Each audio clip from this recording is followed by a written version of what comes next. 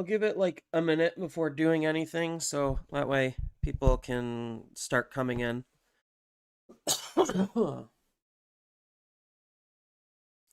the meantime, I'm gonna be grabbing water so I can be all prepared.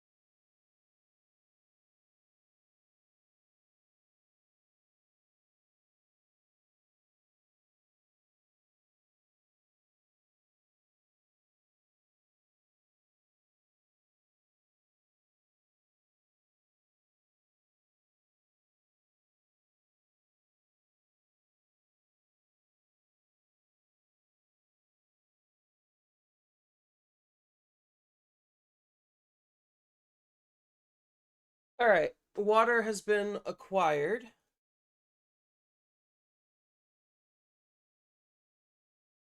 Oh, what are you doing, YouTube? I swear. Oh, what is this?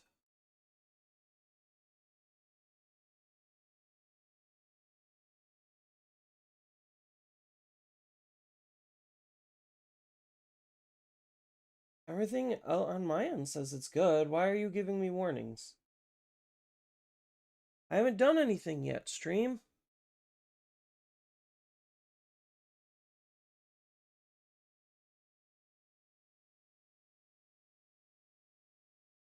I don't have any drop frames. Everything reads all right.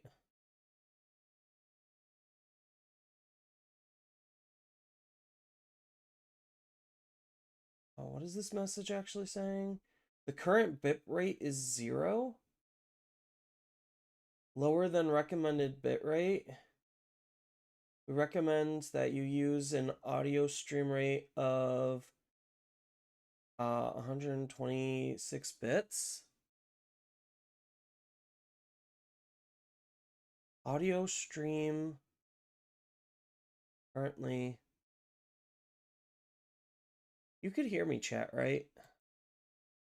Hold on. I guess I'll figure this out in a second.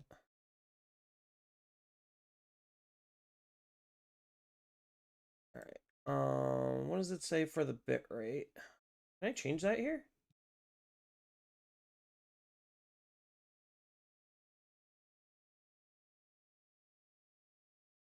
I guess I can't. Okay.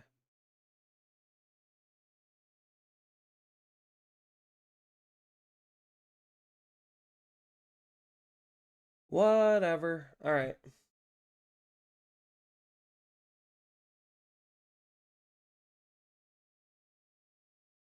We'll just ignore that. It says it's excellent, so I'm gonna believe it's excellent.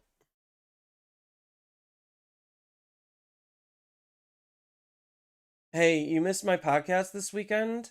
Yeah, so if anyone's curious as far as what actually happened for the podcast this week, um, I did not believe it was to the bare minimum quality that I tend to hold myself to. I think that episode specifically fell not only just topically, but like the overall quality just seemed below my usual bare minimum average. So that's why I kind of felt like really embarrassed to want to put it out because I didn't believe it was good content. So as a content creator, I was just like, okay, I have two options here. I could either just not post it, or I could just throw it up as a members only thing and just to still have it, in case, like, maybe I want to go back and reuse it or something. I don't know. But those were the two options. I mean, technically there was the third one of redoing the episode. But based on the time crunch that I was on, there was no human possible way I was going to be able to redo an entire episode. So I was just like, okay, I'll just post it as a members only thing just to have it up there. If members think it's of quality enough or like it's to the normal standard, then I will unlock it and then just have that be like a bonus episode or something. And that's only if they say something. If they don't say anything, then I'm just going to keep it pretty much locked behind that paywall. Because I don't believe in it as a normal episode. So that's essentially kind of just what happened. Now I got my water, so I guess now we could start playing some games. I'm not gonna lie, I'm really kind of bored with this format. And I still also am, like, I'm not sick. I have allergies, and, like, right now, I'm just working through my allergies. This is a really bad hand. A little bit better of a hand. You can't stay long. You have IRL Digimon to play? Yeah, no, you're totally fine, cutie.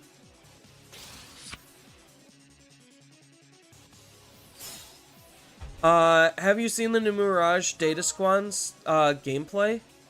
Or have you seen the Mirage Data Squad gameplay?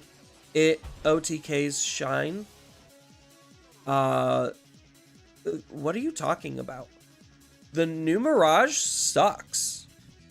Like, that card is ungodly bad. So I'm very perplexed and confused, I guess.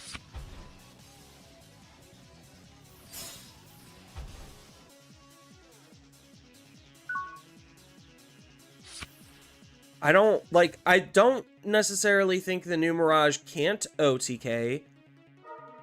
And, like, so my base level of shower thoughts with the new Mirage is he does not want to be played with the Mirage stuff, and you want to use him for Data Squad, obviously, but the problem is all of the Data Squad stuff also is just really, really bad. Because it's not tempo efficient for where the game currently is. So that's what I mean by it's bad, is it's not currently fitting within the templating of how Digimon wants to be played. So the big thing with the new Mirage, and maybe I'll, like, after this game, like, I'll open up a database and I can actually, like, show and talk about it, because, like, I'm probably gonna end up doing a video on it, because it had me incredibly disappointing. So they combined the old Mirage stuff with Data Squad. I mean, like, then you're just technically still just playing old Mirage. Like, I don't quite get it. Cause, like, if you're just not, like, the new tools aren't necessarily super great. My opponent gave me a lot of memory, so I think I just capitalize on this, right?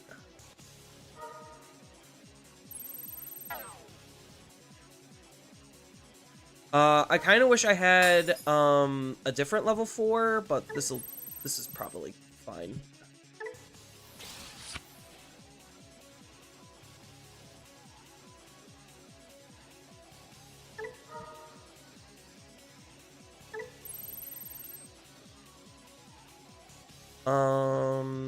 Yeah, sure.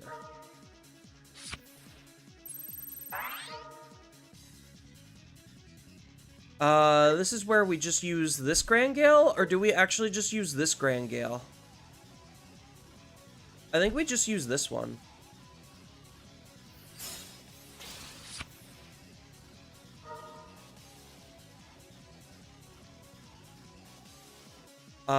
We don't particularly care about suspending our own stuff at this point. Maybe I play Terra, and then I just Digivolve right into Vortex, and then I Vortex swing. I think that's probably the play. I would rather not trigger save, but, like, I think with how bad their deck is, it doesn't particularly matter.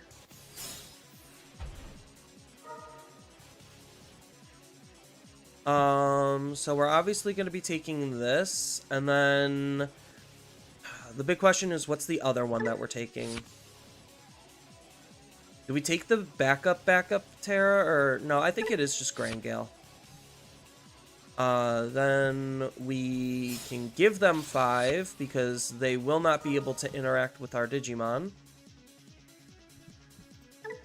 Unless they specifically are playing stun locking stuff.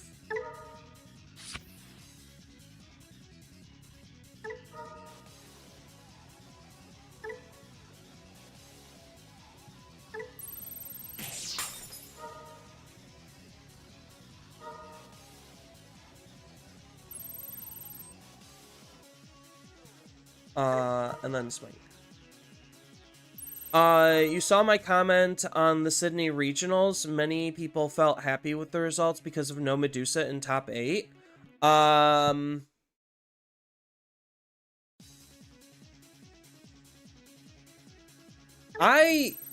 the big question to me is, like, I don't particularly care that there was no Medusa in top 8 because there was a very statistically high likelihood that one could be in top 16.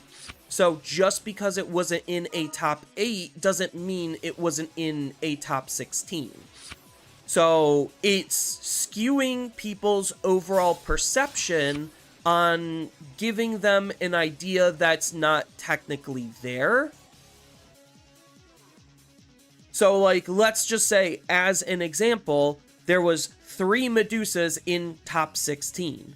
Well, okay, so what if it wasn't in a top 8 when all of the other data, like, you have to kind of compare apples to apples in a sense. Like, all of the other data that we're looking at is top 16. So, like, we could probably take a look to see, going back to see how many Medusas of the top 16s are actually of top 8s. And maybe that does paint a slightly different picture. And that's kind of where, like, data can be used in so many different ways to kind of tell so many different stories. So it's just like, okay, I don't necessarily care that there was no Medusa in top 16, because we could very easily have a Medusa appear in top 8.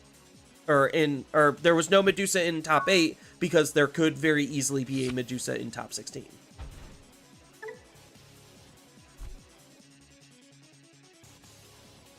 Can't unsuspend, you say?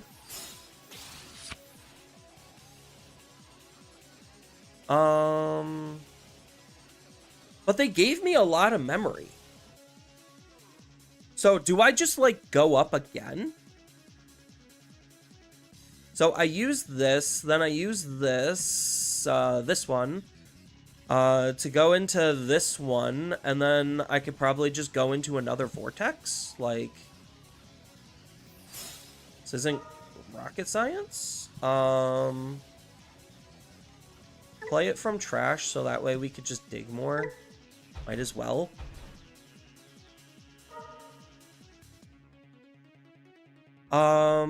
Probably gonna take the Zephiga and maybe the... I have so many level 4s. I think it's just Zeph and the 5.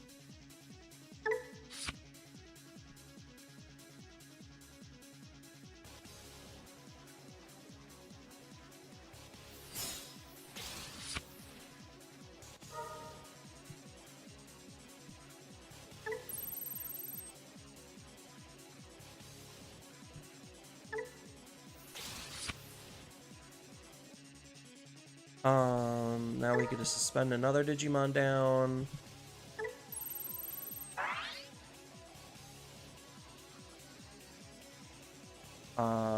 We'll suspend this, give a Digimon plus 3k.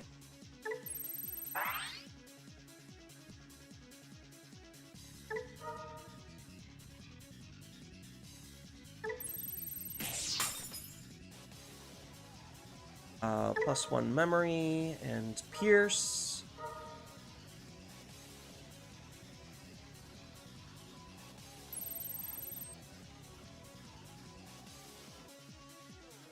Then just digivolve into this, probably. I don't particularly care that I'm giving a lot of memory. Suspend a Digimon to draw a card, unsuspend, battle.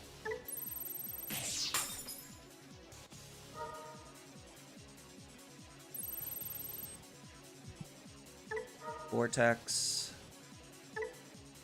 Not affected. Okay, cool.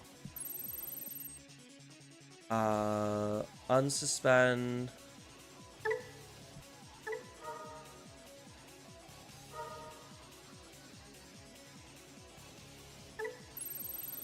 I'm already immune. Yeah. So I'm already immune, so that doesn't matter. At Bristol, Puppets got the top spot. Had Ragna Ace as tech. Yeah, so the Ragna Ace tech is literally just, we don't care how much memory we give the opponent, because Overclock just lets us make the attack at the end of the turn anyway. So what they use Ragna Lordmon Ace for is to make cleaner, cleaner OTKs.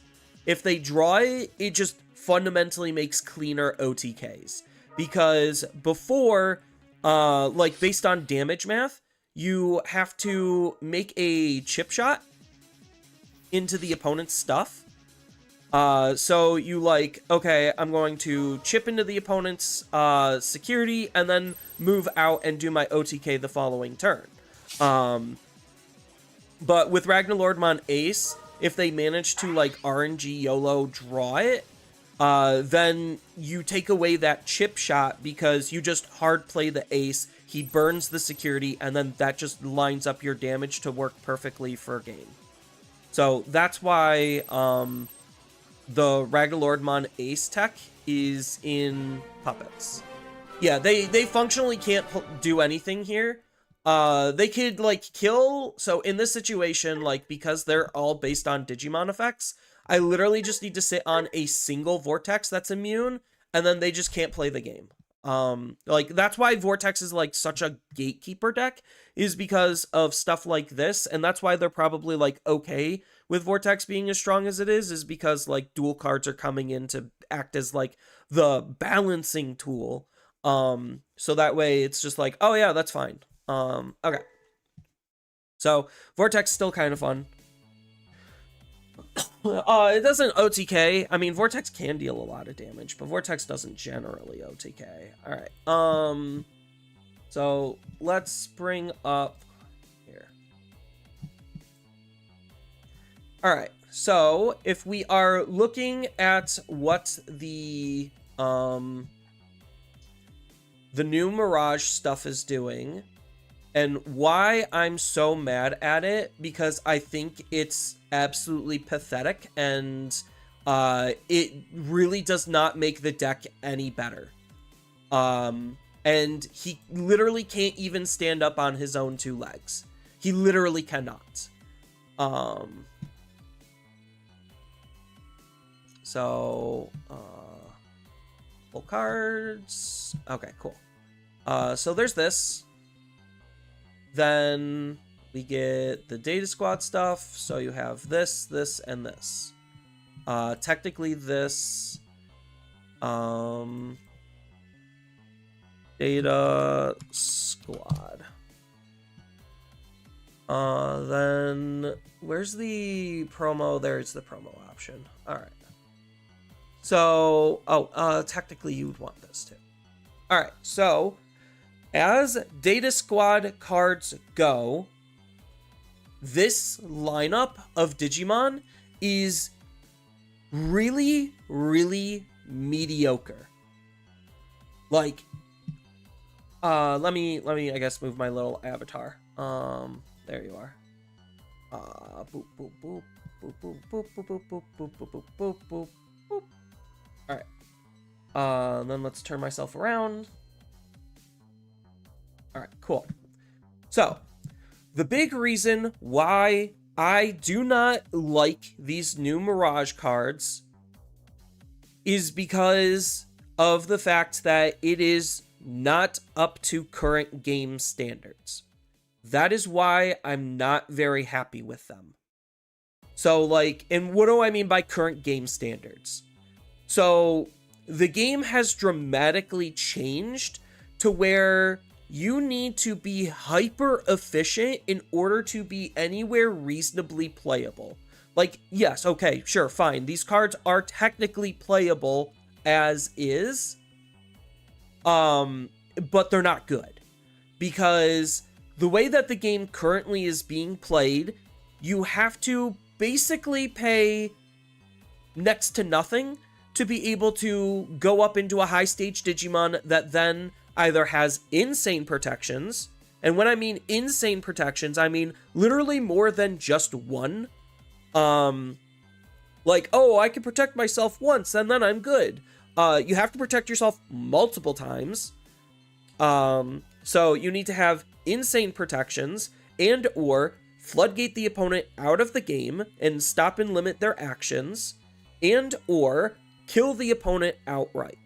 Those are the three fundamental things that level 6 Digimon need to be able to do. And when it comes to their Digivolution line that they're designed around, I'm saying designed around, keep that in mind, because obviously Bandai doesn't think about unintended interactions based on previous works or even based on current works. I honestly don't think that they really think things through on how we approach the actual game.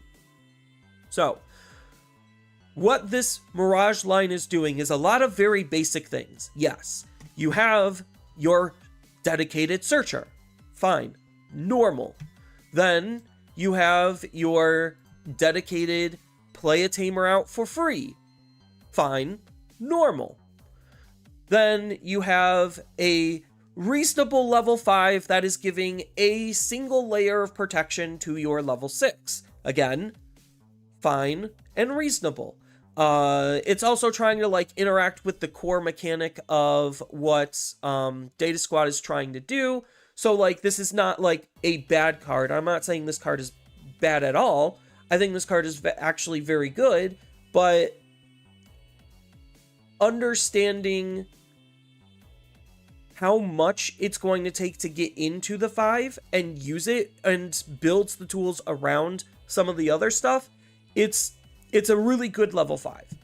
Then we get into the level 6, and this is kind of where the problems start to emerge, where the level 6 is a very good card. I'm not saying it's not a good card. It reads very strong. Blocker, reboot, evade. 3 very good mechanics that play off of one another absolutely beautifully. It has your very, very standard typical templating of being a 4 to Evo, 12k DP, but because it has an archetype or slash deck built around it, you're actually going to be paying 3 for a 12k DP. It's 2 colors, so that means it's going to be interacting with 2 different mechanics stemming from what blue and black are doing. So, very bog standard stuff that we're working with here. So when digivolving, when attacking, once per turn, you get to bounce one of the opponent's level 5 or lower Digimon back into their hand. Reasonable. And then, by trashing a face-down card underneath the Tamer, we get to return the lowest level Digimon to the opponent's hand. So we could out the lowest body, is what this is trying to do initially, and then we could use the in-archetype resource to pretty much remove, ideally, the largest body because you just got rid of the smallest body. Unless they flooded the field, then this is just outing 2 of their smallest bodies. Whatever. Mirage's core gimmick is adding cards to the hand. You want them to have a lot of cards in their hand. So adding more cards to their hand quicker for them having a larger field, again, not bad. It is very, very good. All turns, once per turn, when an effect adds a card to the opponent's hand or you trashed a card from under your tamer, then this Digimon can unsuspend. So he has built-in multi-attacking. He gets to reboot with blocker and evade. So he has 2 layers of protection. One of them is a little bit weak in the form of evade. And then the other one is like actually a halfway decent standardized level of protection at this point. And that's all good. So the intended way that they want you to play is you're going to have obviously your tamers out with obviously enough resources to be able to do all of your effects. So you're going to go up into this card. You're going to swing with this card, bounce one of the opponent's level 4 Digimon back to their hand, and then trash a card from under your tamer in unsuspending. So that's one attack. Then you go into Mirage. Whether you made a second attack is inconsequential, but ideally you're going to be making 3 total of attacks with this combo lineup, all agnostic of what the opponent is doing, because it doesn't matter if you bounced a card back to the opponent's hand or not, because trashing the cards underneath your tamer is how you're getting your unsuspends. And what? It's only one card trashed, right? Then by trashing the bottom, yeah, so 1 card trashed here, 1 card trashed here. So that's great. Here's the problem. When attacking, draw a card. When attacking, draw a card. When attacking, draw a card. When attacking, draw a card. There is 0 built-in memory generation for how this wants to be played. 0 built-in memory generation. The only memory generation you have is technically off of Koromon, which allows you to mid-attack, trash a card underneath your tamer, to then have your Data Squad stuff specifically Digivolve with the reduced Digivolution cost. This just allows you to charge your tamer to draw a card and gain a memory. So like this kind of is saving you a little bit of memory, and then this is just the memory boost for Data Squad. So this is also just kind of whatever. So you don't really have that many built-in for Data Squad options to save you memory on using these cards. So what do you have to do? Because the way they want you to build the deck, like the designer intention is to just use Data Squad almost exclusive cards. So like if we just, let's just say, do some normal deck building ratios, we'll just be generous and go 3 and 3.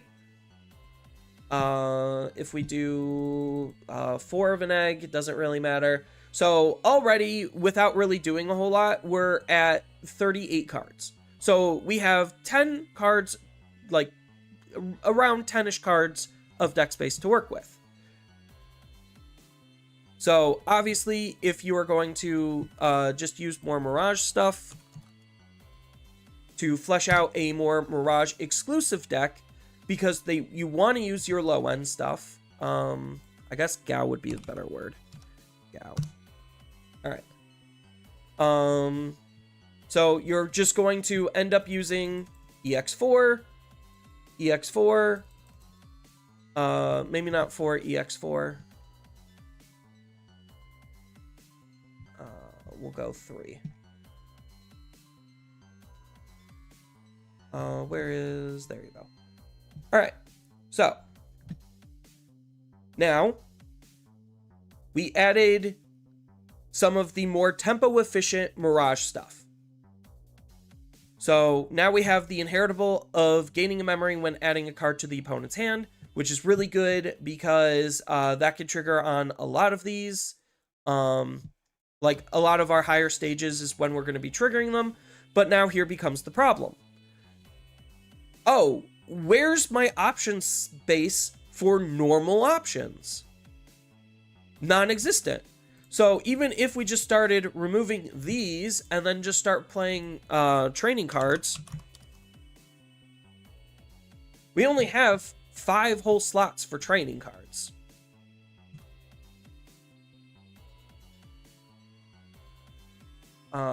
Let's go options.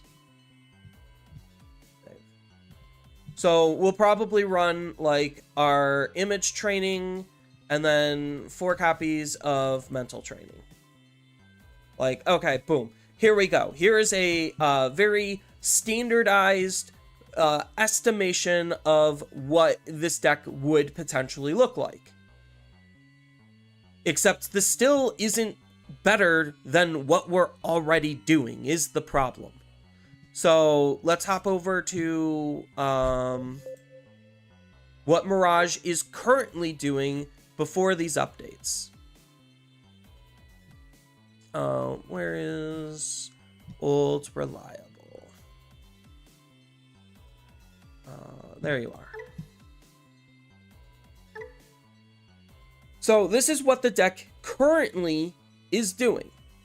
Look at how many consistency and memory gaining options that we're running. We're running a lot. And the reason why we could run a lot is because our deck itself, like the actual Digimon we're playing with, is super skimpy because there's not that many that we want to use. And even then, this is still arguably better than the old Mirage stuff. Like, yes, you can make the argument, oh, but the opponent can try to counterplay around this by decreasing their hand count. Doesn't matter. You have combos to force them to draw way more cards than you need. So, like, you look at the tempo efficiency of this deck, and you're borderline mandatory to see this rookie, or you're just effectively not going to be having any tempo efficiency. And again, like, this is just using normal options,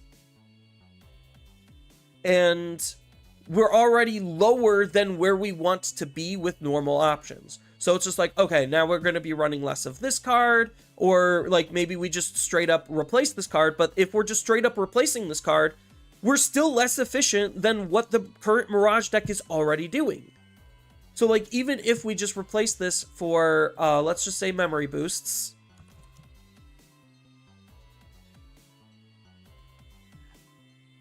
Where's blue memory boost? There we go. All right, so cool. Now we just replaced the new cards that Bandai wants us to play with the old cards that we already were playing with. And this still isn't a better version of Mirage, which is the sad part because, again, the way that I constructed my Mirage deck, this Mirage deck right here is so much more tempo efficient, which would allow the deck to just functionally be better because it's currently playing on the modern standards of where the game currently is.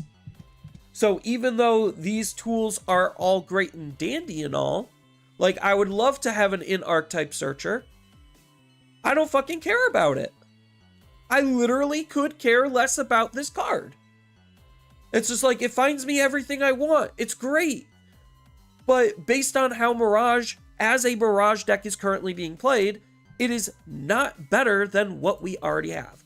So the reason why I'm running Sangomon, the big reason why I'm running Sangomon, is not because of the draw. It literally is not. It's because the inheritable says gain 1 memory. So the fact that I'm running this card, an out of archetype card, that just so happens to sometimes draw me a card, is irrelevant. This card says gain 1 memory. That's all I care about. Because the new level 5 is not better than Honkun. It is not better than this card. This card is one of the best cards in generic blue stuff because of how good this card is. So we use Honkun to be able to regain the ability to gain memory. that is the most important aspect of why this works the way it does, is because Hong Kun is just that strong of a card that it literally outshines the new Data Squad support that's literally designed to be for Mirage. Then, again, the new Mirage tech being so tempo deficient, I'm still better off just playing BT16 Gao, which is my main source of jamming. So if we flip back to the guesstimation of what Bandai wants you to play, even heavily editing it to try to be exactly what we're already playing, well, none of the level 4s have jamming. So the jamming is coming from the Tamer, obviously. So we just reallocated where our jamming is, which means now we have to have this card. We have to see this card and have it set up in order for our swings to be as safe as humanly possible, because we decided to not run jamming natively. And on top of that, this is not gaining us any extra memory, and this is not gaining us any extra memory. So like going from, let's just say, this Gao onto this Tamer, or not Tamer, either of the new level 4 Gaos, it's still more expensive than what we're already doing. Like, sure, I get to, so like this can give us a memory. So like, it's not bad. This can do like what this is doing, where it's just bouncing a level 3 to the opponent's hand. But most of the time, they're not going to have a level 3 to bounce. Or they're going to try, the opponent's going to try not to have a level 3. So when we're looking at like, oh, where are we going to be using this card? How tempo efficient are we going to be? That's why this is still just fundamentally better, because it natively is giving us the jamming ability, so we don't care which Tamer we find, versus the new builds that is very much so forcing you to have the one specific Tamer to have jamming to make your attack safe 100% of the time. And that's why we're playing the Zhukwai, is because of the consistency factor. So like, it doesn't matter if I'm using Gao or if I'm using Zhukwai, I'm going to have jamming 100% of the time. And this card, at worst, is still basically the exact same thing as EX4 Mirage, or EX4 Gaugamon.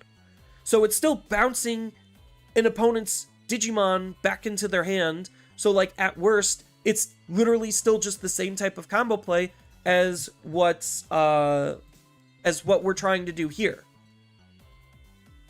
So I'm still ahead using what we currently have.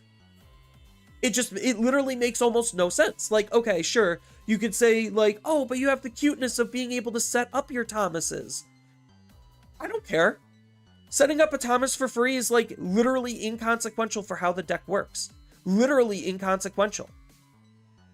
But now, the way that they're trying to shift how the deck plays, they're forcing you to pretty much mandatorily have this card 100% of the time. Otherwise, you're making huge risks. And like, this card still isn't that great for the deck. It's great that we could set up a Thomas for free. I'm not saying it's not. But for the way that the deck currently was playing, that doesn't matter. What matters is being tempo efficient, being on par with the opponent in terms of trying to match their speed. Because if we can't match their speed, we're not effectively playing the game.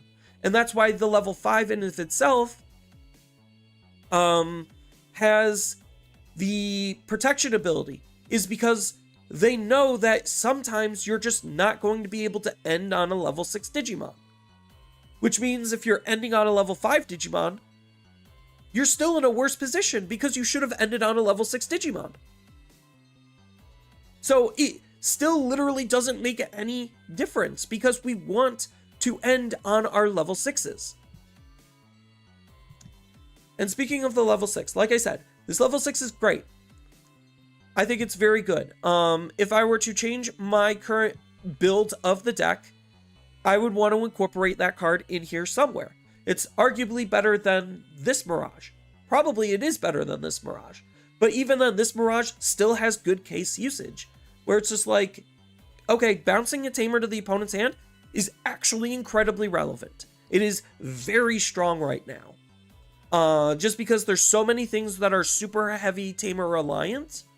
So any way that you could just anti-tempo the opponent, even though this is not gaining us memory, unlike the Mirage from BT11 and the Mirage from BT4, it's still very powerful, and because we can still play out our Tamer here, it doesn't matter that we can't do it on our level 4. When our level 4s are giving us the inheritable ability that we need consistently, while still synergizing with the deck. And then, as of right now, you're still just using Mirage Burst Mode to win the game. Like, it literally just doesn't fucking matter, because this card just has so much damage avenue. It's insane. This card's damage ceiling is so insurmountably high, I don't care that I haven't swung with any of my Digimon until I get into level 6 Digimon. I literally don't half the time. Granted, obviously, it's better if I have like, oh, I'm gonna have like Mirage, and then Mirage allows me to chip with the opponent and unsuspend because I have this card. But like, by the time, most of the time, I get into Mirage, I'm comboing off so hard because I force them to have 8 cards in their hand, and I have a lot of ways to gain memory and extend my plays, that in the current iteration, it just doesn't, like, or what they want you to play, they don't have the same level of damage output. The damage ceiling is significantly lower. And what do I mean by it's significantly lower? Well, you could go back to any time I've played Mirage, and you could see half the time Honkunmon is setting up even more damage potential with Mirage Burst Mode because of how these two cards specifically function and interact with the way the deck is designed. What do I mean by that? Well, okay, I Digivolve into Mirage, I draw lots of cards, I make a swing, and then I reduce their hand count down to 8. Well, now in order to get another free swing, as of right now, I need to put them to 9 cards in their hand. If their security is lucky for me, then then their security could do that for us. So we don't even have to sometimes. But in the case that their security just doesn't, then Honkunmon spitting out this Gao is incredibly relevant. Why? It's because at 8, we could Digivolve for a net 0 into this card and force them to have another card in their hand.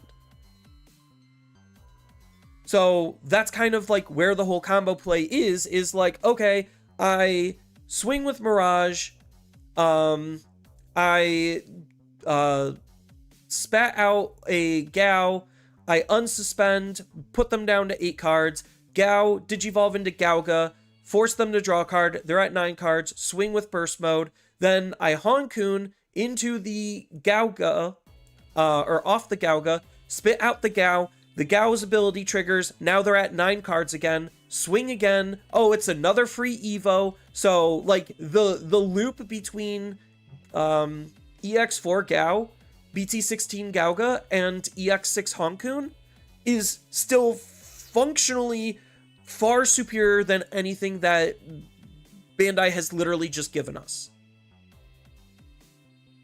And that's what the whole point of this deck is designed around. And not only is this just that much more memory efficient than what the new stuff is currently playing with, because we also can take advantage of one of the only blue eggs in the entire game that gains us memory. So we're even more memory efficient. On top of the fact that we're still just running like the basic memory efficiency tools in the game already. So that's kind of like my giant soapbox on why I hate these cards, is because they literally do nothing to elevate the deck, and it's just Bandai trying to tell us to change up the deck and force us into running cards that don't necessarily mean anything or matter for the confines of how we're currently playing the game. So you really want to know what this deck is trying to do? It's not trying, I mean, obviously it's trying to OTK literally because of the burst mode. But what this deck is trying to do is fundamentally shift our mindset away from that OTK. So what do I mean by that? Because obviously we don't have the new burst mode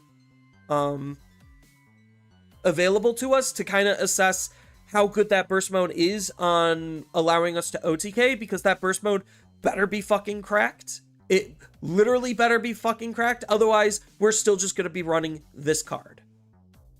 And what I'm trying to get at is the big thing that Bandai wants us to try to do is not OTK the opponent anymore. We could deal lots of damage. We could line up OTKs. But what Bandai wants us to do is rebuild. They're expecting our Digimon to be gone, and they're giving us new ways to be able to try to rebuild to catch us up. So, a card like Mirage Beast Knight is a card that is very similarly designed, like the Scrambles, to give us a way to catch back up. So, Scrambles on base was the very first attempt at this catch-up mechanic. So, this catch-up mechanic is the idea of, oh, we get blown out, but the opponent doesn't exactly kill us, but because we got blown out, how are we supposed to compete with the opponent's level 6 Digimon when we have nothing on our field?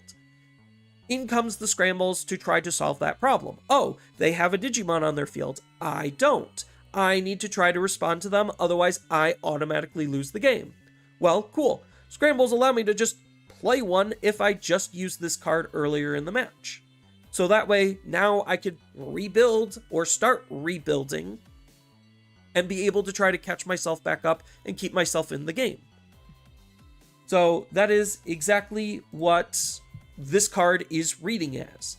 It's like, okay, cool, I get to use this card for 3 memory to have my Gaomon digivolve into a Mirage. So it's basically just doing the same type of thing as what's it's called? I was just playing one too. Emblems. So we have these, I guess this is like a better example. So we have these emblem cards that allow us to play out either the Tamer or the or the designated rookie. So out of security, if they hit it, that's fine. If we don't have a Digimon in our hands, but we have an emblem, then this is basically acting like the ability to play the emblem. So like, just follow my path of logic here for a second.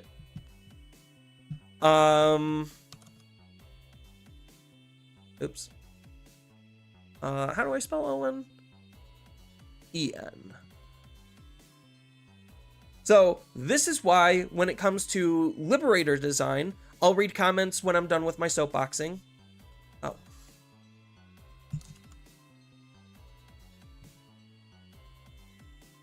Once these cards load, come on.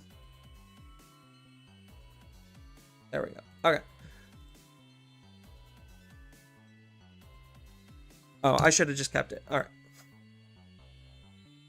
So that's why when it comes to Liberator designs, they are designed in a very specific way to try to catch up faster than the normal deck, which is why a lot of the current top decks when it comes to single stack based decks is Liberator based, is because you have cards like the not memory gaining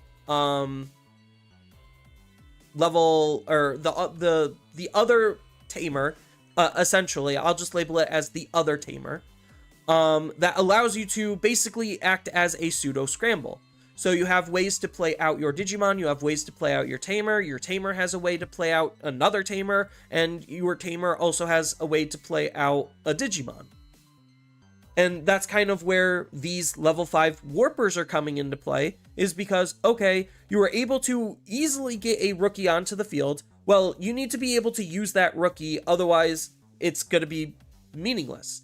So, how are we going to catch the opponent up, or how are we going to catch you up faster, is by having these warp effects, where it's just like, okay, ideally, the Owen would have played out a rookie, played out another Owen. Oh, hey, look, it's already mid-game. You already lost one stack. That means this Warper is going to be online.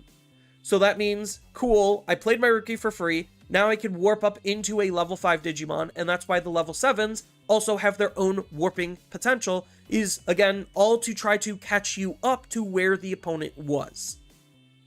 Or, like, where you were before the opponent tried to dismantle your board. Then, obviously, these cards being as strong as they are, they're going to have some type of removal effect, so that way you could try to out the opponent's field. Then, it's up to the opponent to then do the exact same thing, to try to rebuild as quickly as they possibly can. Otherwise, they're just going to lose to your overall pressure. And what's making Medusa so good is literally the fact that she has Rush and end of turn attacks. So it doesn't even matter how much memory I give my opponent trying to rebuild, I'm still able to use my cards to their utmost capacity. On top of the fact that, like, yes, Medusa also is just cracked at having lots of memory gaining and tempo efficiency, which is, again, one of the leading things that you have to do in this game, is try to make your cards as efficient to play as possible. If you can't make your plays efficient, you're not playing the game, because the opponent is going to be operating at a completely different speed spectrum than you are. So, all of this is cute and all, it's great, but it's not tempo efficient. So therefore, trying to get into our higher stage Digimon, we're already going to be slower than the opponent would be able to do, which means we would be less efficiently able to do anything, because we have to spend fundamentally more memory than what we're reasonably trying to gain. And the problem with these cards is they're not helping with that deficiency. I mean, this card kind of is, but like, again, now you're forced to have this card onto the field, whereas in the other example with the current iteration of Mirage, I could give two shits if I don't have a Tamer. I just only need a Tamer on the field in order to trigger Burst Mode's free Digivolution. Literally doesn't matter what they are doing or how I'm using them. I only care about the fact that I could just use these as like fodder for Burst Mode. So like, you could kind of start to see like having a good understanding of like not only just this deck, but like the directional pace of where they want the game to be. That, like, yes, the new Mirage stuff is great, but no, it's not currently better than what we're already doing, because Mirage, because of Burst Mode, is an OTK-based deck. If you were to remove Burst Mode from the deck entirely, yes, I would 100% say the new stuff is fundamentally better, because it has that core identity of what the game is trying to do with the whole rebuilding aspect. It's just like, oh, I lost my Mega, I'm going to use my new option to be able to easily go back into a new Mega, and then my new Mega has good defensive abilities because it won't be able to attack, ideally. If it was played off of like cards that play out a Digimon by an effect or something, and you had to use that at the start of your turn, it wouldn't be able to make any attack, but it has reasonable removal abilities to try to out my opponent's stuff. So, like, for the new approach without Burst Mode's existence, yes, I would say the new stuff is great. But because of Burst Mode's existence, you're better off building the deck around Burst Mode rather than building the deck around a level 6 Digimon. And that's kind of like what you have to understand, is what the deck's overall win con is. How am I winning the game? Well, I'm winning the game by Burst Mode. okay, what's best supporting burst mode? Not the new cards. Like, the new cards kind of do, because, like, they have the ways to draw cards, but, like, because of just how these 3 cards specifically are interacting with one another, I already make my opponent draw lots of cards anyway. I literally could care less, and I would rather just have the abilities that just let me win the game faster. So that's kind of like, as a diehard Mirage stan, like, I have played this deck for a very long time. I know this deck probably better than anyone else, and, like, as a big Mirage person, when I saw the new stuff, I was vastly disappointed. I was incredibly disappointed. And the big reason why I'm personally disappointed is because I want to play Mirage. But, again, Catch-22, Bandai, labeled all of the new stuff as Data Squad stuff. All the new Data Squad stuff's trying to interact with the new mechanics that they introduced. So they're trying to basically tell me, no, don't play your old deck, just play this new one instead. And the new deck is obviously not better than the old deck, therefore, why should I give a shit about any of the new cards outside of the ones that I could reasonably use to play in this build? So, for the way that this deck is currently played, the only change that I would make is I would use the level 5, because the level 5 gives me protection. But this level 5 also lets me multi-tack. So it's just like, I'm trading off protection versus multi-tacking. So is that a reasonable trade-off? Probably not. Especially since it's more so attached to the new Tamers, when the new Tamers, as we established, already isn't very good. Because you're not reasonably going to see them in every single game in the exact opportune moments in which they're needed to be used. So that's kind of like my whole take on it, is like, it's all cute, it's all dandy, all the cards seem reasonable and strong, but combo potential and tempo efficiency, they are not better than what we already have, and this deck already is not good in the current environment because it doesn't have the ability to use any kind of like options to try to out what my opponent is doing. So I am 100% a glass cannon, as glass cannon-y glass cannon can be, OTK deck. It is very fragile. And the other awkward part is looking at some of the new stuff. They want you to start attacking on your level 5s, which, heavens forbid the opponent has an ace or any kind of defense, means that you won't be able to even potentially make those attacks to begin with. Because let's just say the opponent builds up into a level 6 Digimon, their level 6 Digimon is a big wall, you don't have the ability to hit over that wall, you don't have the ability to hit around that wall, so you're just not hitting, which means you're losing on your overall damage output. And that's incredibly important because sometimes you don't have the absolute pristine perfect combos in order to OTK the opponent very cleanly or efficiently. So that's kind of just this is surface level thoughts. Like, these are my surface level thoughts going behind why I'm really sad and upset with the new Mirage stuff specifically. Oh, okay. Let me get a drink of water and then I'll read some comments, because I'm sure people have said some stuff as I was just making a giant soapbox on arguably one of my favorite decks of all time. And I'll even play this deck. I love playing this deck. I will 100% play this on stream today, so that way you could kind of see and understand where I'm coming from, where it's just like, if this was the new tools, I would be way less efficient. And I would just functionally be a worse deck. Alright.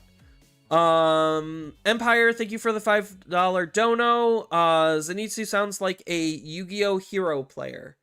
Yeah, I mean, like, it's just any passionate person that wants to play their favorite deck that gets support, and the support is complete and utter garbage. And like the new support looks reasonable, but looks can be deceiving.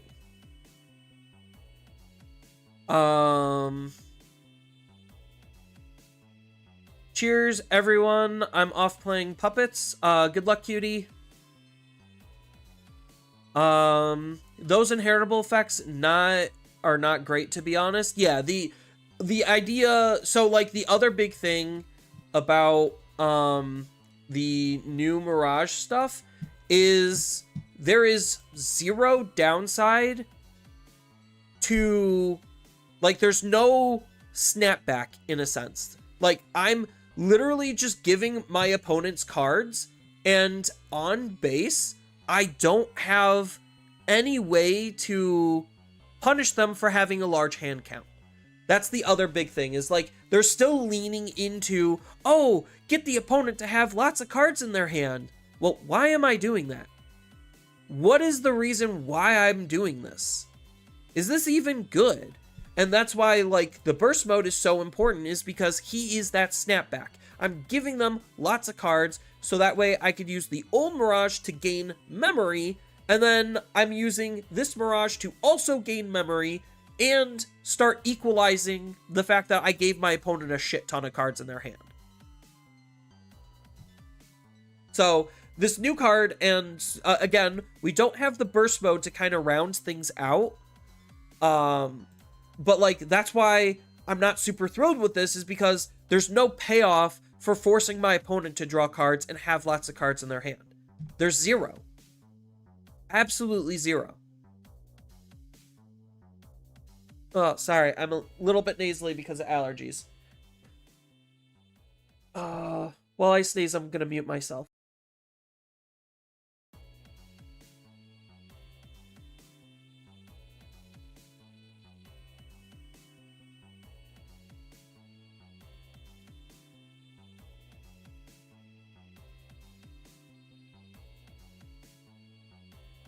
Hold on, sorry. It's coming back.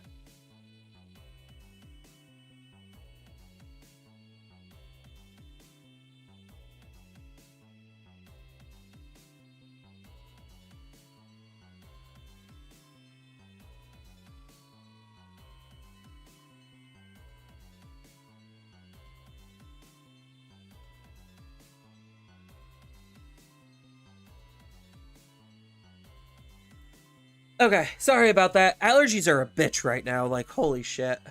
Maybe I should have taken some Claritin today.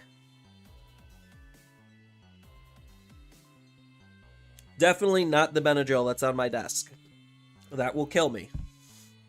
Not, like, metaphorically, but... Or, not physically, but metaphorically. I thought the new Mirage...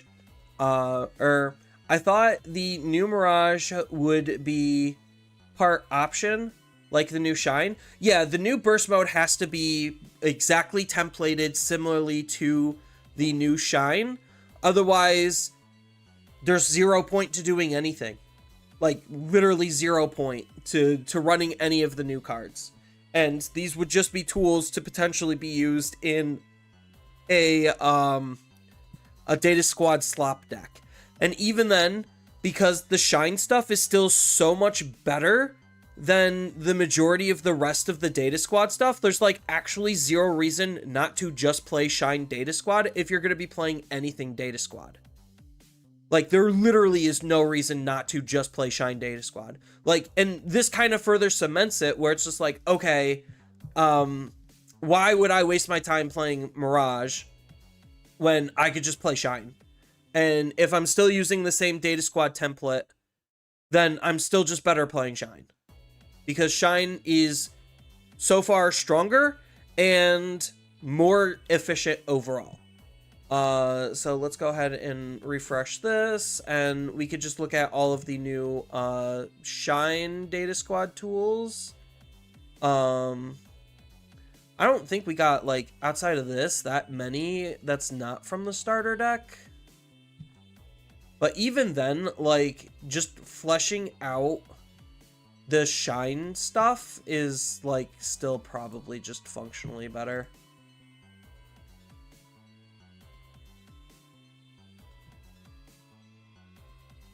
Is this really all of the Shine data squads? I mean, we probably still have more cards in the set to be revealed.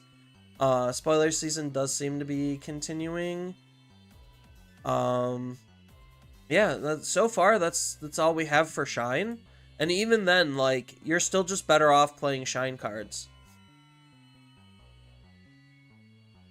Technically, I know technically, we have the 8001 stuff that's also Data Squad for, like, no reason other than they want to try to sell us on the starter decks. Or not the starter decks. They just want to try to sell us on this. Where is the Shine?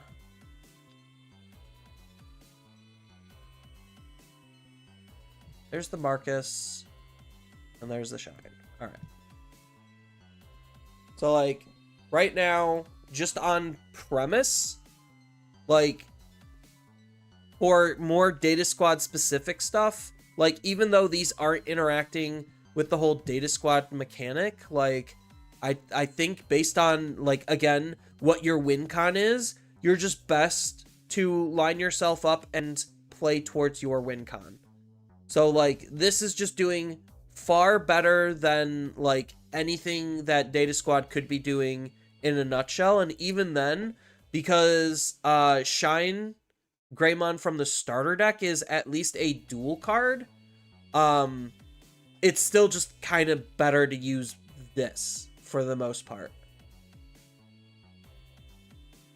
So, like, you still have your Searcher, you still have your Tamer Setter, you have your card with built-in protection, you have another way to set up a Tamer, you technically have these two that can work. Is this specifically on Marcus's, or is this Marcus's in name?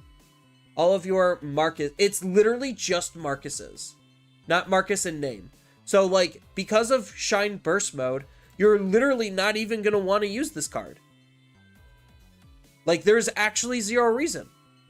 Other than the fact that it is a Marcus. Like, it has... Oh, it is also treated as Marcus. Okay. So, like... If it didn't have that text, then I would be saying something different. I totally blanked on the fact that it had that line of text right there. So, like, yeah, you still can use that on this card, and whatnot. Like, even just the tiniest bit of stuff that this deck is doing already on base is, like, better than what Mirage is doing. And this is a third of a deck at this point. So it's just like, what are we actually doing here?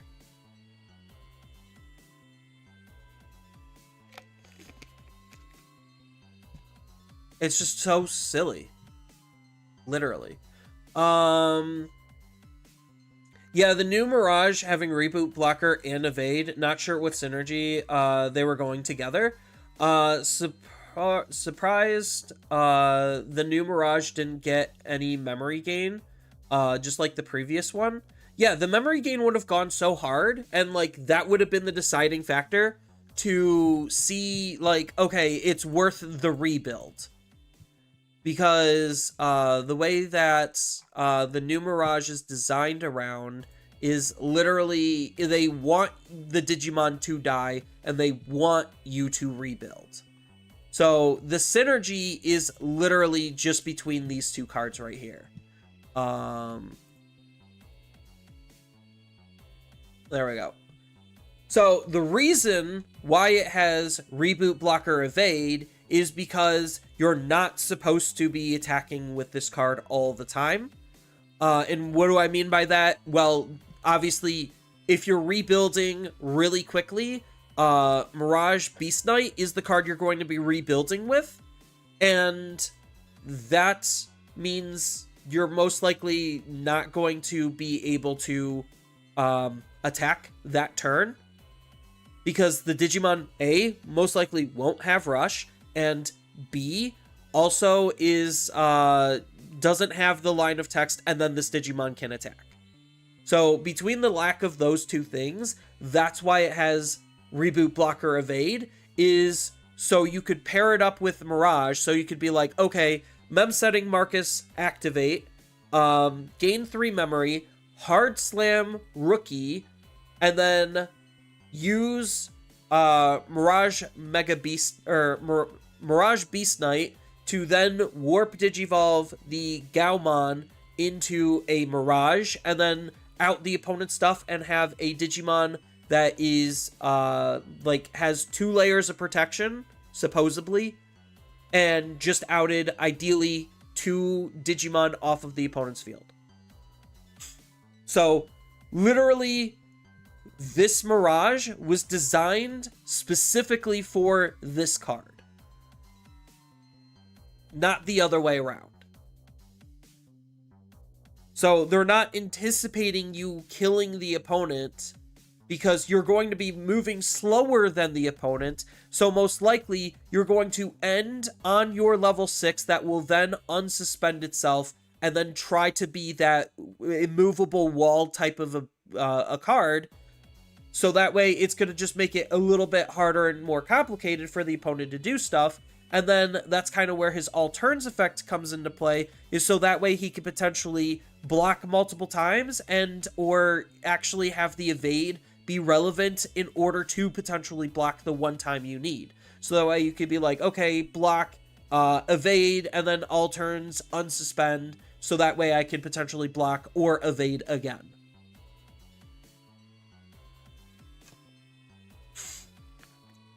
So that's kind of the synergy that they're trying to incentivize you playing towards.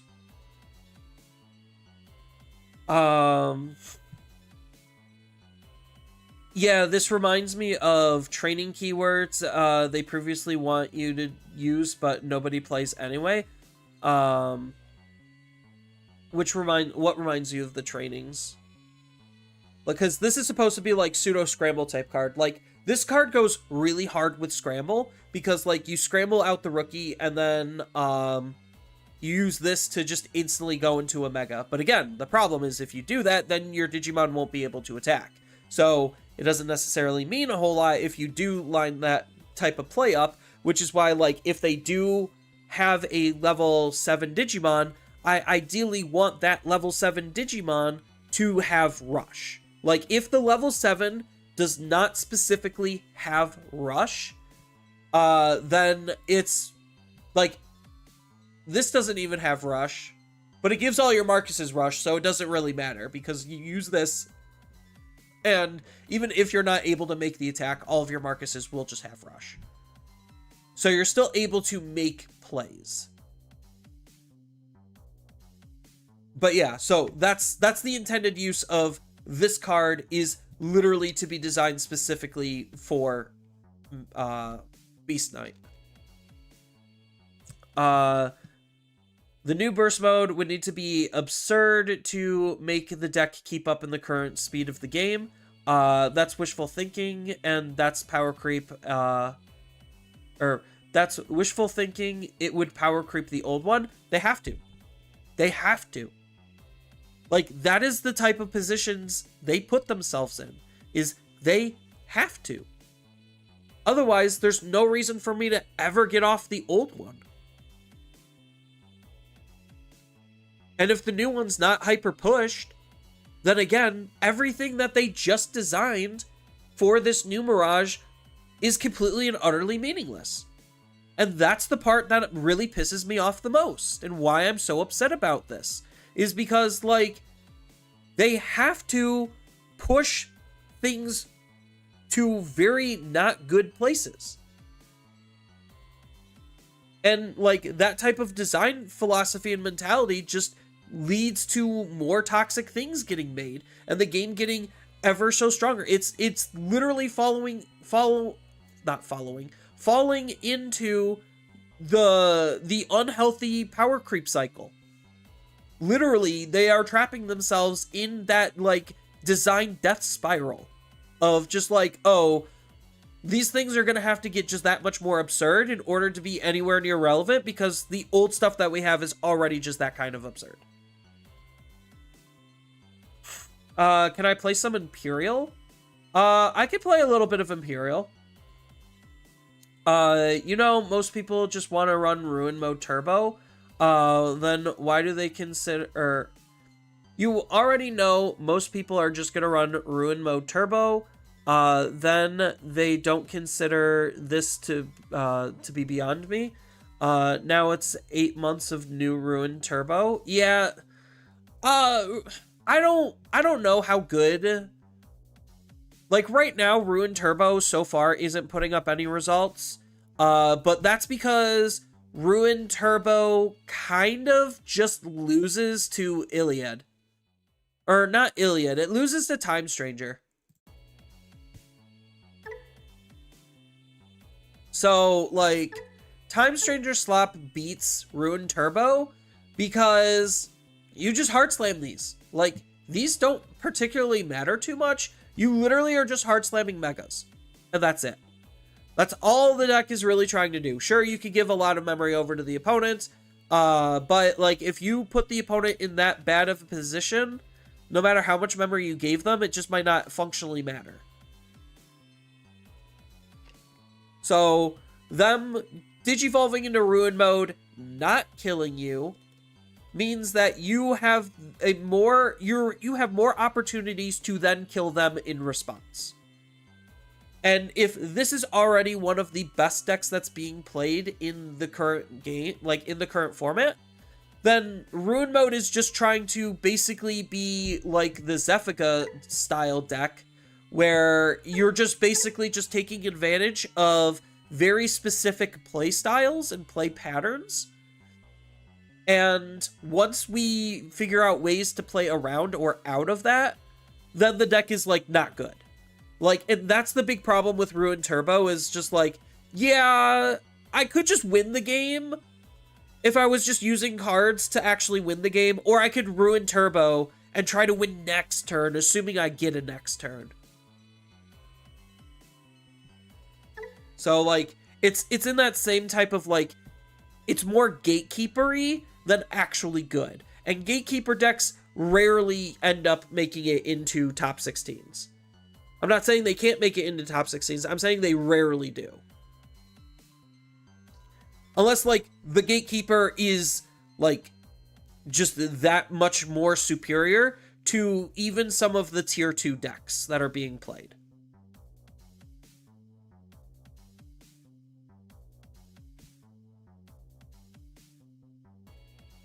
So that's kind of the position of, like, why I just don't, like, I don't think Ruin Turbo is fun. I don't think it's healthy.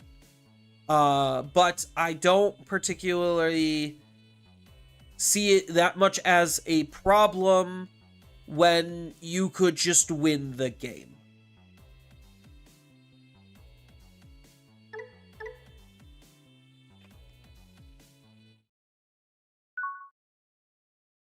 Yeah, exactly. The new one wants the opponent to try to come back.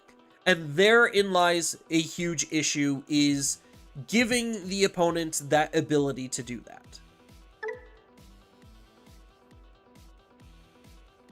So, because, like, so I'm just going to play a little bit of this before hopping off, because I've been on the soapbox talking about this deck for a while.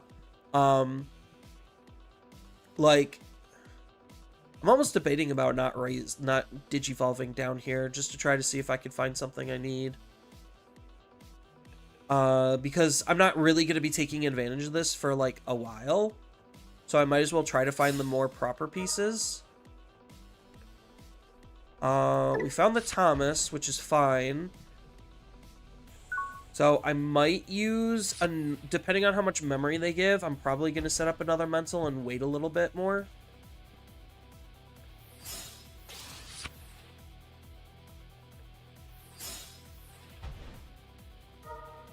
Look up the Vard Waltz End. I saw someone saying it pairs well with the new Mirage. Waltz End. Okay, so see, there we go. Now we have the preferred card we want to use.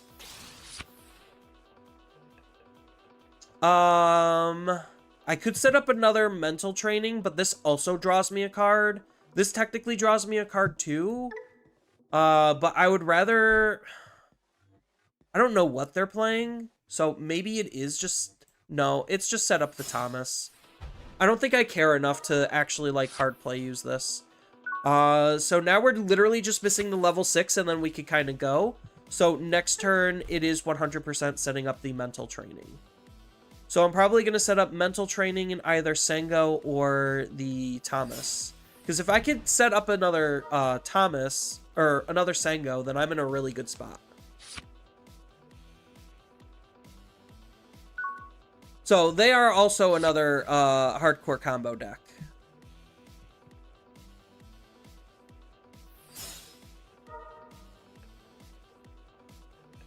Oh, I kind of want both of these, but based on my hand, maybe it is Blue Scramble just to try to save some memory, but this is like kind of future-proofing my turns.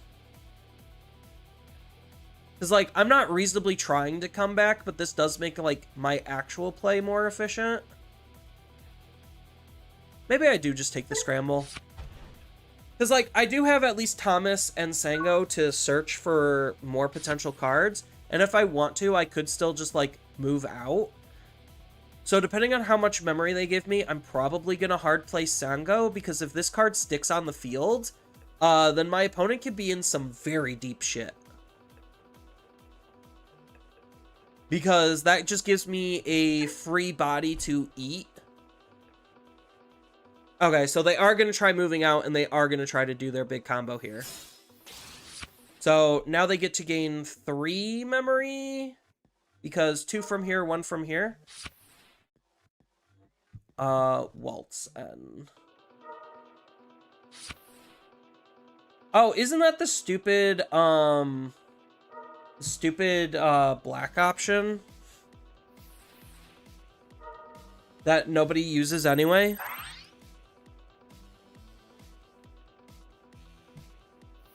Yeah, we're not gonna waste our time running Waltz End. Like, that's too expensive of a card. Like, so again, normal options are not being played, which is why we are running dual cards. Like, why dual cards are important is because we are not already playing options. And Bandai saw that very clearly as a huge problem. Does this have a redirect?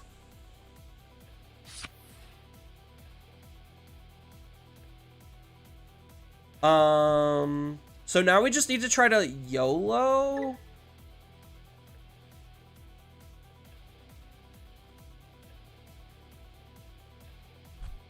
Yeah, so now we just need to try to YOLO up our stages, right?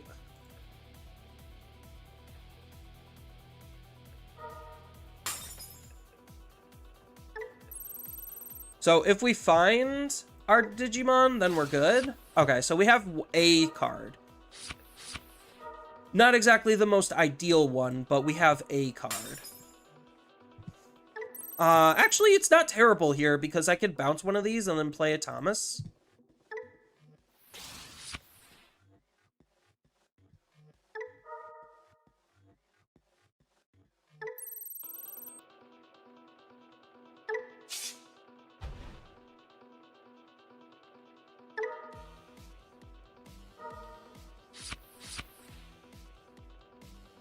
Now we scramble to save on memory.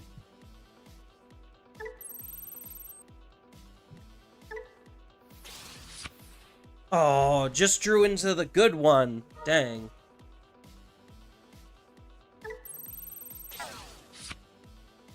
So we're only losing 1 attack of damage here. Oh. This deck is so good. All right.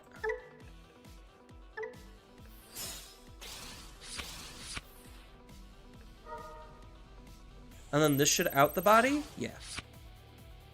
Alright, and now we just kind of go.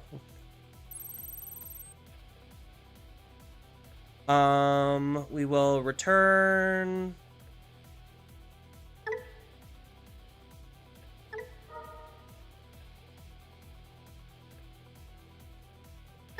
So now the game should basically be over.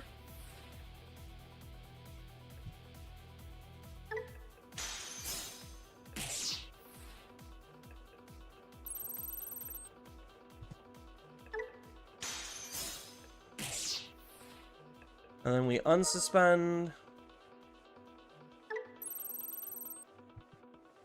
And then we digivolve for 0.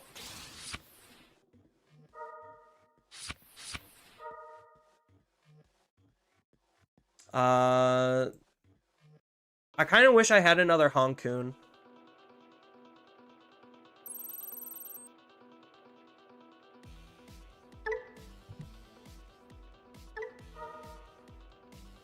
But this is fine.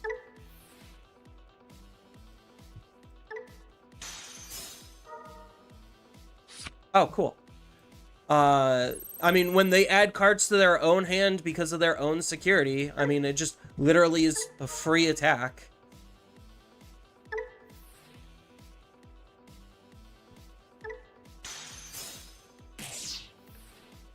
So I'm not going to complain about free attacks.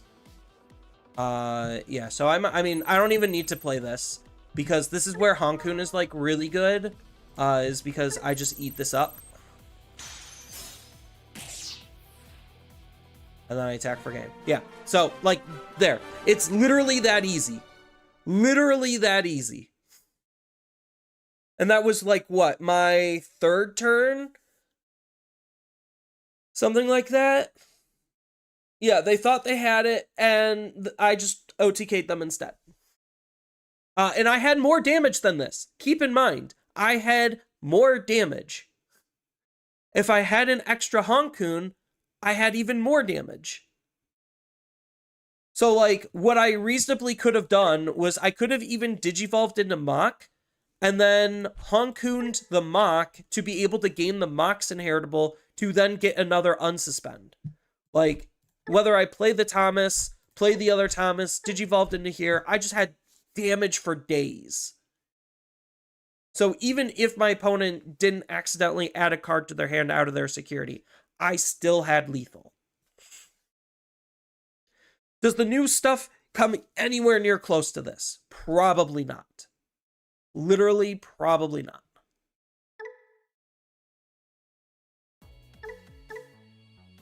And that's my big issue. I mean, you use Walt's End and Breath of the Gods back in Imperial era because you played Leomon. I mean, slower formats allow for other things to be more playable.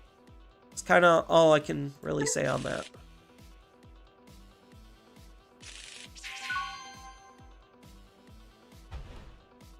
And that was, keep in mind, that was me even using the worst out of the Mirage options that I have. The worst of them. And I even missed 1 point of damage because I knew they had an ace play.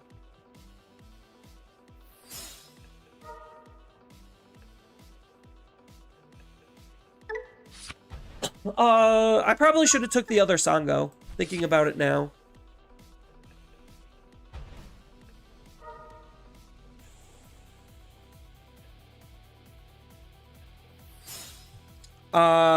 I just made 6 attacks. Yeah, that's what Mirage does.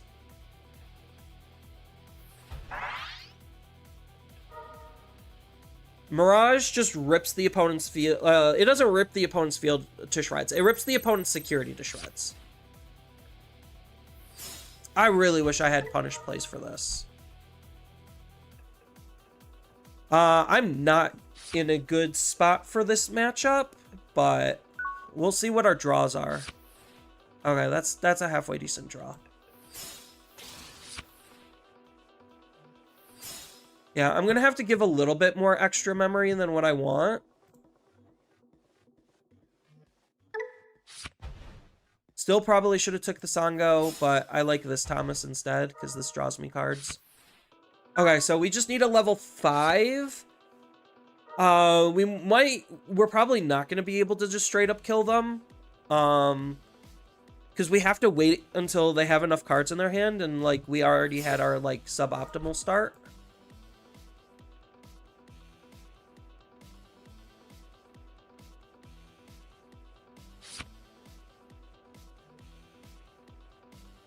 But yeah, I mean, like, this deck is a glass cannon. Like, when it goes, its damage ceiling is probably one of the highest in the entire game. Still. Unironically, it's one of the highest in the entire game. But if it doesn't, then it kind of just dirtles for a minute. So the best way to play around this is obviously to have less than 8 cards in your hand, and then my cards just fundamentally become significantly worse. And my opponent knows this.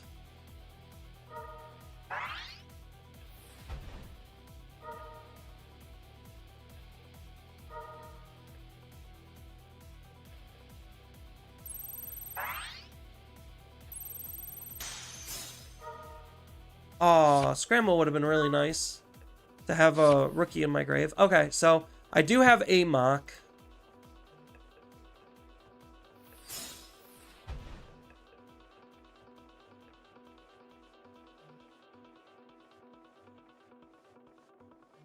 Yeah, this is kind of where, like, some of the draws would have been really nice.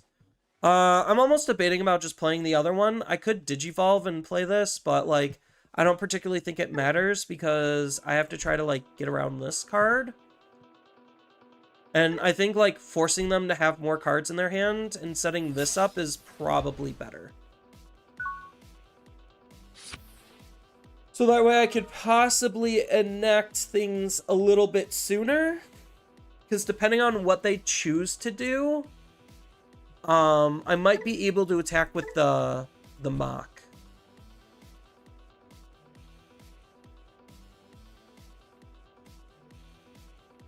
Because I could crack training, go into a Jiuquai, crack the other training, go into mock swing, force them to draw 2 cards here. So I might need to wait one more turn, depending on like how things play out.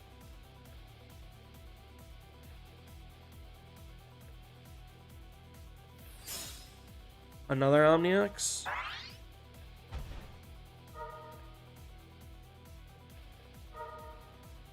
Them chipping at my security, they're just trying to keep their hands count as low as possible. Like, that's all they're trying to do.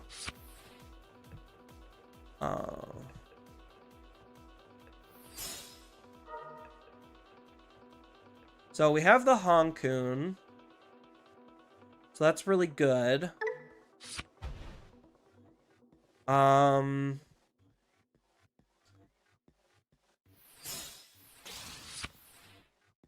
I wish these were more usable. Can my opponent just hard play Omnimon and then just win? They might be able to just yeah, so they're gonna keep their, they're just gonna hard play Omnimon here and then just win the game because I took too long.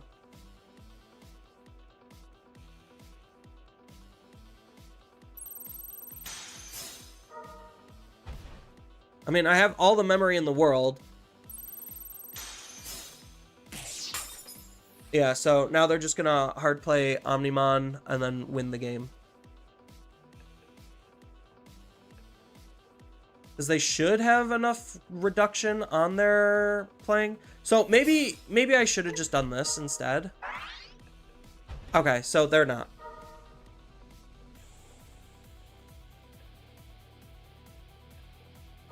I feel like they should be wasting their Omni X. Or they shouldn't be wasting their Omni on X. I don't think that your deck has outs to Omeka.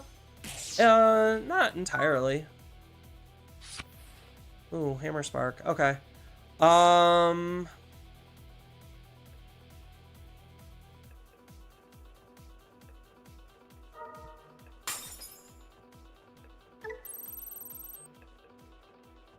So I'm going to go into Honkun before Mach, so that way I could potentially get more attacks with Mach.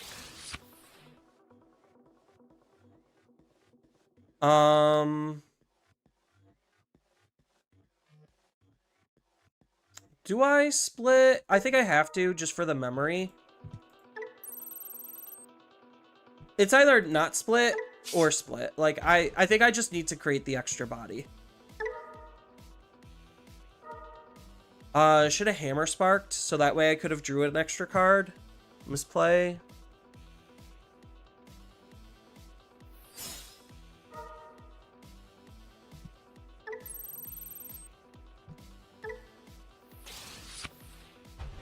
That's pretty good.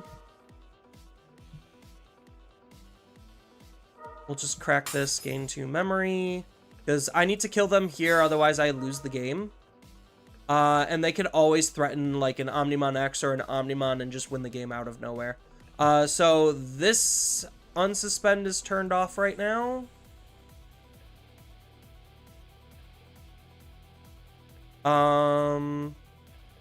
So if this unsuspend is currently turned off, like all my unsuspends off of my tamers are currently turned off. So I would, what, be eating the Sango to get the attack? So I think I just have to burst mode now, right? Because I swing, I get them to draw 2 cards, and then I can replay 1 Thomas, and that gets them only 1 more card. So they're just not going to have enough cards in their hand.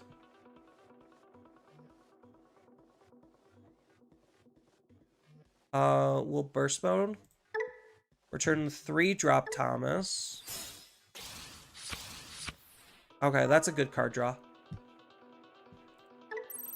Get rid of the one that can block.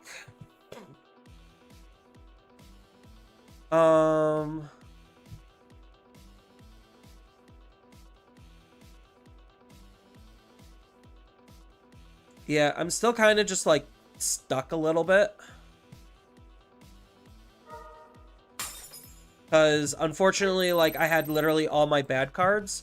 And this is where, like, them having very few cards in their hand is, like, actually really benefiting them. Oh, I should have played the Gao. I should have just played the Gao. That was my bad.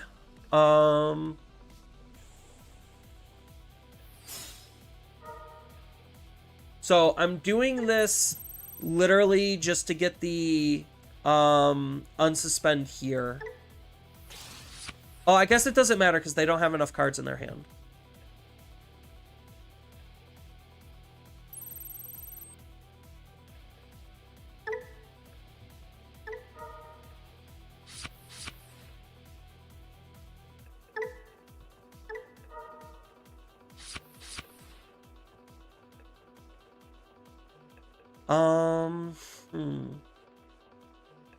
Yeah, I think I have to eat this up.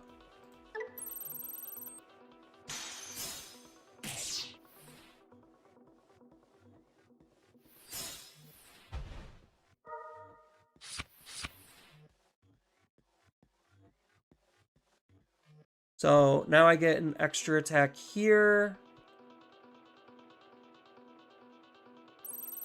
No, I think they just did a really good job at controlling their hand count. So Honkun's used up. Oh, that's the... Okay, that's a problem. Honkun's used up.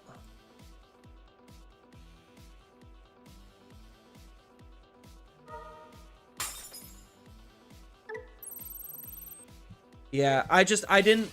Like, theoretically, if I had the right cards, this would 100% be possible here.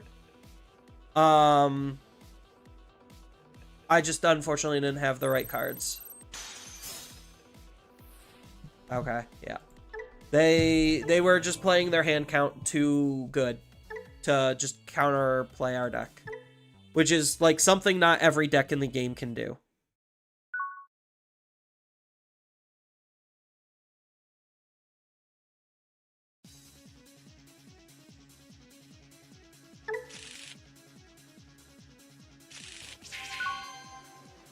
Yeah, and that's, like, why it's very important to see very specific pieces.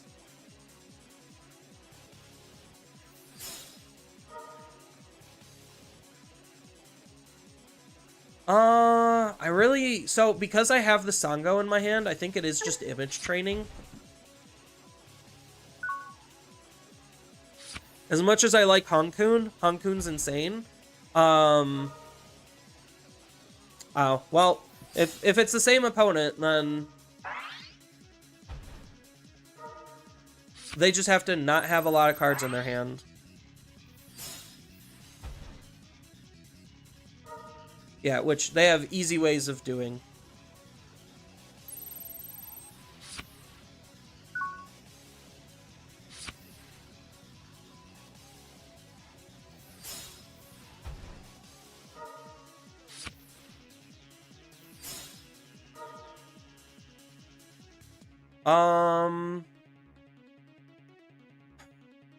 I think because I'm still missing pieces, it's still unfortunately just Thomas. Missing up on 2 Honkuns is kind of... It really feels bad. But I need a way to end my turn, and Thomas is, like, so far one of the only ways I could actually end my turn. So I am going to have to use this here, even though I don't want to. And of course, now I see the Gao, so I could have waited maybe one more turn. Yeah, this is just a hard matchup, because if they can manipulate their hand and I don't have my proper hand manipulating cards, then it could just be very rough for me. So actually, maybe I'm best to just move out this Sango, just to start forcing some card draws.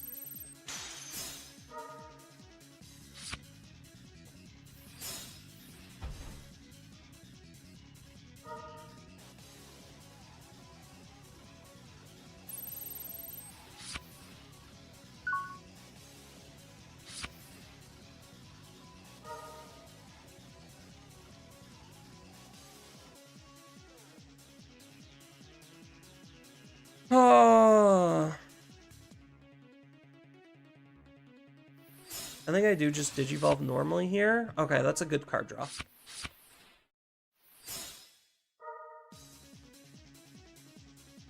We'll take the other one. The one that gains me memory.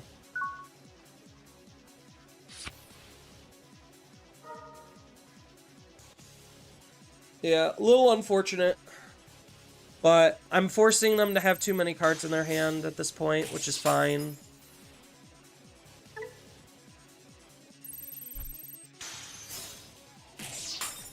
Them chipping at my security is extra spooky. Does this have Rush? No, it does not. It just deletes my Digimon. I don't particularly care about that.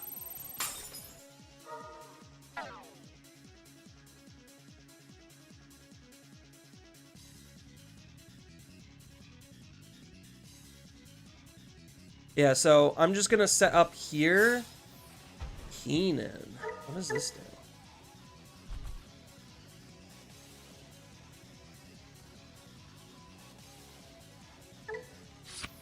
No, you could draw a card. I want you to draw a card.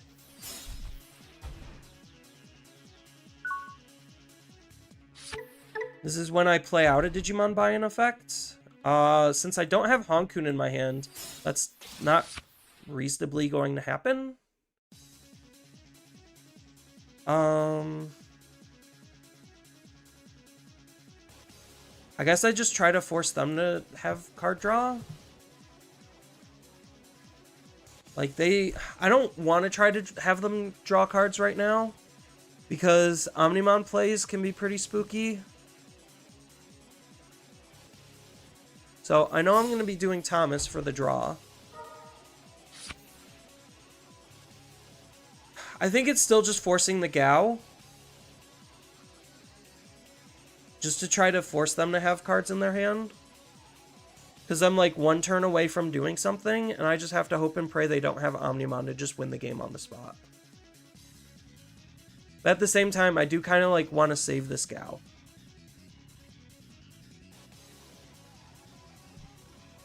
No, I think I just have to do it, because this also can draw me into what I need. So if they don't remove this Gao, then this can become problems later for them.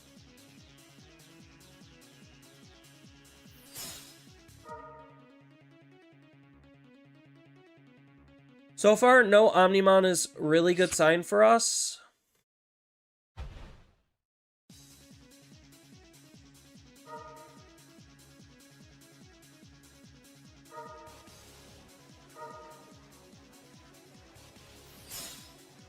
Okay, so they just had the Omnimon. Oh. Oh, this gains them the memory so they could keep turn. Okay. And then this also gains them a memory. Alright. So, we were just too slow and we couldn't... So, we could have technically acted faster if we weren't trying to manipulate the opponent's hand. Like, I don't think it's, like, that bad as long as the opponent's kind of just an idiot.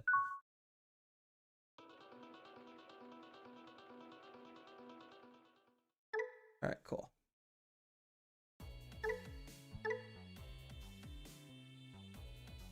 But yeah, like, through just playing Mirage, I don't necessarily think any of the new stuff is, like, gonna change how I would want to play the deck and what's optimal for the deck in the first place.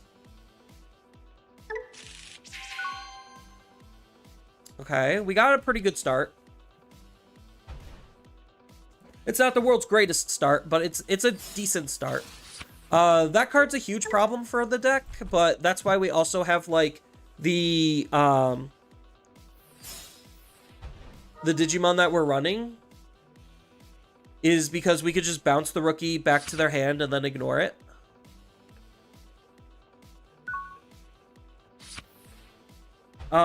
So what I'm seeing is that Royal Knights is one that pushes out Mirage of the meta. Royal Knights is another gatekeeper-y deck because of just how it functions in the first place. Like, there's just a lot of decks that just do not have the ability to out it. Does their deck play any Tamers? I think I just set up my options first.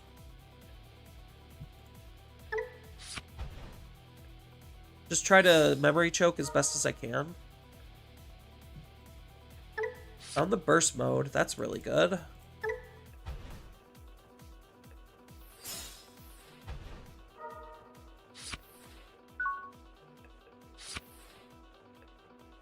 So I'm looking for the proper 4. Even if I don't find the proper 4 and I find the Jukwai, like, the Jukwai just outs the Gazimon. Like, it's literally in their best interest to just keep that card on the field, but, like, I have ways to be able to get rid of it, so it's not that big of a deal. Which is why, like, the rookie floodgates just don't really matter to a lot of decks. Of course, they hit the Hammer Spark. Although, like, Dark Masters is a very good anti-OTK deck. Because it can be very difficult for a lot of decks to fight through the Digimon being played by effects. It's very difficult. Are they going to delete this? Is that the point?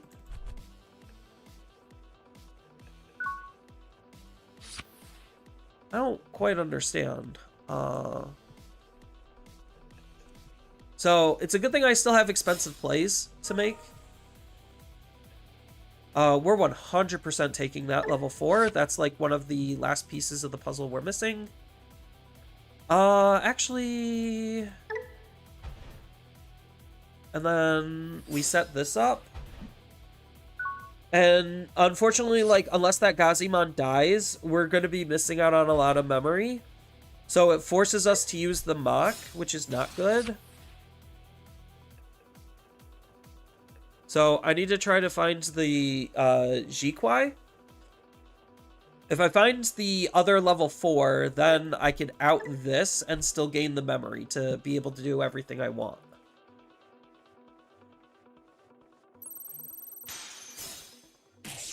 Okay, so they're just giving it to me for free anyway. Got it.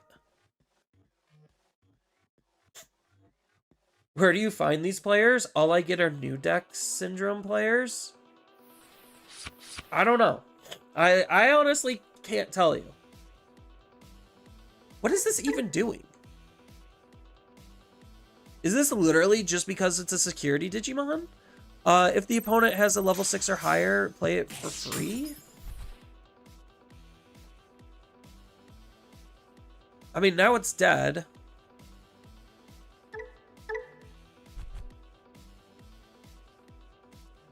So now I get to move out and kind of just go, right?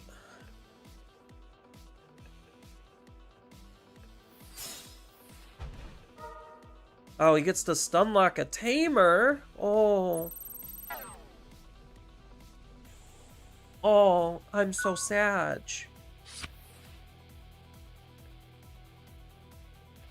So he's very clearly ace baiting me. Very, very clearly ace baiting me.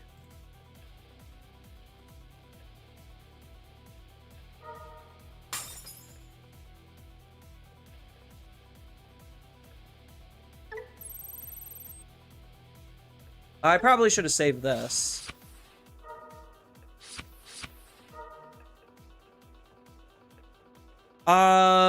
I should have enough damage with all the memory that I have to be able to do whatever I need to.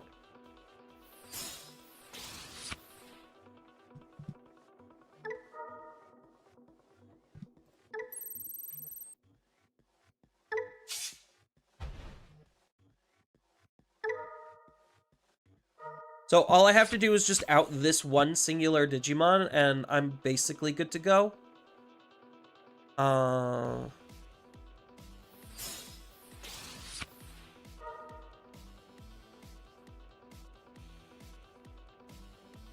Because they won't have any aces.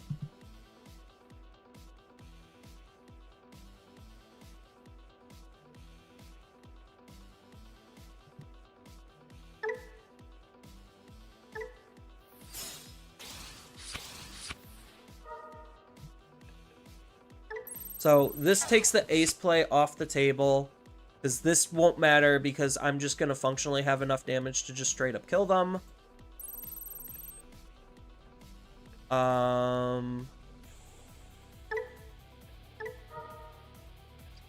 Let's go ahead and mess with their hand.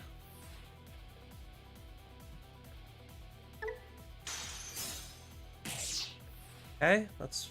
Actually, is that fine? I think it's okay. It's not terrible for us.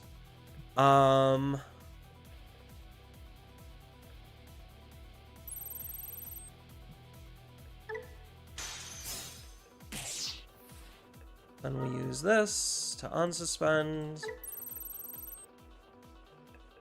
We get to use this to force them to have another card in their hand.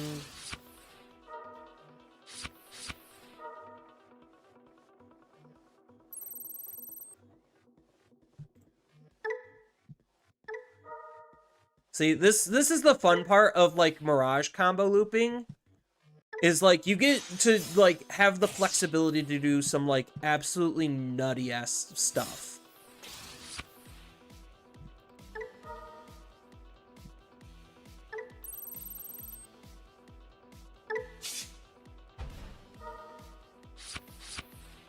And now this card gets another attack.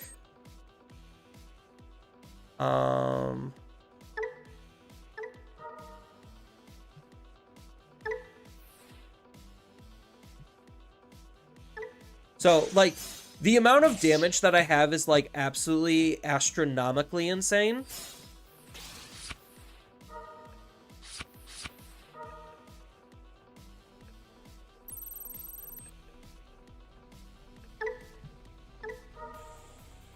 Granted, they gave me a lot of memory to be able to do this, but even, like, without a whole bunch of memory, I don't, like, need to do a whole lot.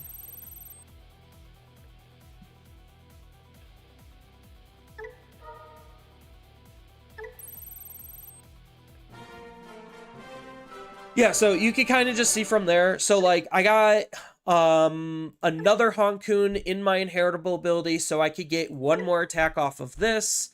I could digivolve this Gao into another level 5, and then after eating the level 5 with the Honkun, then I get another attack off of this, and then I could, like, I had enough memory to where I could hard play this and start doing the loopy stuff again, with the Gao, forcing them to draw. I could use the Tamers to get extra attacks. Like, there's just, the damage ceiling is so high.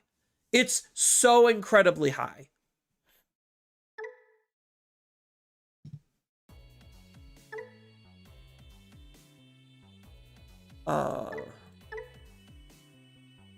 DCGO be like that sometimes. Sometimes you get opponents with new decks or a person with a very old grindy deck. Yeah. I guess this is fine. Warbon's the one you want in raising. Vmon's the one you want a hard play. Oh, we're racing here? Alright, I guess we're racing here. Oh, they have a Davis, not good. They got 2 Digimon, not good.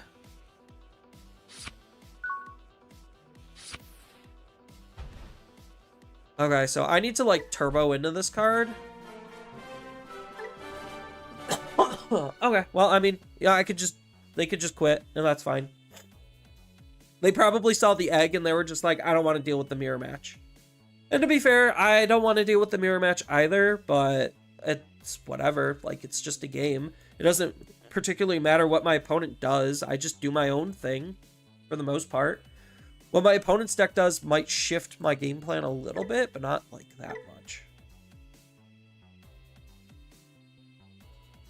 But yeah, no, like, so I at least hope my soapbox allowed some people to understand my discontent with the new Mirage cards.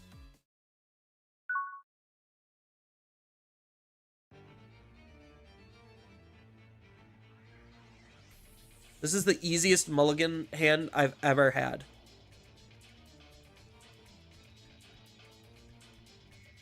Zero reason to keep this. Okay, a little bit better, not a whole lot though. I at least have like Wormmon and Ken. Oh, maybe they just bricked.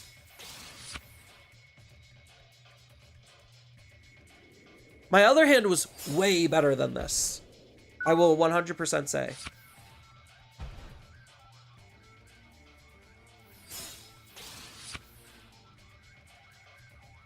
That's pretty good, actually. So now we just Digivolve down here. Hard play this. I could always, like, Progenitor into, Pail.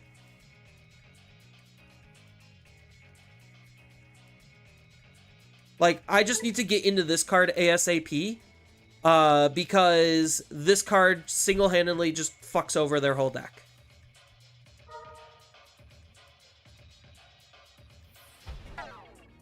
Oh, that's definitely...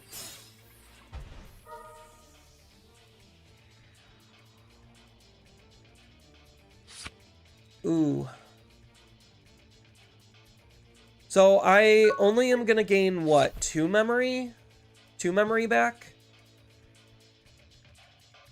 So I hard play for 4. Then... No, I gained 3 memory back. So this is a 1 memory play. Yeah. So I do just commit. I do just full send.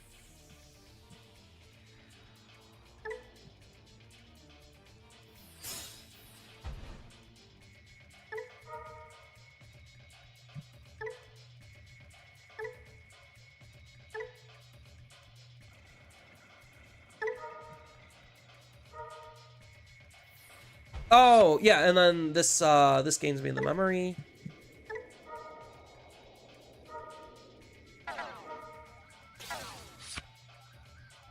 Oh, that's funny. That's funny that it still was able to end of turn trigger. Okay. I mean, that kind of sucks for me. I would have rather just had the stuff anyway. That extra sucks for me. That kind of sucks for me.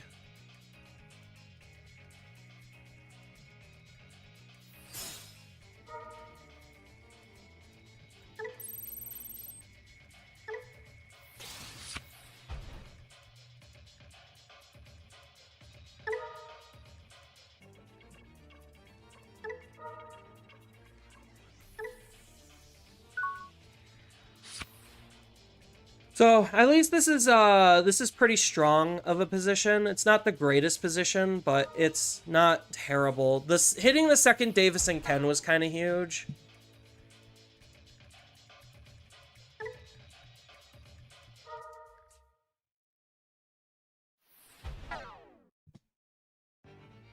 That's kind of rough.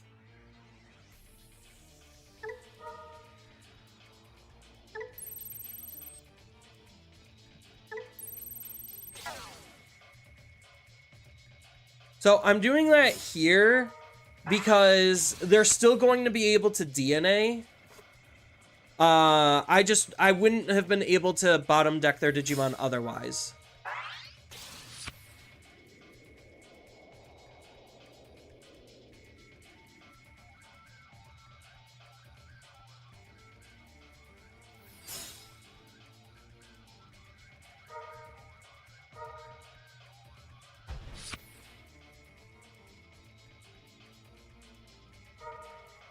Yeah, now they're gonna strip all my inheritables. So I get nothing. Cool.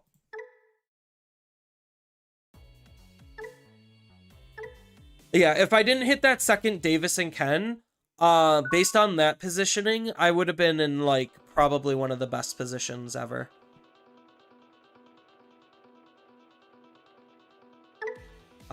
This isn't terrible. It's not the greatest hand ever, but, like, I'm just gonna be setting up Tamers.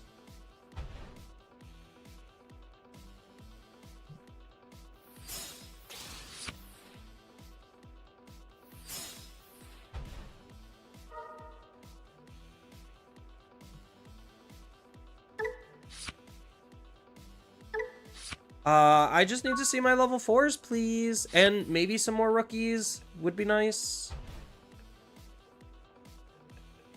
And not get beaten in the face.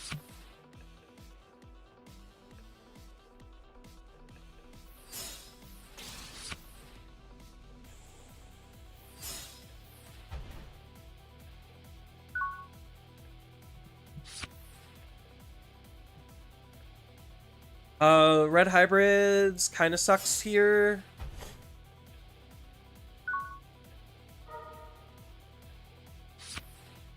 The mem setter Takuya definitely was a huge pain point.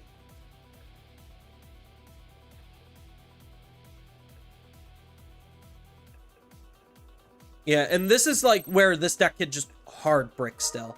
Like, the bottom end inconsistencies just literally did not go away at all.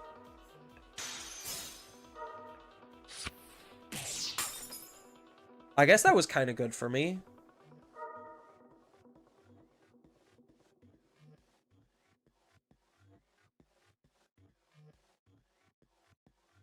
You hate red hybrids? Red hybrids is, like, tolerable right now. Like, they're mostly just on, Aguni Rush. Oh, interesting. The Ancient Gray. Okay, so I see what they're doing. They're just using, like, these tamers to just put a whole bunch of hybrids underneath, and then use this Agunimon to enable the Ancient Gray to just punch for all of the security. If that's the case, then they really didn't need to even make that attack. Are they going to put themselves underneath? No, they're just sticking up. I'm bricking so hard. When you just brick that hard, it's impeccable. The new Tamer and Alda are kind of stupid. They kind of are.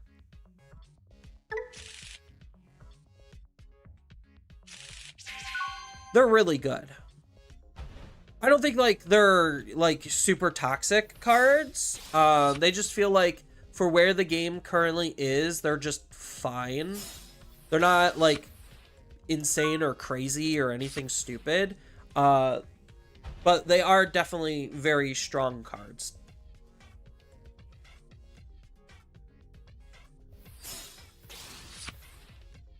What? Am I facing Tyranno here? No, Adventures? Adventure Tyranno? I'm so confused. Yeah, since I'm not quite set up. So next turn I'm going to be playing Davis and Ken. So we're going to be taking our time a little bit on this. Because we have the ability to, because I don't think they're going to threaten that much pressure that quickly.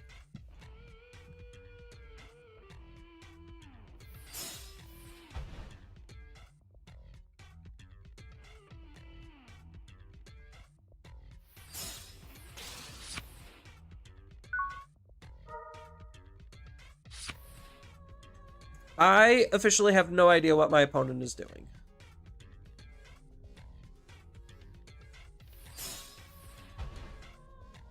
All right, so now we just need to pretty much see a level level 4 Digimon. Like, we need to see the Sting and we're good to go.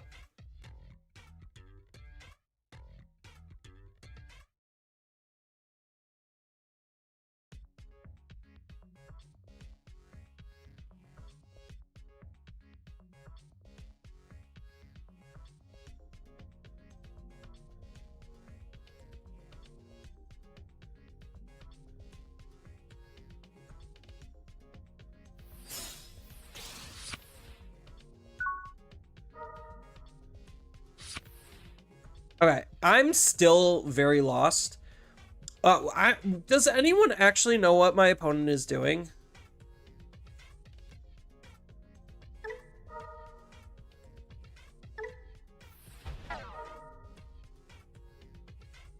I mean, we found our stings. Oh, why did I take draw sting? I should have took the other sting.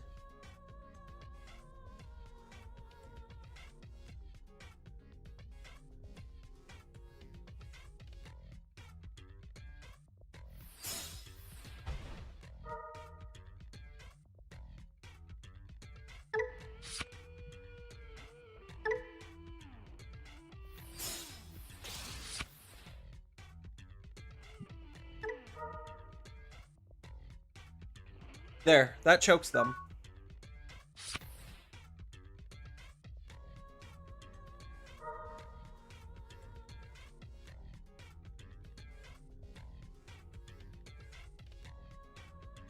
I definitely should have took the piercing sting. Well, I mean, I guess they're trying to rely on retail for whatever reason to do something.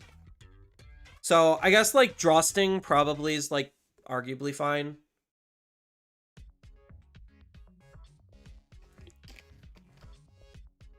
So what are they actually trying to do?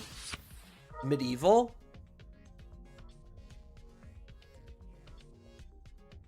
Suspend, delete, I'll attack into here.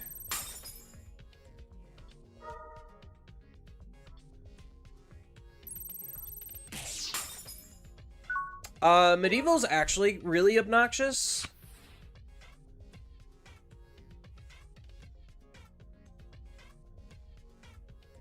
Because now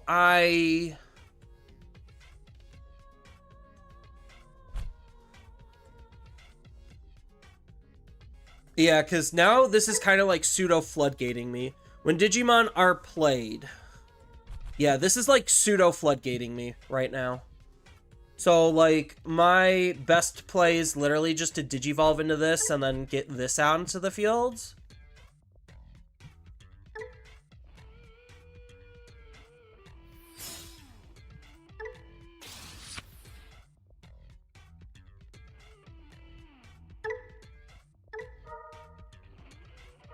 Like, set up my floodgate so that way they can't do their floodgate.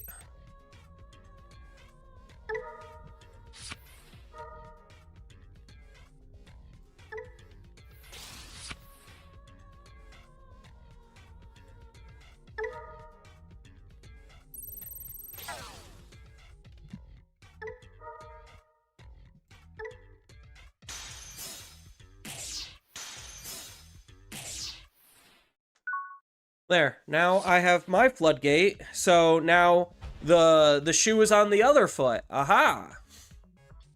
Yeah, just Evo into Pail. That was the 100% the play. There's no reason to play into their floodgate that could fuck my Digimon. Why are they... The fact that they're playing this is, like, very perplexing. Like, what is their actual top end? Are they literally just, Adventure Engine into Dinomon? Like, is that what I'm seeing here? Because this is Reptile or Dinosaur, right? Tyrannomon specifically, yeah. So they would have to be like Adventure Engine into Dinomon? But that doesn't sound right. They're definitely cooking something. They're cooking up how to lose.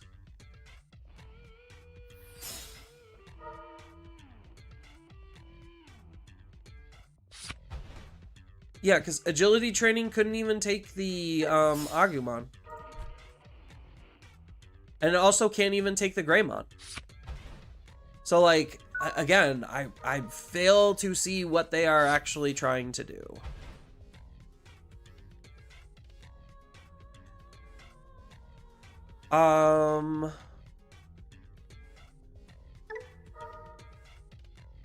So, the funny thing is, what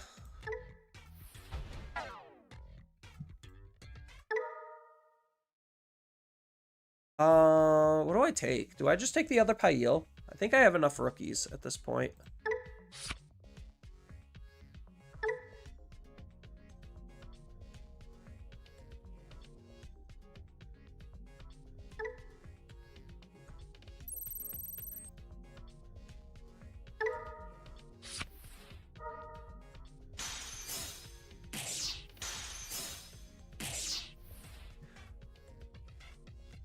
So I Digivolve you, and then I Wormmon. So I Digivolve you for 2, Wormmon for 3, gain 2 memory back because of the memory gain here and the memory gain here. So that means this Wormmon should be in the raising. So I think I Piercing just to gain more memory.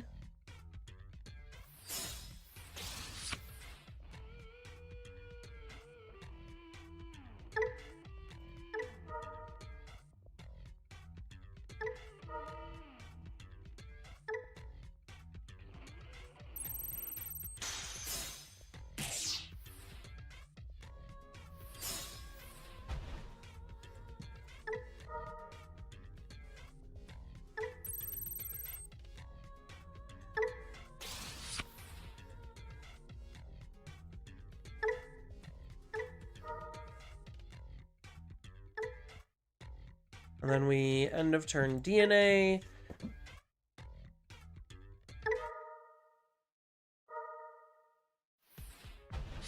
And then we win the game.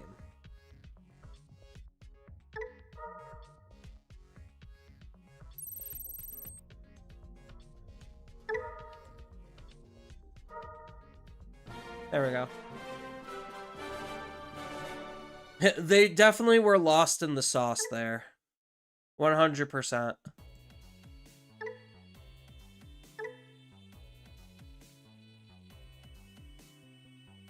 Can you show my list? My list is on YouTube, James. I'll show it. After this game, I'll show it, but it's on YouTube. So my list is a little bit different than some other people's lists, I will say. Just because of the level 6s that I'm choosing to use. So, like, as you could see, so, like, the awkward thing is I could just try to build the deck to be more of an OTK deck. I very much could. So, like, I could build the deck to focus on the starter deck, Dragon Mode.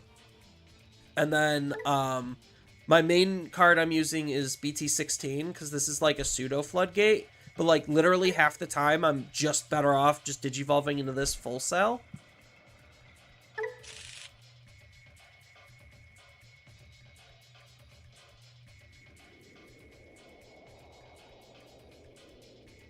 You've been using the first place list? Yeah, the first place list isn't bad. It's like more dedicated on using this dragon mode to just dumpster damage, which arguably has always been the play. But I like the layers of floodgates that my opponent, that like I can force my opponent to fight through.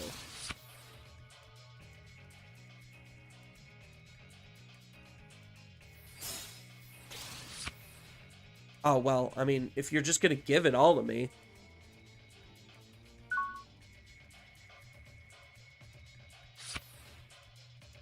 So, now I just need to keep a Digimon on the field? Is that what we're coming to?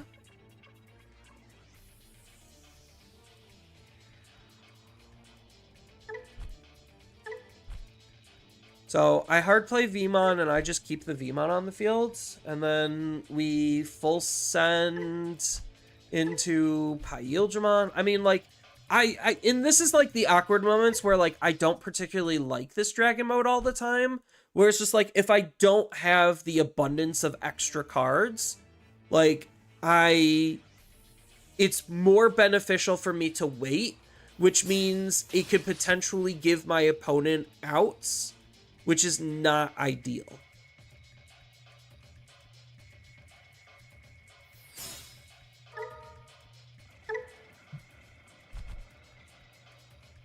So, like, if this technically would have, like, okay, so I still would have technically needed to see the other level 6 in order to do something, but...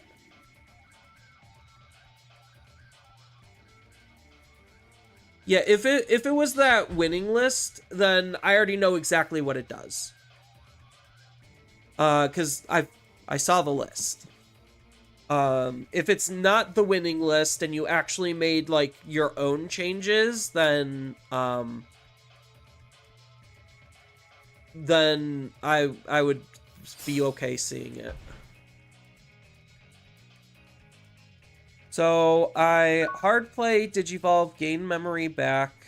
I just need to see. Okay, so this makes my turn significantly easier to think about, and it buys me an extra time to see an extra card. So like this is probably fine.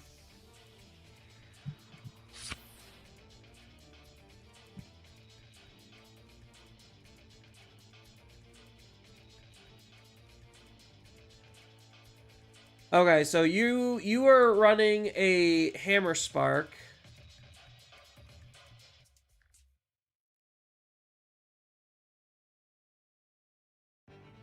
I don't think the first place list was on Hammer Spark, and I think you're also on one more Dragon mode than they were.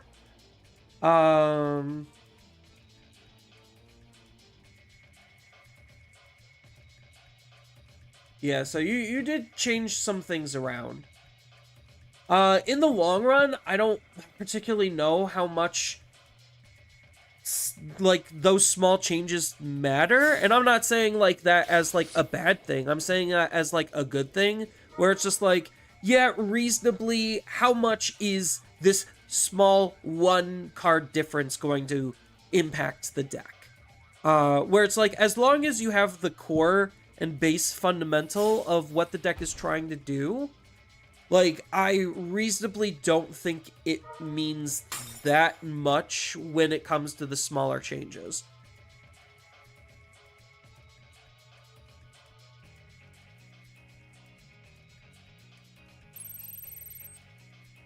My opponent is doing things, chat. A polar bear! Oh my gosh!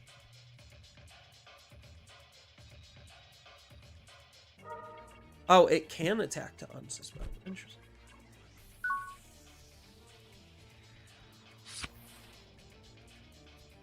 So now I just go? I just do stuff? Like, they arguably gave me better position.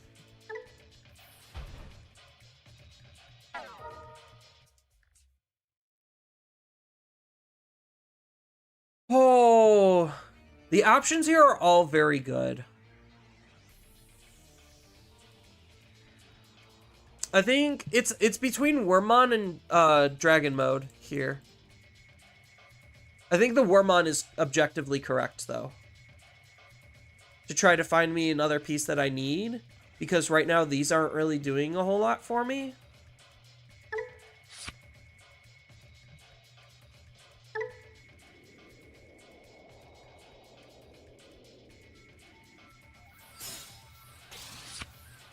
Oh, would have loved to see that earlier.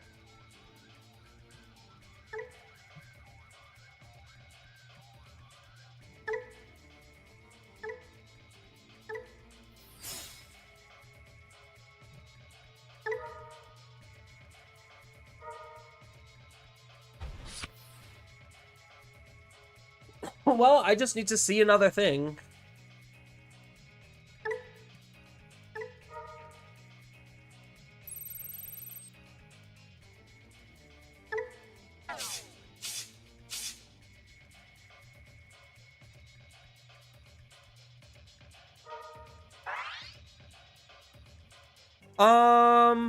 Oh, I guess this is the sucky part.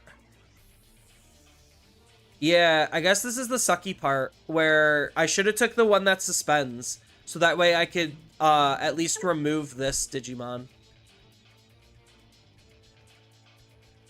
Yeah, so that's a little on the awkward side.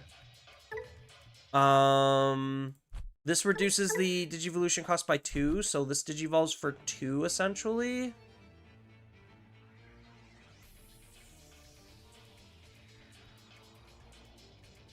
So I do need to play the Wormmon out. Try to dig me for pieces. Okay, that's arguably good enough.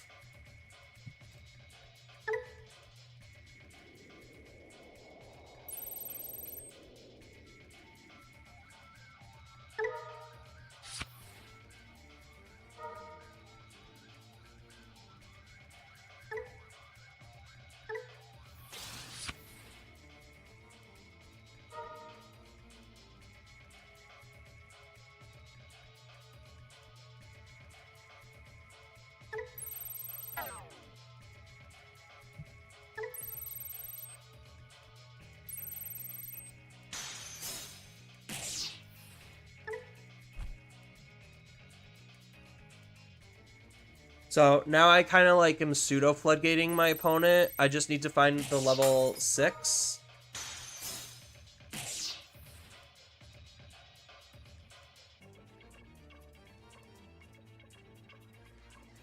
So I'm giving away a lot of memory here, which I'm not thrilled about.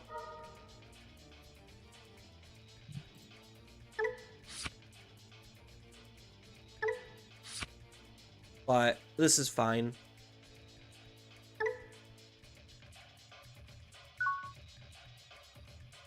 Like, I have this in the back pocket to make some power plays. I have a backup Wormmon to start DNAing with. I have all my DNAs. If this sticks on the field, then I could potentially get, like, an extra security attack. Would have been nice to kill both things, but not the end of the world. And, like, that's why I also like this dragon mode.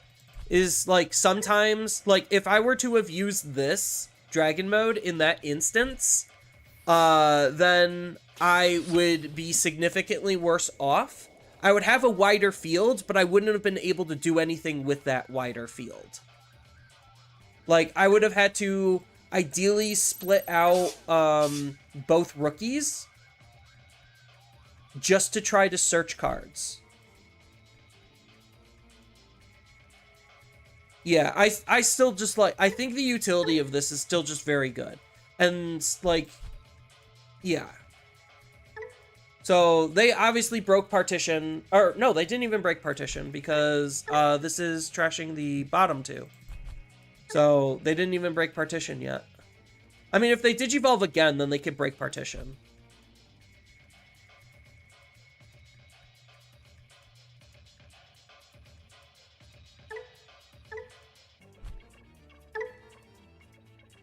Oh, so this combo Digivolves for free. It's a free Evo. Got it. Without the egg, they can't reasonably get rid of this Wormmon, which is good for us. I mean, they could Digivolve into a 6. And then that does it.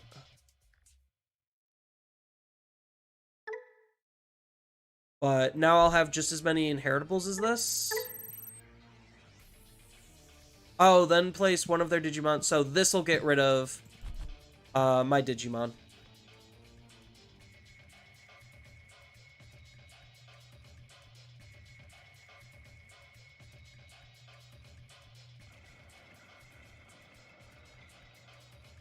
And then he has to Digivolve again and remove this.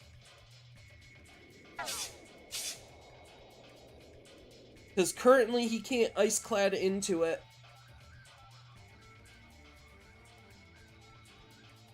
Yeah, so maybe just throwing the worm... No, I had to throw the worm on to search for stuff. Otherwise, things could end up being rough.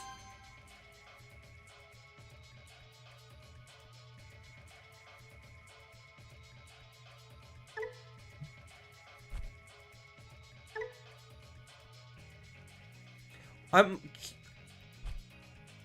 know he doesn't get to choose, right? Trash any two. So why did they choose to let me keep these then? Like I get to keep the jamming and I get to keep the sting? Like that doesn't sound correct. I don't remember what the new Scottymon does because it's like so ungodly bad.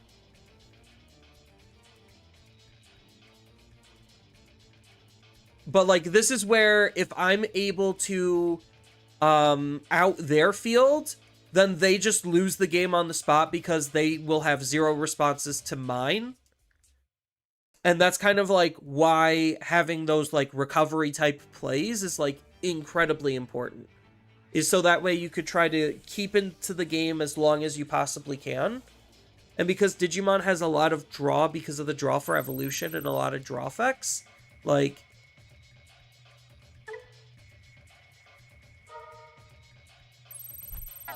I don't particularly care. If he gives my Digimon security attack minus, like, I just need to out his Digimon. Scottymon is, Scotty like a memory in the head? Yeah. I honestly don't remember what Scottymon does. Oh, I've been on this side the whole time. I've been playing literally on the wrong side. Oopsies.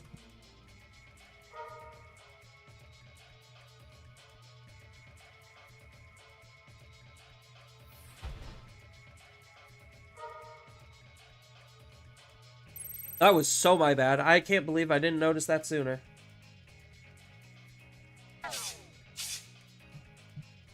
And then this removes it anyway.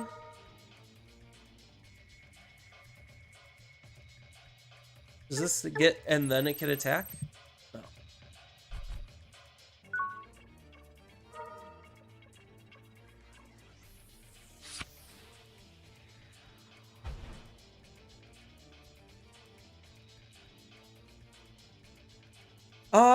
Do I go for it this turn? Or do I literally just, like, wait? Because their deck literally does not have enough damage to, like, matter at all.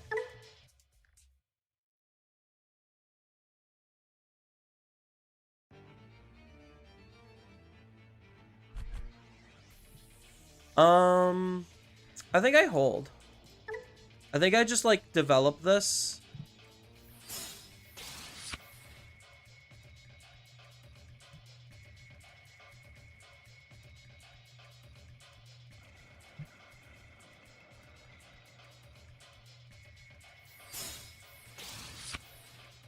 Yeah, developing this was definitely the correct call.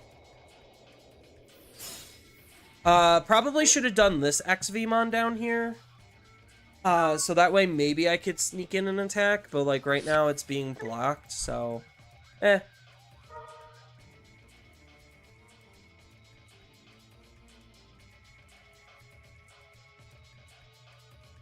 Yeah, because like the big problem with Scottymon is the damage factor. Like, it has security attack +1. It could gain another security attack plus. But, like, so they could hit, what? 3, maybe 4 security at most here. They're not going to be able to win the game unless they have another Sorcerermon. And even then, if they don't have a Sorcerermon, like, I realistically don't know what they do. Like... because the second I get a Pyildramon, I kind of, like, if I get 2 Pyildramons, I kind of just automatically win the game because of this dragon mode.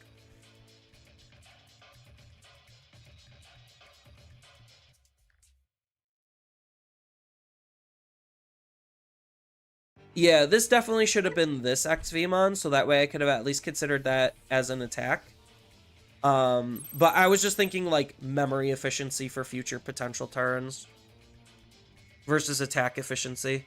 Because they're already at 3 security, so it's like, whatever. Oh no! Security attack minus, whatever will I do? Yeah, so they should just be very thankful that I didn't have the level 6, because I could have outed their Digimon for them playing Sorcerermon. Okay, so they do have a second Sorcerermon, so they do get 2 checks here then. Unsuspend, another 2 checks. So they could rip through almost all my security, and then they just have to have Omnimon to win the game.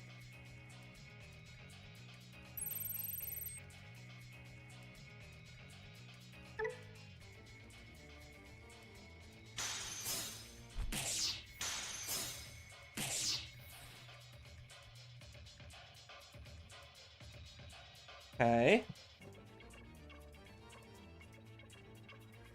And then another 2 checks, and then Sorcerer 1 check.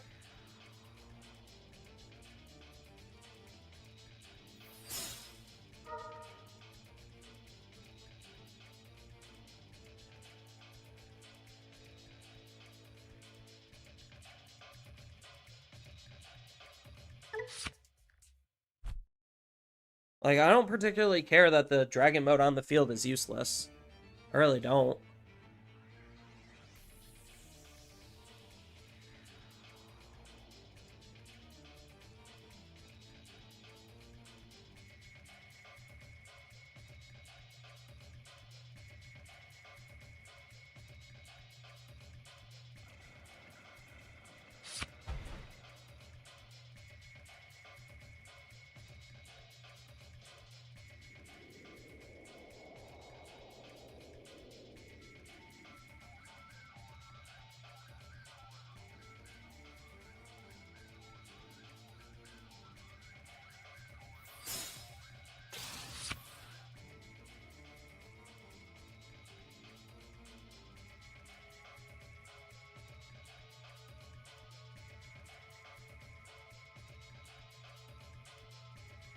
Alright, what else did they do? So far, nothing?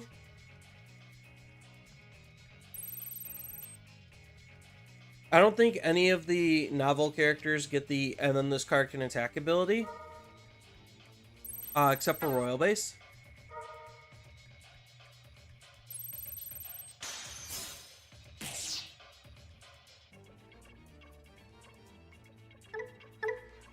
Oh, they are gonna choose the barrier.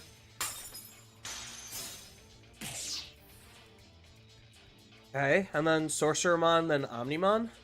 That's like the only way they win here.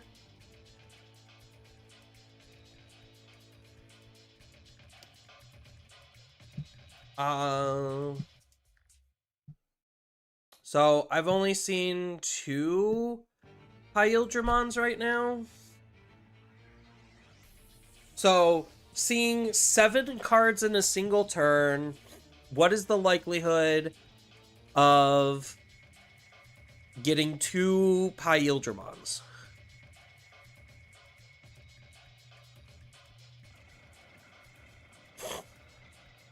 That's the real question.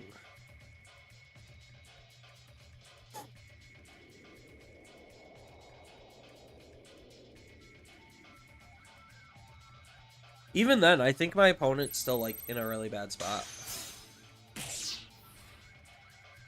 Okay. Omni for game.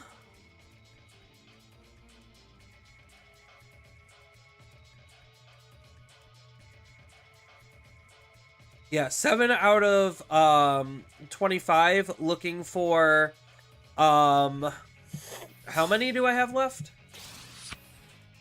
1, 2, so that means I'm running 7. So I have 5 left in the deck. So seeing 7 out of 25 cards, finding 5 left in the deck of the level 5s. So that means 1/5 of my deck is level 5s. Or no, that, well, okay, so there's 1. So now I just need to find 1. So I think this game is basically over.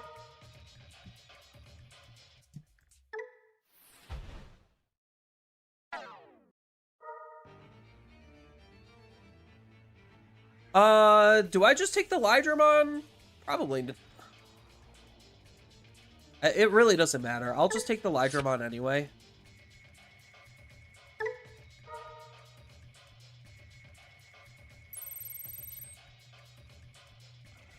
Oh, this has a floodgatey effect?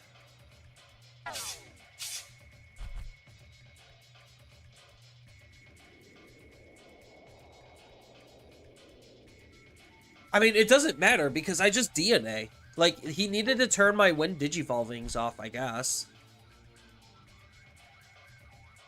Like, this Scottymon's floodgatey ability just doesn't even matter.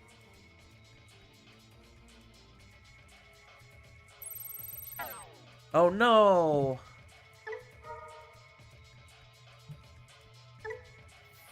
So, I guess because of that, it was correct for me to use that XV in the Raising. So we're definitely going to be taking a fighter mode. And we get Davis. Cool. 2 cards off of 1. I love it. So now we just Digivolve here.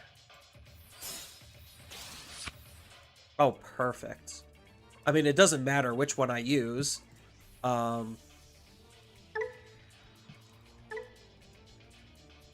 we just literally have all the memory we need.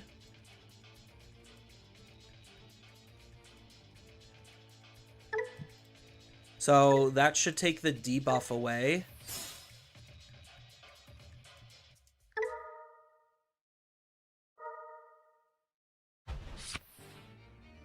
Yep.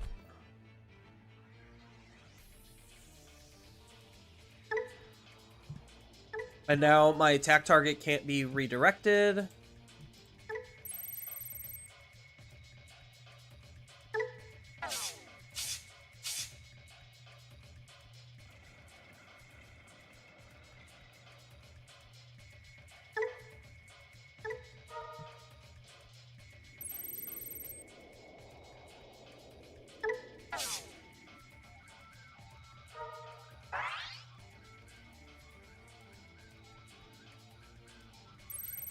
So, like, I have so many avenues to just kill my opponent from here.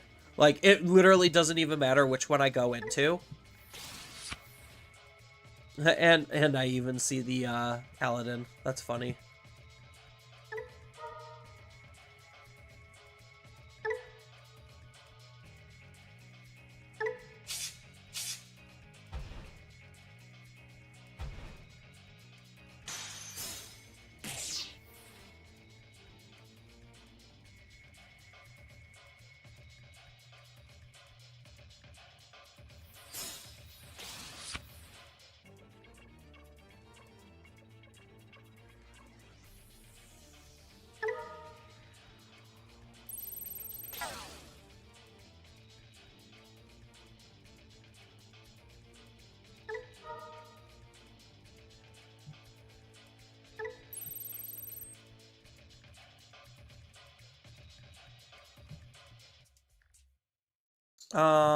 How much does this... Oh, it Digivolves for 6, or for 5?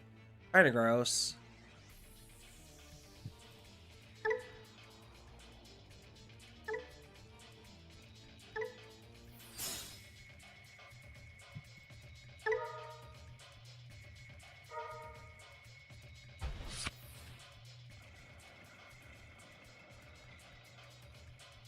I'll just toy a lot with my opponent. That's fine.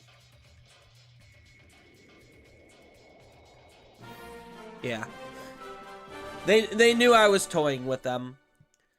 Because what I was about to do was I was about to Progenitor into the level 7 and then just attack with the level 7. Just because I wanted to do it. And I knew their deck was so bad, it didn't even matter. All right, so if anyone's curious about my Imperial list, I kind of did a YouTube video on it, so I'm not gonna like go over it too in depth. But the idea of it is the fact that I'm trying to use BT16 Dragon Mode to act as a secondary layer of floodgating. So if my opponent can play out of this Dragon Mode, there's a high chance they won't be able to play out of the Fighter Mode. And that's kind of why I think Progenitor is really good. I'm only literally running the Paladin mode because I'm running Progenitor. So that way, if they try to out the Fighter mode, I have Paladin to go into. It's not the greatest play in the world, but it could be annoying, depending on what my opponent's matchup is. Then obviously the Dragon mode is still really good at like splitting out, making new DNAs, and being hyper aggressive.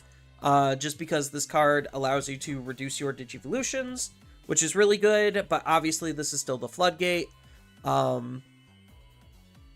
Then because I'm heavier on Wormmons, I'm running Green Scramble in case I need to try to do some like cute recovery type play. Because the idea is you could Green Scramble out the Wormmon and then use Davis and Ken to then play like a Vmon or something from your hand and then be able to like kind of just go from there. That, and if you use Scramble on this Wormmon, you could Digivolve into something from your trash and then Davis, start of turn, snap back to be able to just spend more memory for literally doing nothing at all.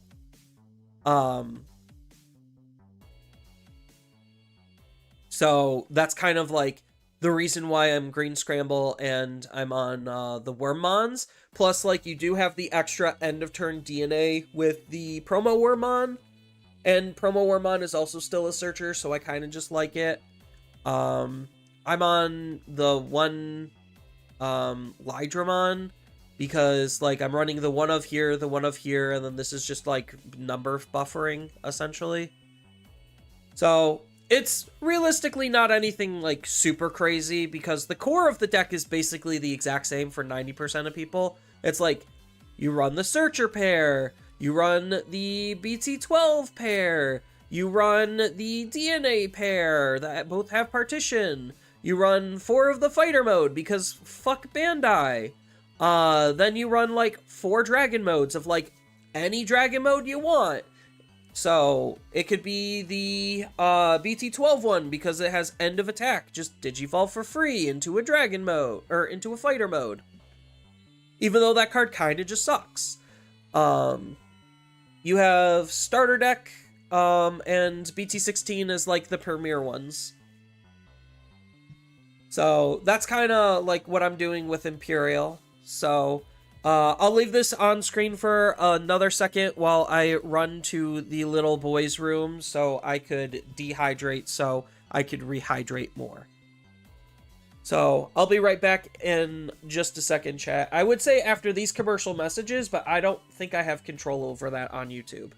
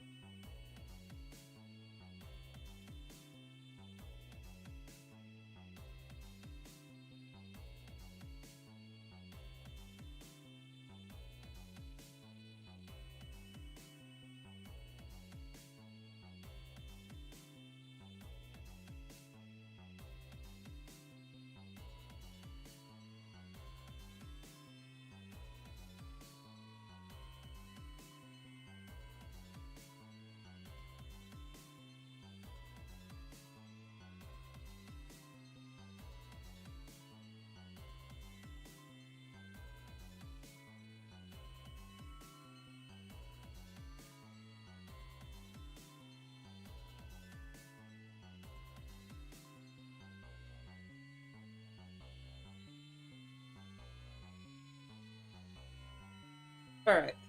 We are back, chat. I see, and this is why it'd be perfect to give streamers control over advertisements. It would be nice, yes. But like, so at least like, this is kind of like why I like YouTube streaming. Even though like, there's less things that I can do as a streamer to make the stream quality better, unlike Twitch, because like, I don't have all the streamer plugins for various other like miscellaneous stuff. So like, the chat side of YouTube is significantly worse than Twitch. It is, as a chatter, more interesting what you could do over on Twitch. But like, the fact that Twitch doesn't have like, oh, let me go back a couple of seconds and see something that I might have missed or something, like, I think that's what I like about YouTube. So like, even if an ad pops up at like an inopportune time, you could always like catch back up in a sense, where it's just like, okay, I could see what just happened. I might be like 3 seconds behind, but if they go on a bathroom break, then I could just magically catch it back up and hit that live button and just like zip all the way back to where they currently are. So I think like from a viewer perspective, I do think YouTube is a little bit better than Twitch. But from an engagement perspective, Twitch is definitely better than YouTube.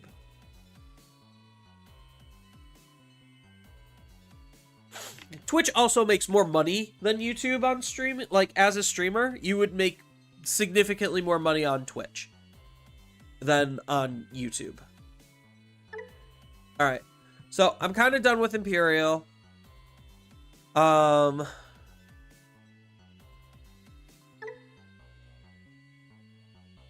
just play a little bit more Zeph. Like, I don't know.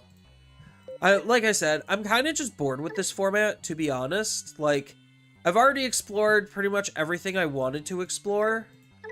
And, like, the physical game for me is just getting more and more expensive to where it's, like, actually just less worthwhile to play, while rewards are also getting less worthwhile to invest in.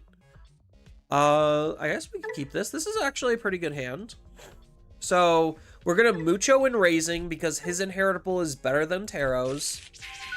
And then we're going to Agility Training.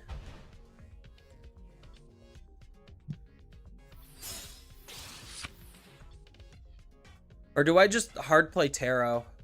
Maybe I hard play Taro to try to search, but I do think Agility Training is objectively the correct answer. I think we just take the other 5. So, next turn, I'm going to be Taroing.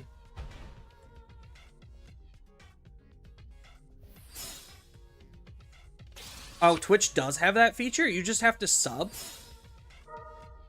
I've never seen, like, me being able to go backwards in any of the Twitch channels that I follow's live streams. I've literally seen none of that.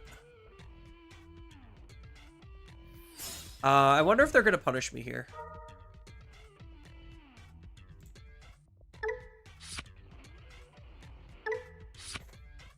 The Grangale is a pretty decent pickup. So I just need them to hit a Shoto out of my security and I'm good to go. So them having piercing, I don't think matters in this situation. This just deletes my Digimon anyway. Yeah, give one of my opponent's Digimon collision. So he's got collision and piercing.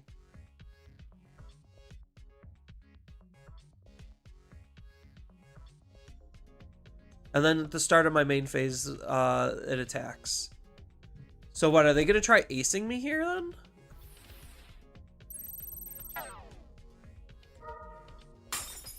Oh no, he just gets a free Evo.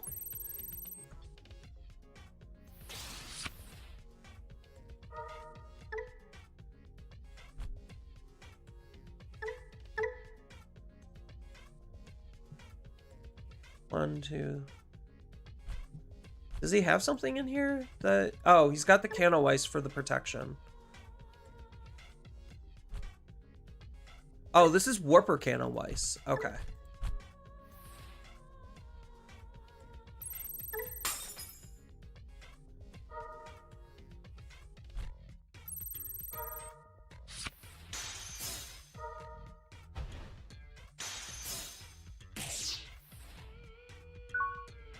Shoto.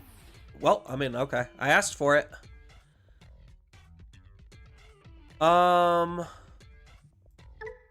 So this is gonna do 2 checks next turn, and then... Oh, this is the hard part, where it's just like, I don't have my Shoto set up, and I need my Shoto set up this turn. But I also need to be able to unsuspend my Digimon, so I don't have to be able to gain the Vortex immunities. So, like, I have the wrong Grand Gale in this situation.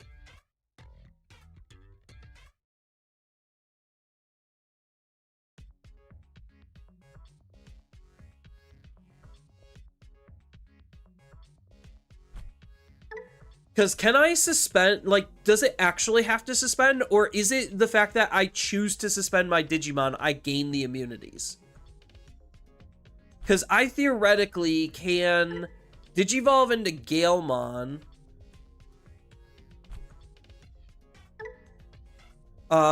Suspend my Tamer, set up my Shoto. I mean, I guess I could try it. Right?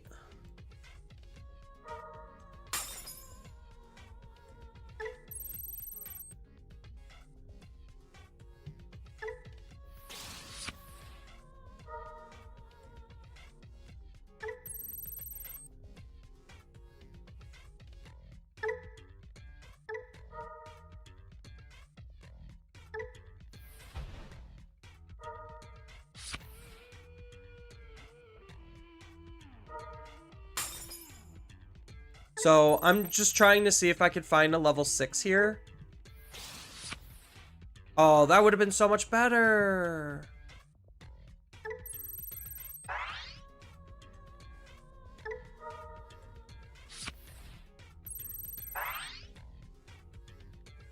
And then I don't know if this Vortex is going to work if I already am suspended. When any of your Digimon suspend. Yeah, like, I need one more extra body, and I just don't have that. So, I don't know if me selecting my Digimon will give myself the immunity. No, it does not. Okay, so that answered my question very, very quickly. Because sometimes you could, like, select shit and then just not follow through.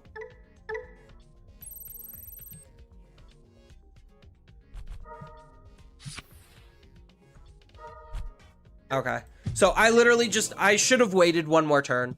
That's what I should have done, was just wait one more turn. Just hard played the Shoto, and then I could have just gone up the line and hoped that my opponent didn't lethal me there. Because all they needed to do was, what? Hard play hard play the level 5, have the level 5 make the attack, and then end of turn attack again. So he would have attacked, hard played the level 5, made the attack with the level 5, and then end of turn attack without suspending. So they could have won if they had those exact cards, if I chose to wait one more turn. But I was impatient as fuck and wanted to play with mechanics.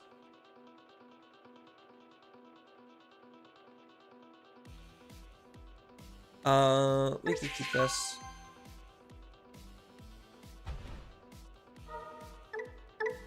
An Eater deck? Does Vortex kind of just eat Eaters alive? Like, thinking about it, do they just eat Eaters? I think they do.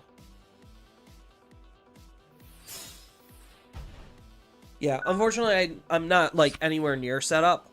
So next turn is going to be Tarot Agility, and hope that my opponent doesn't have enough pressure at that point. Because I need to find the rest of my stuff off of the Tarot and Agility, so that's 6 cards that I would have been able to look through.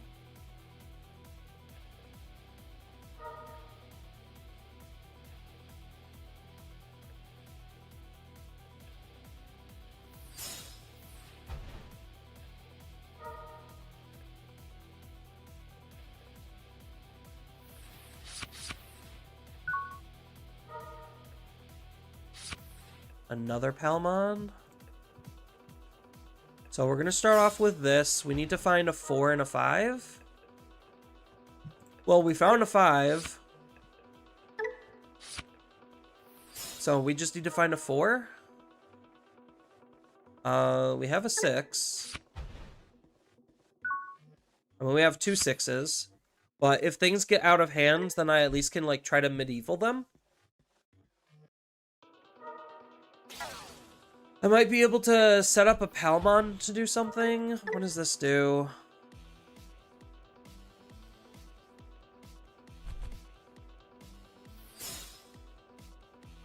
They're gonna make that costs... Oh, and then they're gonna choke me to 1 here? Or, no, it doesn't matter if they choke me to 1 or not. Yeah, because... I literally just need to see a 4. And this is, like, why the Warper's, like, actually pretty decent. But, like, you're kind of, like, slightly awkward on the Warper. So this is just a medieval Gallant play.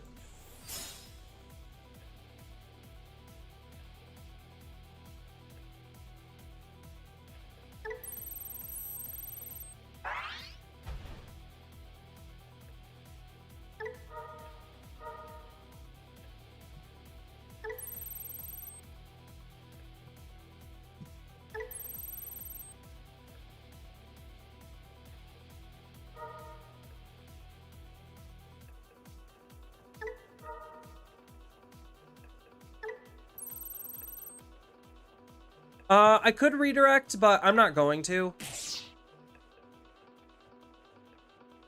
I think this is just fine as is. Yeah, because, like, I don't have any additional search in my hand. So, like, I could have gave a little bit less memory by using Shoto. But I don't know if they're able to, like, actually do a lot with their memory. I just literally need to see a level 4.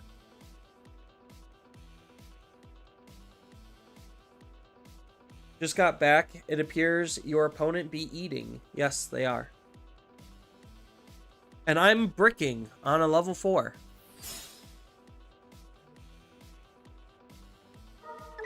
What does this do? The play cost 6 or lower. For each of... You get to add 1. Oh, so he could out my medieval here. Okay, that's the play. They're just using this to out the medieval. Otherwise, medieval just kind of kills everything on the spot.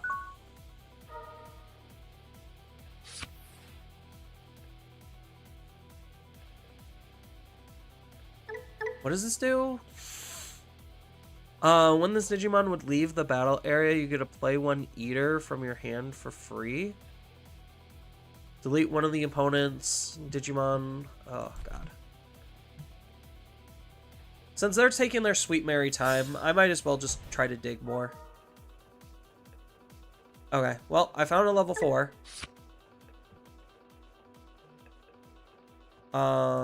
Yeah, I'll just double take the level 4s. And then... Digivolve you. Suspend this down to play this Shoto from my hand. Then this Shoto.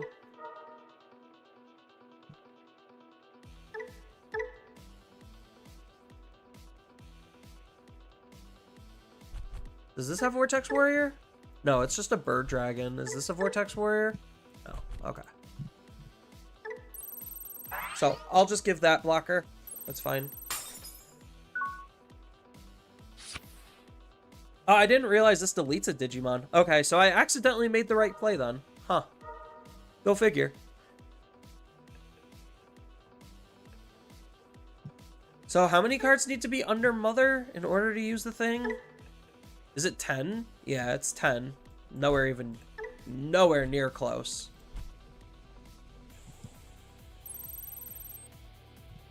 Do I bother to block? Probably not. Hey. We'll go from trash.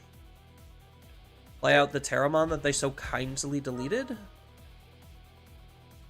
We'll grab the Zephiga Ace, and we will grab the Shoto.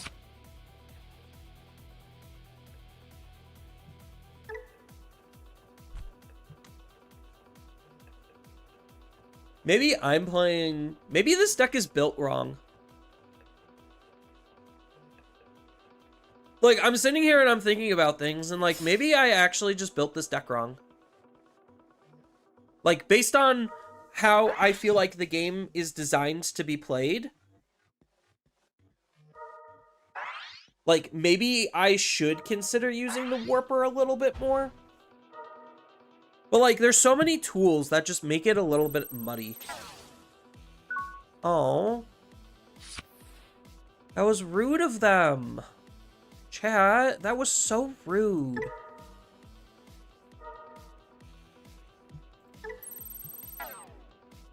So, is the game kind of just over?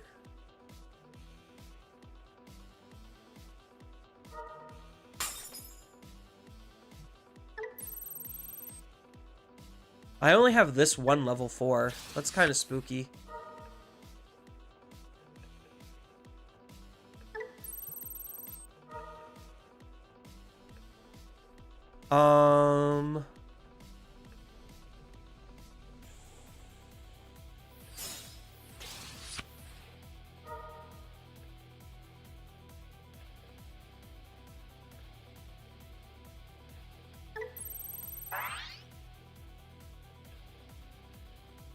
I'm just trying to debate, what do I do? I think I just go up into this Zeph, right? Oh, cause I could Vortex, or no, I can't Vortex. When any of your attacks the opponent's Digimon, suspend this, and then I could change the attack. So I could immediately go into their security, dealing 1 check, Digivolve into Zephica, and then Digivolve Zephica into Vortex. I guess we'll try it.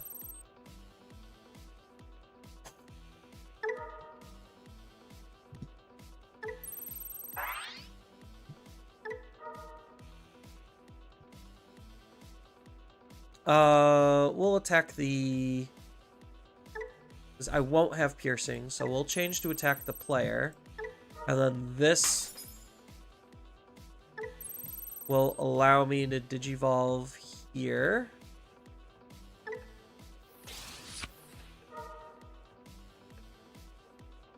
And then I do have to select my own card to suspend. Does this unsuspend?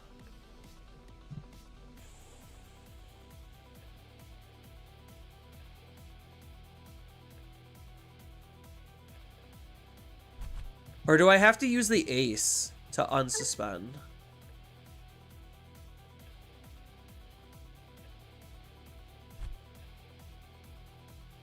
See, this is the part where it's kind of just awkward. I think I do just suspend this.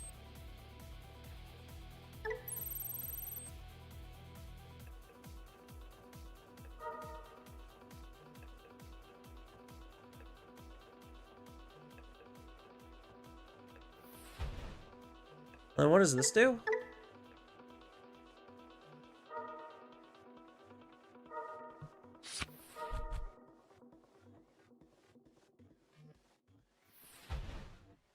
Then what does this do?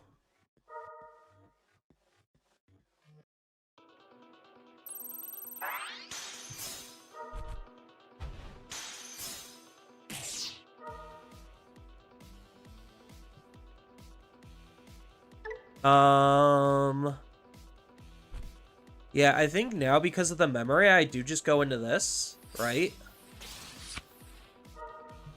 Suspend.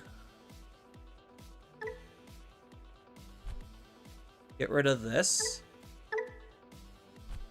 Or does it not matter? What does this do? When, these are both during your turns? Okay.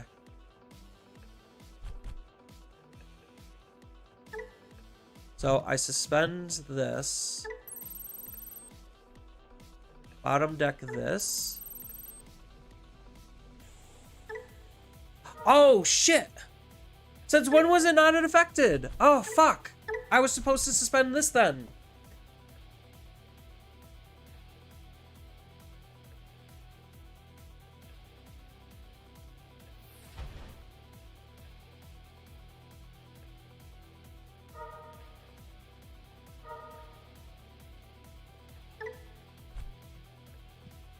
Oh, shit.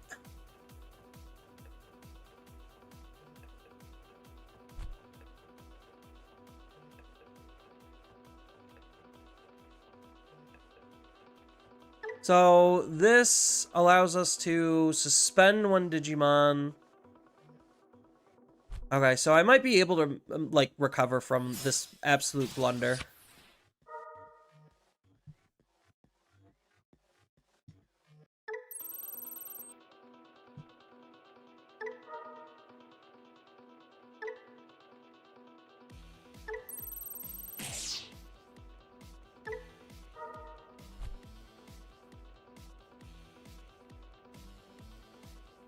Oh, okay. So now I attack into here with piercing.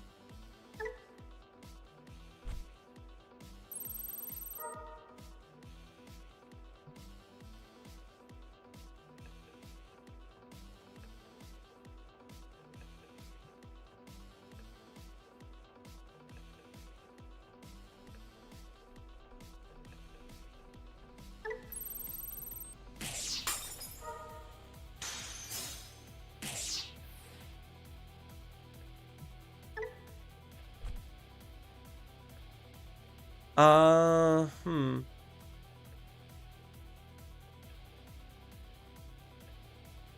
Do I just hard play Kakatori then? Because I fucked up so much? Because, this will let me unsuspend. Then I need something on the field to suspend.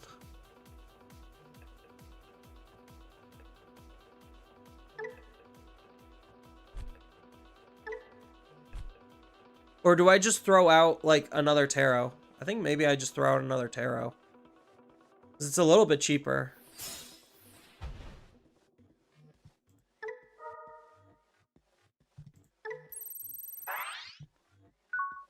Oh, why didn't I get Vortex?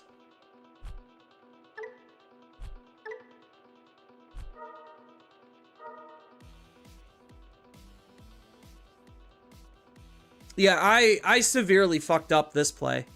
Severely fucked up.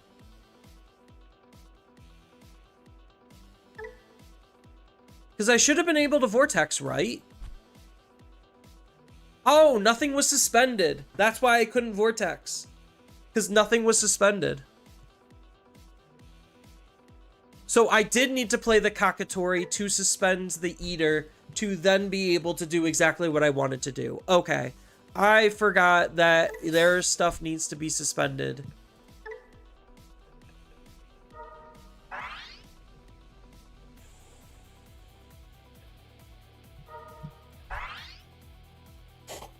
So I just hardcore fucked up. That was my issue.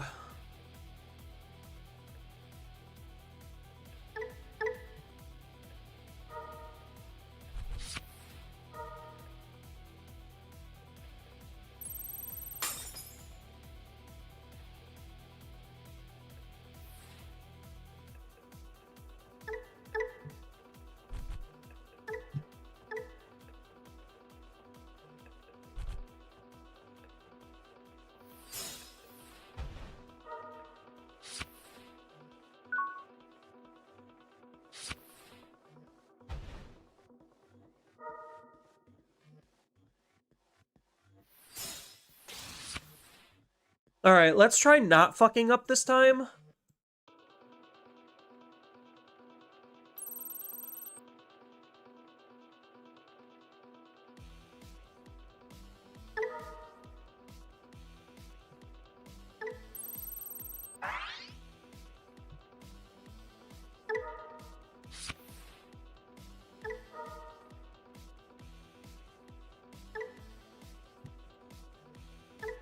All turns, you get to play one errata. Opponent's turn, because it really doesn't matter.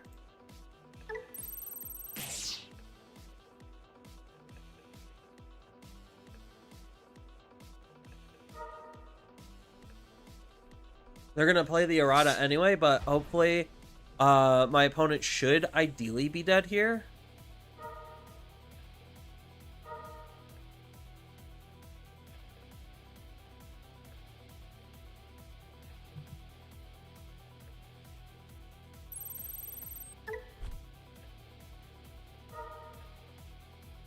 I don't understand what the point of them doing that is.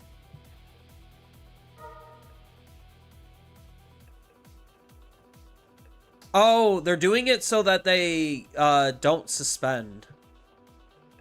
So that I can't suspend their Digimon.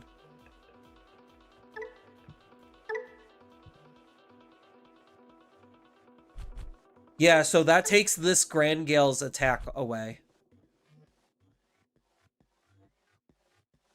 By doing that. So now I have to try to figure out how to actually do 2 damage.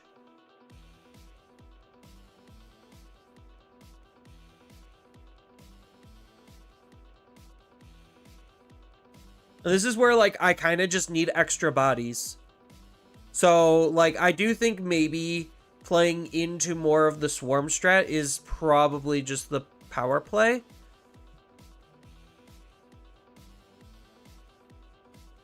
Because I'm already immune.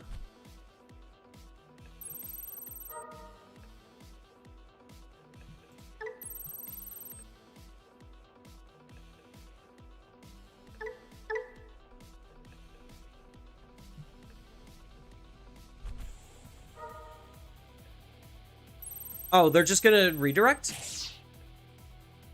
That's a mistake.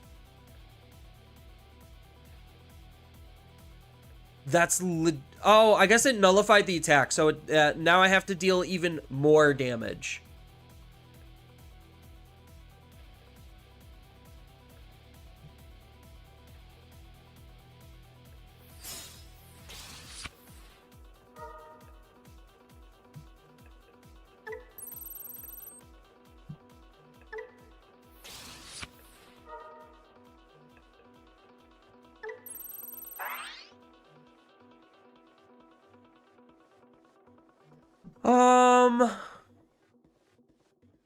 He's got Mem Setter, so what? I just play out a Shoto and call it good?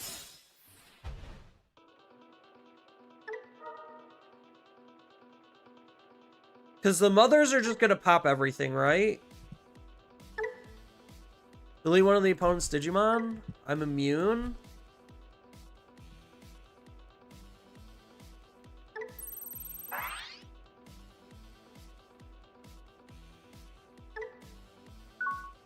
Yeah, so I could Vortex there because of this Shoto.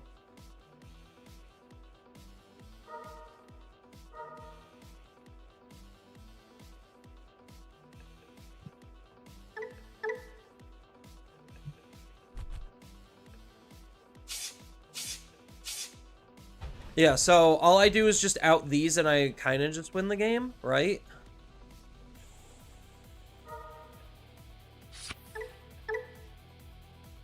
Oh, Rush and Alliance?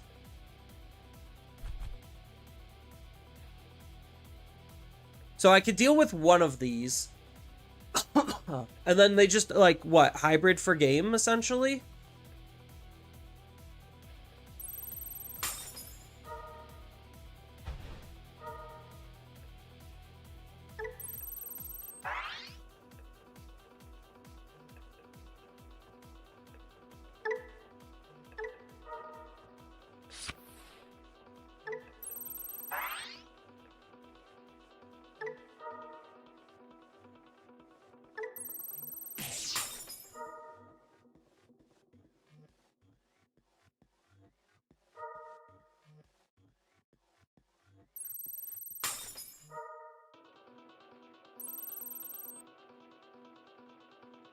I mean, I effectively took away a lot of his aggro.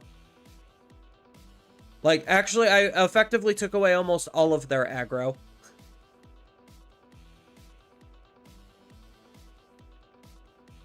Yeah, I think I do have to, like, re-examine how this deck wants to be played. And I think, like, maybe the notions of trying to play specific cards because they're good is, like, actively holding the deck back.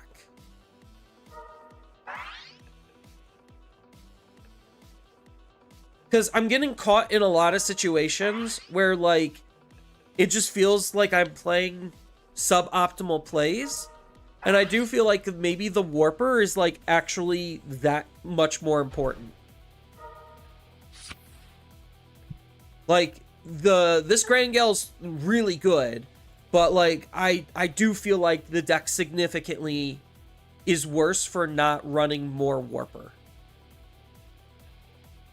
Like, protection be damned if you're doing what you're doing correctly. Like, Vortex already is just, like, super immune. So, like, I fundamentally don't think it matters. So I think, like, we're literally just playing Vortex wrong.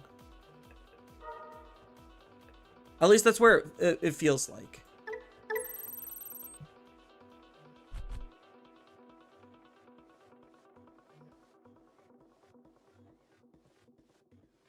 So he could alliance me.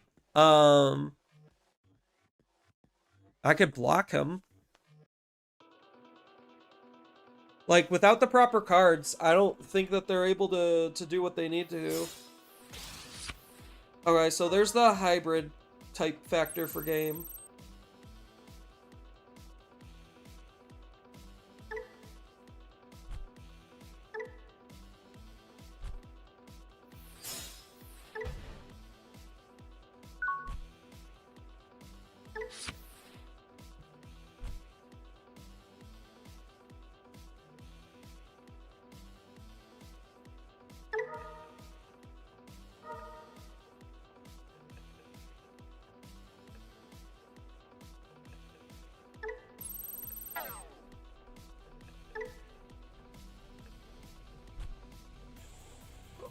Okay, so I can't suspend this, so that's unfortunate.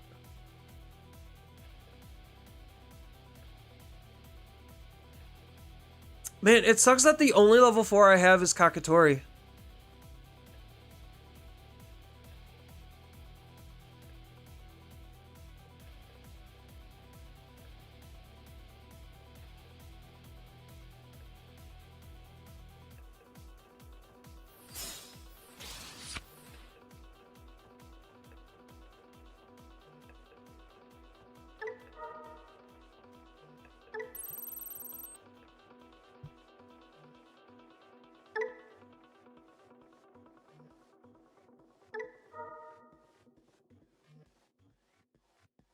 I mean, I guess I might as well just battle the mother, right?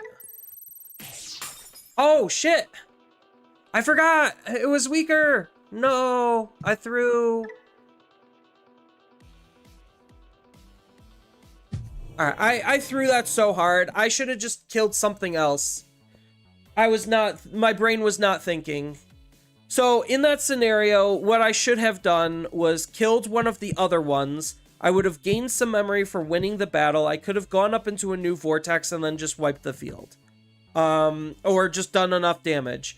Because I think, like, when my vortex suspends... when I do my vortex to suspend by an effect type thing, then, my other vortex wouldn't become immune. But I should have technically had enough damage there to go up into another, or enough memory to go up into another vortex and just do the thing. So actually, I do want to edit my vortex because I do think we're playing this deck fundamentally wrong, which is, like, hampering its performance. Aces are bad. Don't run those. I do think the protection is mediocre, as good as it actually is. We just, like, actually need to see the Warper. I think the Shoto lineup is fine. Maybe this Shoto is, like, actually bad. So, I think this, and then one of the bad Shotos. One of this Shoto. Because we have this and we have this, so maybe we take out one Kakatori for another Tamer Setter. Increase these a little bit. I think the Palmon has to stay. It's, like, just still too good to not use. Like, out of all the non-archetype stuff, it's just too good. I think we could get rid of one of these for a Scramble.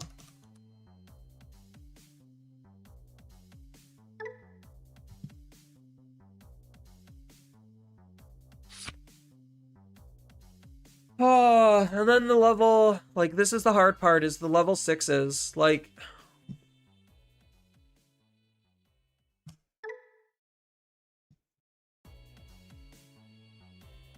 because I like this card, but I don't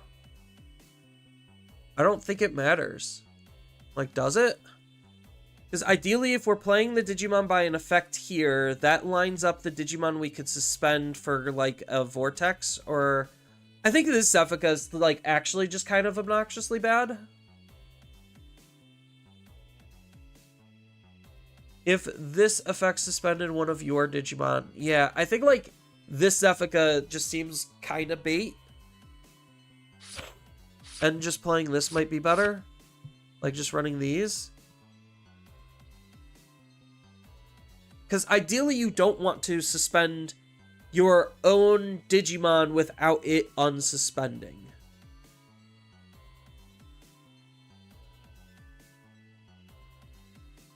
Or because of that, maybe do we just run the other one? So when we Digivolve, we get to unsuspend one Digimon, then we get to suspend. Yeah, so no, I think we do just keep this. It does make, like, this really bad and awkward, but, like, that's fine.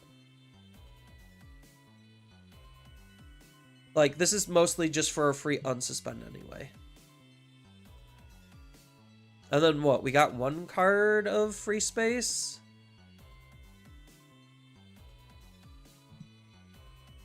So do we... Maybe we do just run one of that one? Or do we run an ace or a starter deck?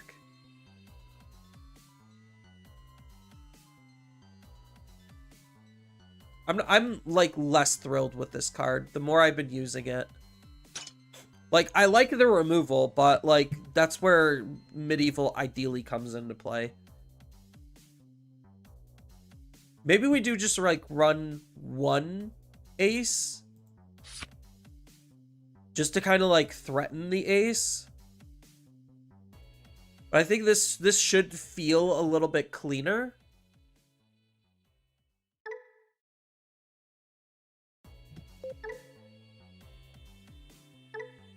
Because, like, if the idea of the direction of the game is based on the rebuild, then we need to play towards that direction.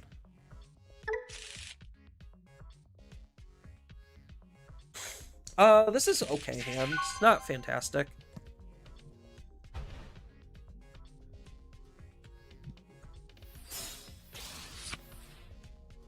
The Mucho can go pretty hard here.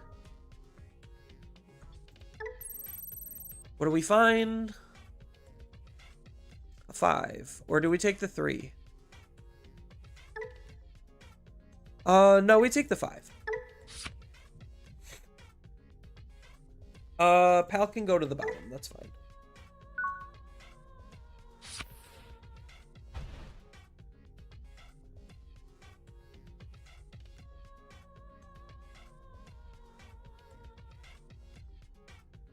Oh, isn't there a tournament today or something? Is that why my viewership is like so bad? Is it because like there's a tournament going on?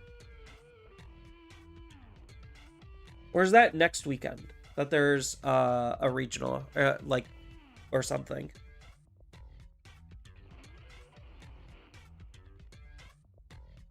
Fuck if I know.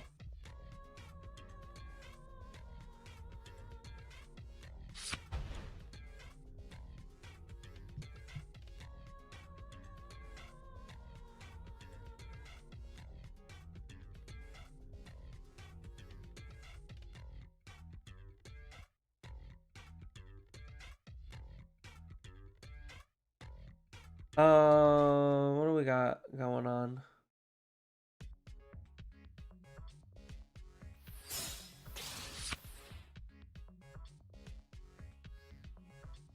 Oh, that's Dragon Ball. I don't want Dragon Ball.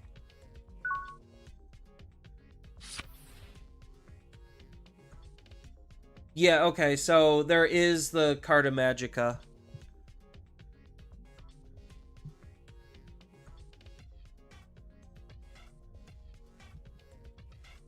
If this is the case, then I think maybe I just do this to Digivolve into Grand Gale.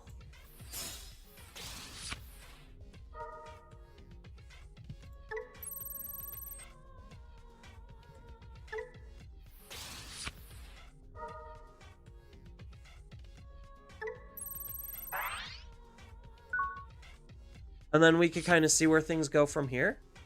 I am giving my opponent a lot of memory by doing this. But the Grand Gale having Fortitude is, like, actually kind of obnoxious. So they actually do have to respect that.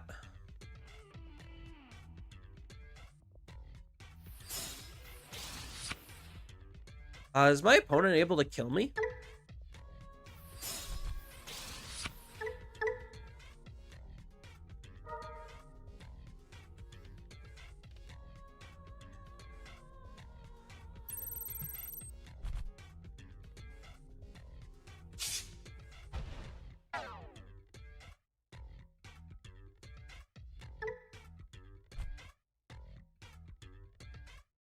Like, I don't care if they do a lot of damage. So they get to give it Rush. And then it bounces back. But they're gonna use the effects.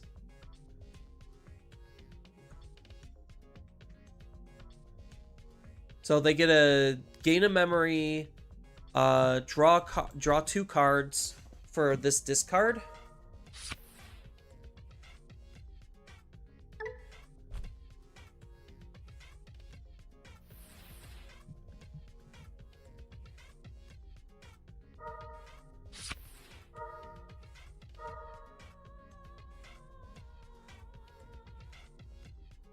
And then give it Rush.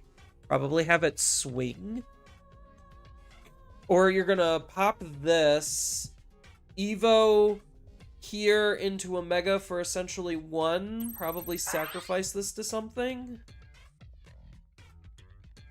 Isn't this once per turn? It is. Yeah, they don't particularly care. It did its job. So what are they doing then?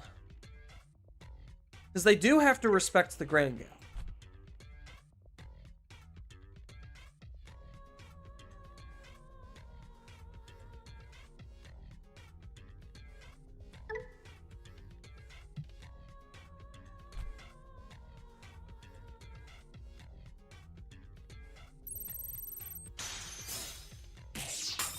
That was a brave swing. I don't think I would have took that risk. Set up an Alice? Okay.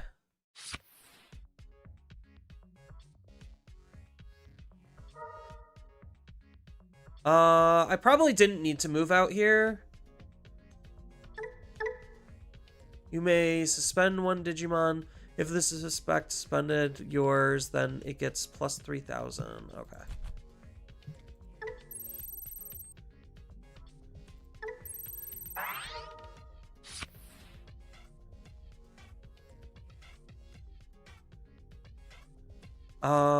Swing?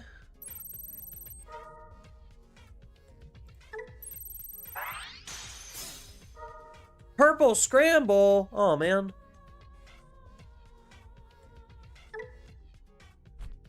So, I think I just go into Medieval here. Like, the only card... They could do either of the labs. And then, the lab is gonna die because I'm most likely gonna set up Medieval here.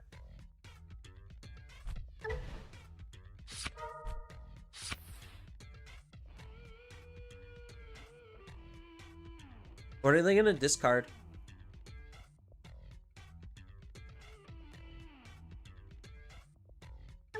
Theoretically, I could just actually use Zephica. So I get to suspend their Digimon down, unsuspend mine, Vortex swing into it, and then use the effects to play out Muchomon. Muchomon, search me for like a Shoto or something. I only gain 1 memory back. So I'll be at 1 here. Or they'll be at 1 memory with a clear field. And I get to develop an extra body. So I'm like stuck between deciding if I want a Medieval or if I want a Zephica. Medieval's arguably the easier answer and probably the harder card to out.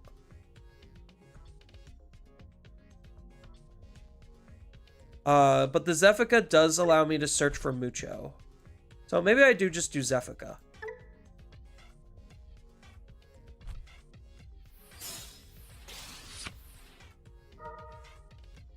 It also chokes better.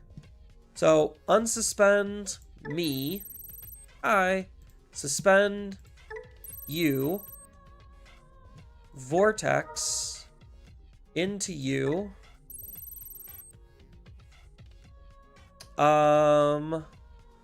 Unsuspend.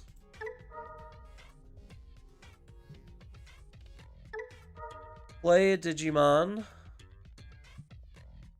Mucho. Mucho suspends itself. I guess, sure, just take the Vortex.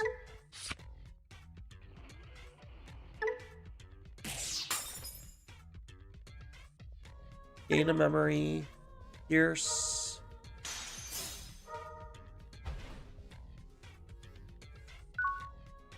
Okay, I think we're in an okay spot. I think Zeph is the safer play. Yeah, it allows me to do more things. Medieval's kind of just like the Floodgatey-esque type play. They would be at 2, their Digimon would still be gone. And then the Medieval would threaten if they were to try to hard play any Digimon, which knowing their deck they wouldn't be able to do. So is this basically just like Anubismon? Like, is this Anubis and Cerberus Rush? Like, is that what this is? Because I'm kind of like confused and slightly lost in their sauce on what the goal actually is.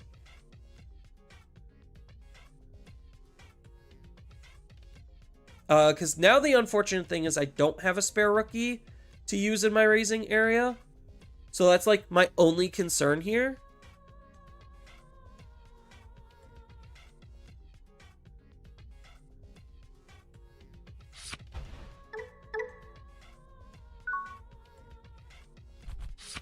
Okay, never mind. Just draw into a Palmon and just, yeah, you're fine.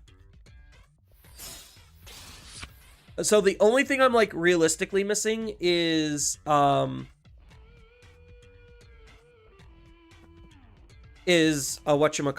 a Shoto.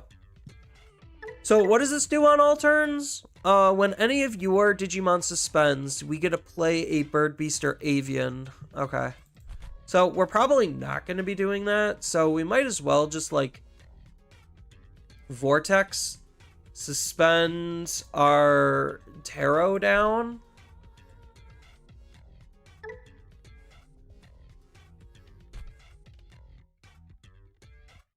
And then, we won't be able to swing into their security, but we'll be able to sit on a Vortex.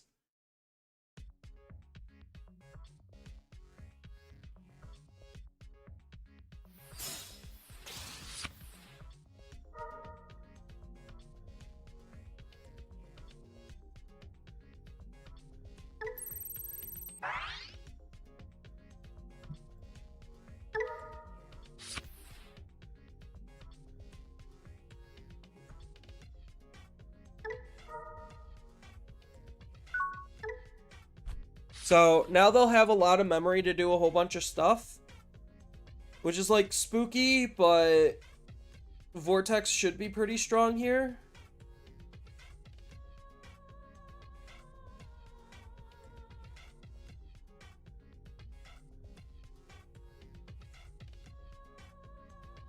So, like, there was an argument to try to, like, go into a medieval or something, in this instance, and then just sit on medieval, because they can't play a Digimon by an effect, which is unfortunate. So, now they're just gonna have free memory to do whatever they need to. Like, I'm immune, so... And I could maybe try to use Vortex to, like, fuck up some of their plays. We'll see what they're cooking.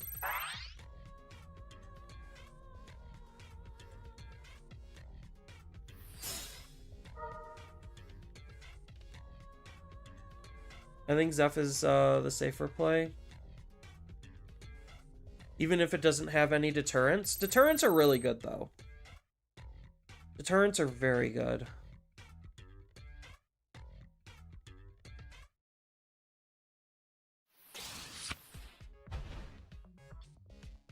Yeah, because they're going to try to use Alice to delete a Digimon. So they're going to use the werewolf mode to play out a Digimon, and then Alice sacrifice it to get a free Evo into their 6.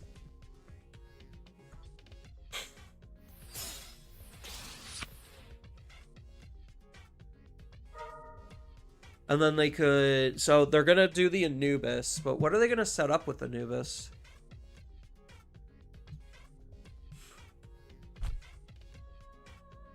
Like, I don't think they're going to be able to kill me from here, right?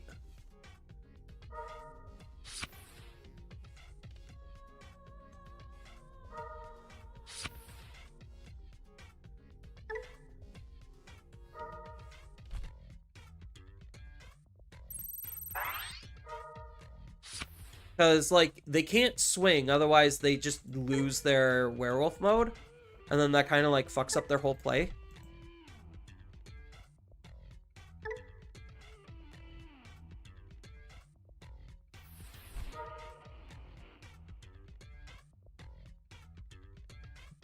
So now they get to gain that 1 memory, finally.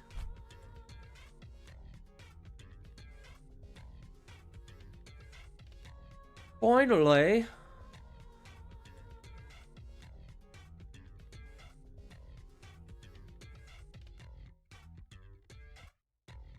Yeah, I do think, like, thinking about the game, knowing that, like, if you don't deal enough damage, you have to rebuild, like, really does seem to recontextualize things a little bit more. I would have loved to have a level 4 in my trash. So that way I could line up a warp play if I had a Shoto.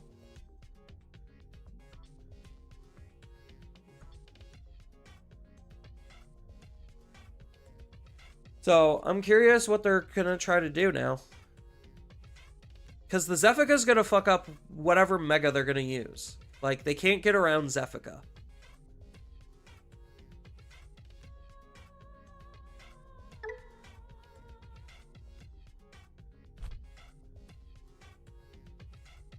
And, like, that's the big problem that Zephica permits is, like, decks that don't have an answer kind of just lose.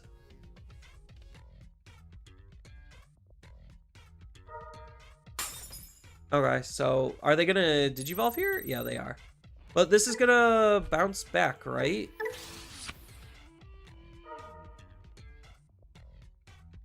I mean, I guess it doesn't matter.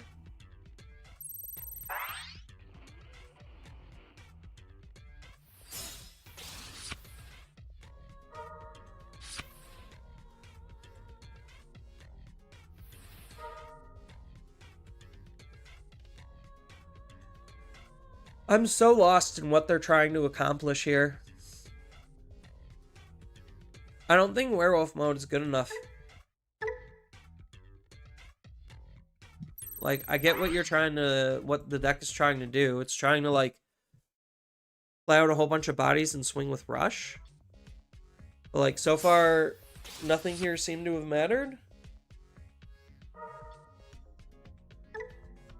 They get to gain 1 memory back for doing this. So they get to go to 0.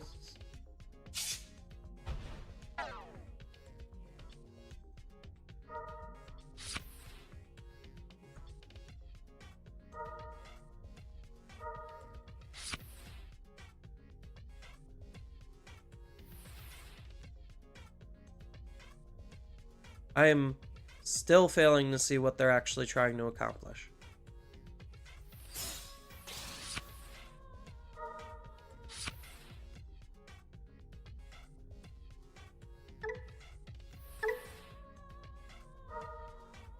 Yeah, then why didn't they do that on this one?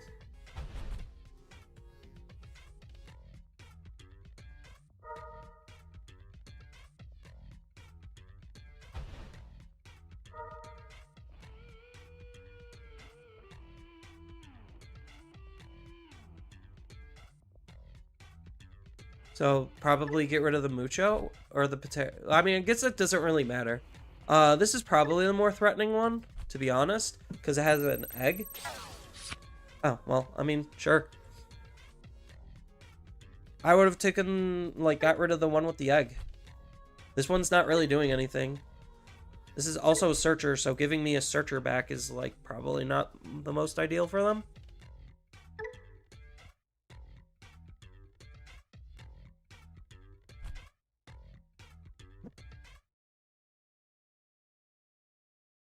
So they could Evo into an Anubis for free, delete the Terra, play out... What? Another Cerberus or a werewolf?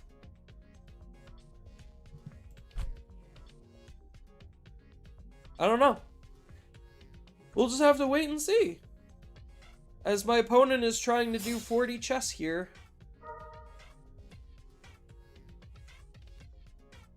Oh, they do get a gain of memory back, so they do get a keep turn because they have the mat set up.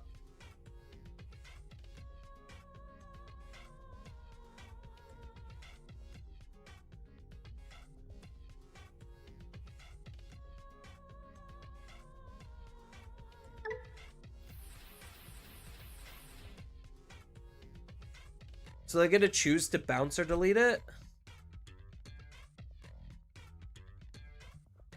What are they gonna play out? Oh, they're gonna play this out, right? No, that's pointless.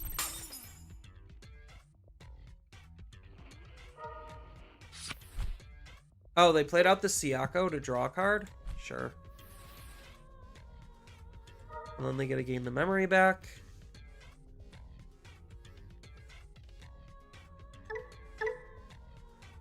That's once per turn, so they already did that. So they can't use another level 7 or another level 6. Ruin mode. That was their whole big plan.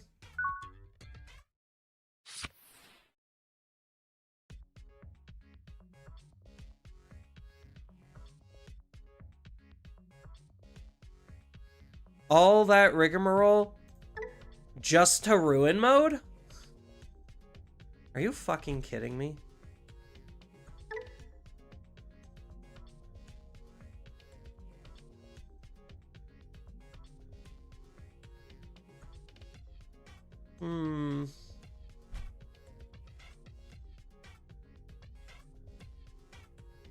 So I just hard play ruin, like I just hard play medieval, right? That's like the easiest play line in the world to do.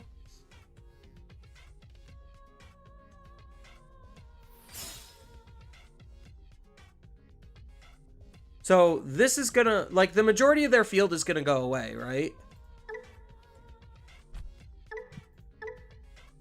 You get to play a blue or black level 3 from your trash or from your Digimon's Evolution source. At the end of the next opponent's turn, return it to your hand. Yeah. So, this is just gonna be bounced back anyway. So, I think we do it on...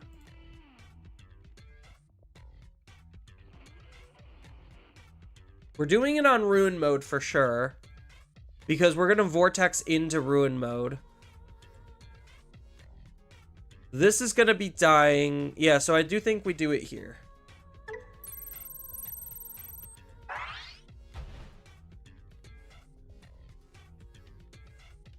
So, let's activate his effects.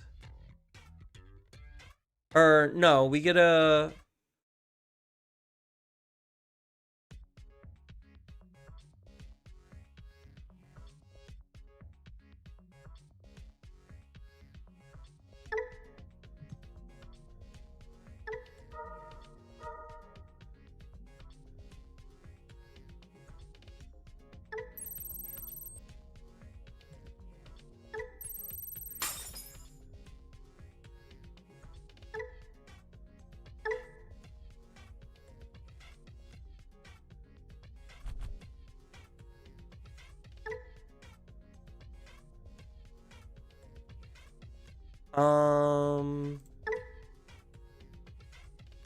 And then we get a vortex.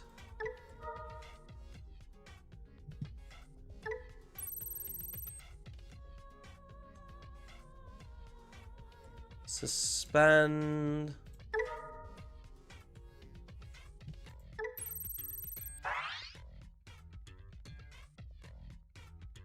Unsuspend. Battle.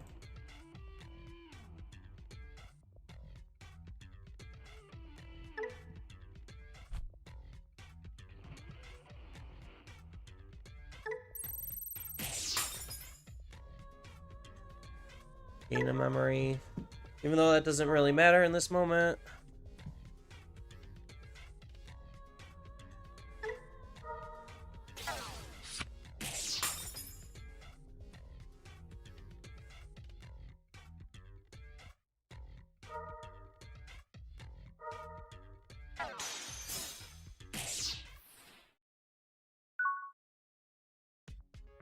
Cool. They have successfully done absolutely nothing but be annoying. I don't think their plan was to ruin Turbo. I think they just realized that they couldn't out my body. Probably.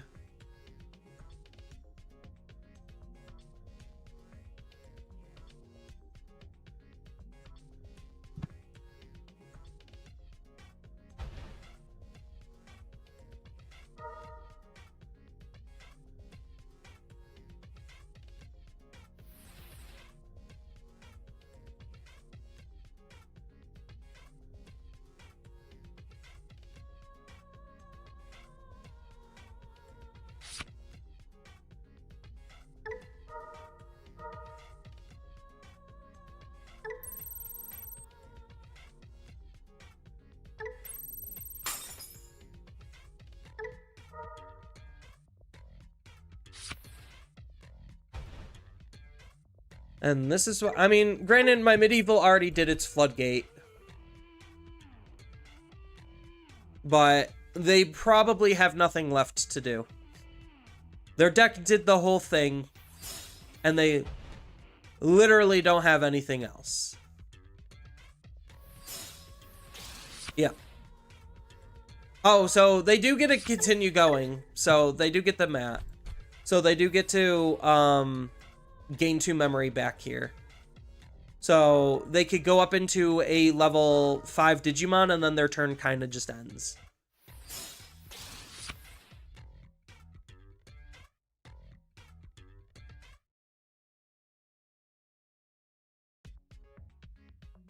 Yeah, they're like stuck. They can't win. I Zephygood, and then they just can't win. That's literally how most things go. I Zephyga, you don't have any removal options, you just will not be winning this game. Jump through as many hoops as you want, have as many cards in your hand as you want, like, you're stuck. You can't do anything else.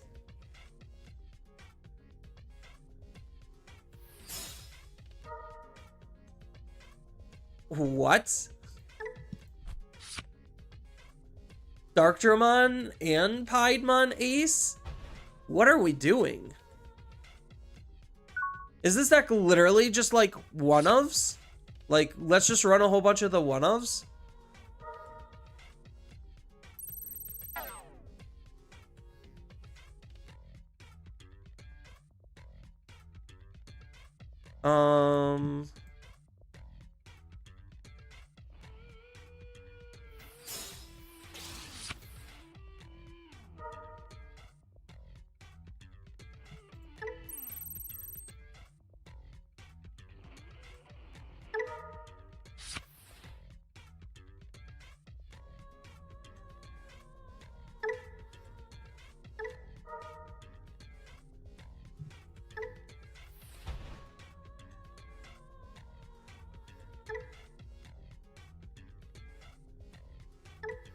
Do I have anything that's actually gonna enable suspend? Okay. Yeah, I do.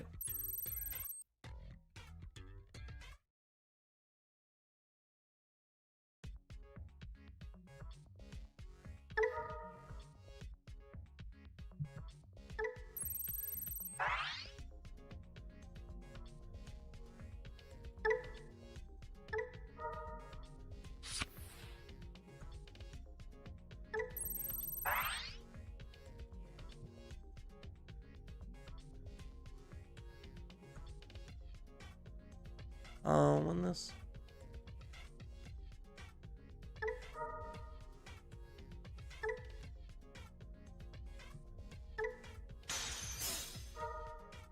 Oh, shit!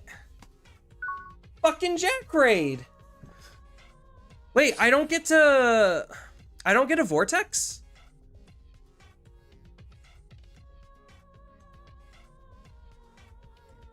Fucking Jack Raid insecurity.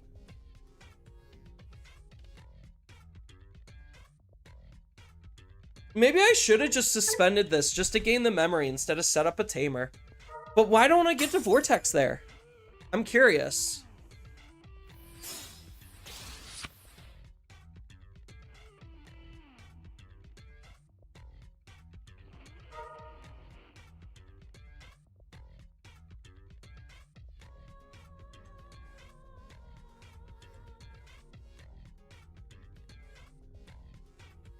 No one expects the Jack Raid?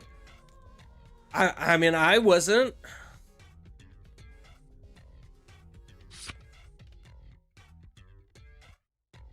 It definitely got me. I'm sure there's a reason why you don't know, though. Fair. I mean, like, I kill their main stack as they do stuff. So, like, I severely limit what they're able to do. Pharaoh?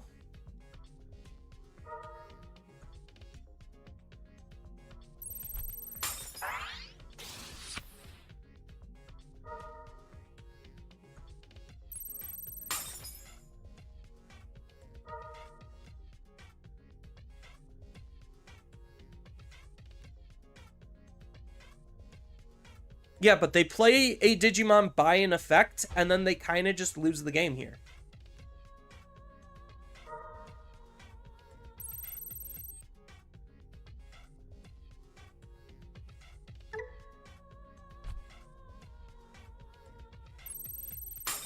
Oh! They delete my Digimon. Okay. That was kind of huge, though.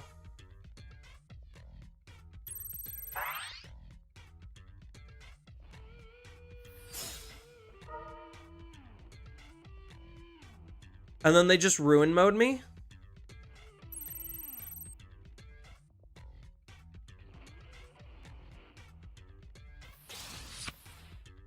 Oh, that'll delete my Shoto.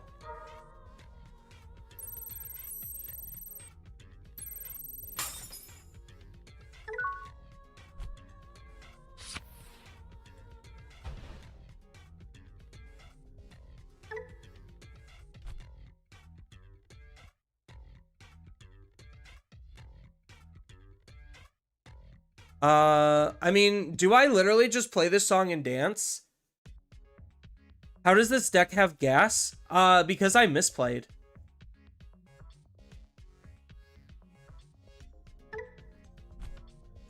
That's how, is because I misplayed.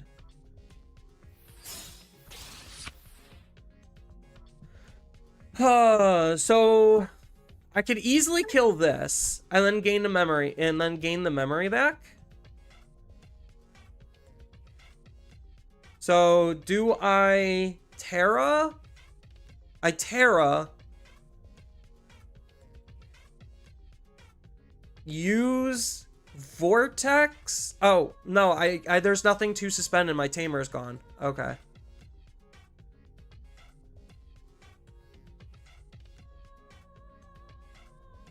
So they really put me in a pickle here. So I think I just medieval here, and then like they reasonably shouldn't be able to do anything, and then they just automatically lose the game.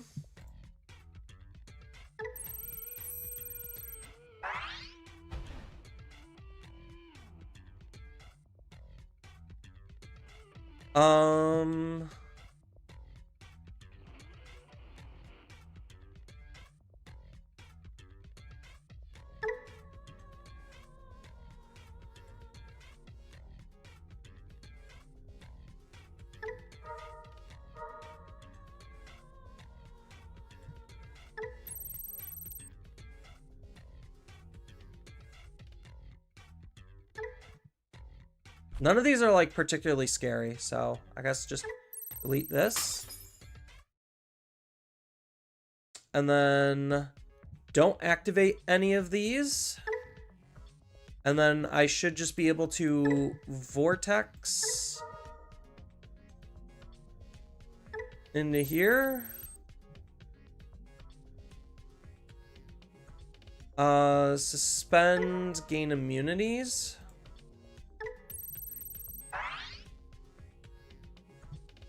Unsuspend.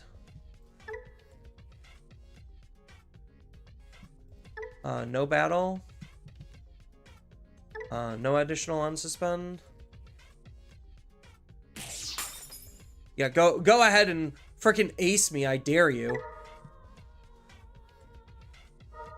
Purple level 7 ace my ass. Yeah, so this was the deck. It's just revive a whole bunch of shit and then Anubismon give everything rush. So they won't be able to deck out, but they're not going to be able to win. So they'll literally be in the exact same position they were last turn. Just arguably a little tiny bit better because actually no, they're just worse. Like they have to win this turn and they can't. They literally cannot win this turn.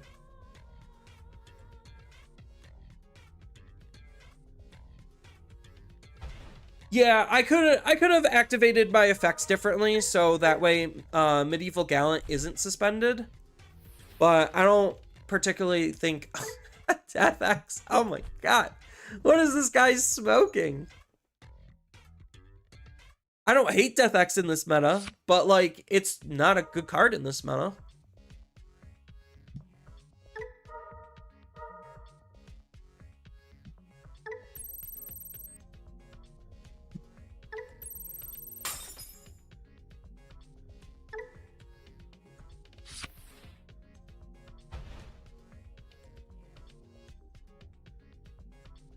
Yeah, they're literally just playing some hardcore purple jank. And now this is literally their last turn. If they do not do anything to win the game, they just automatically lose. Oh, God. Yeah, one little misplay and it gave my opponent 2 extra turns. I mean, but it still doesn't change the fact that they, like, literally can't beat Vortex. They literally cannot. Yeah, now their turn just ends here, right?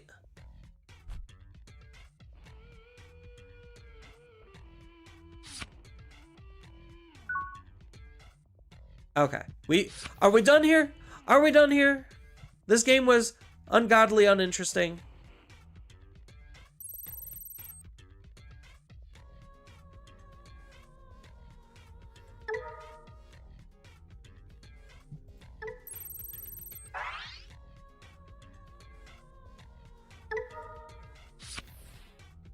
Like, this was literally just one of the biggest exercises in futility that I have ever seen.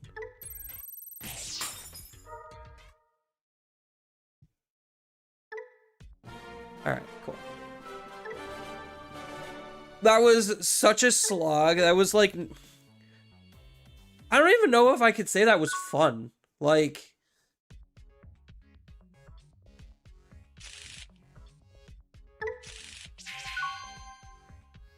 not the greatest hand. Whoa! Black Koromon? One of the most unnecessary cards in the entire game.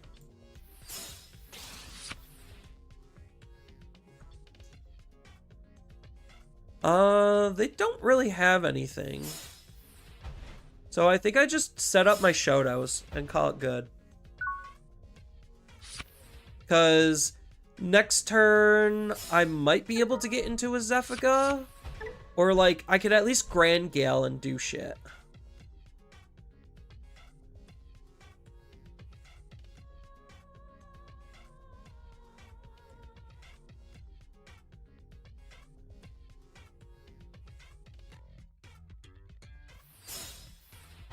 Hard play a Guru.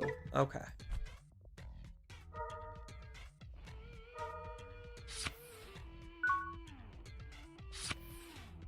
Ooh, that might actually just be better.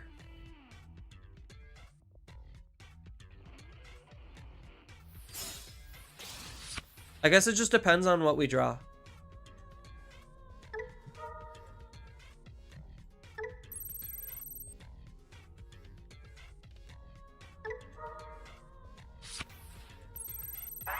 So far, we're not drawing into anything.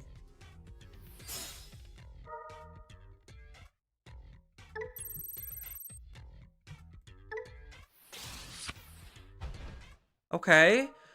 Backup Grand Gale, not terrible.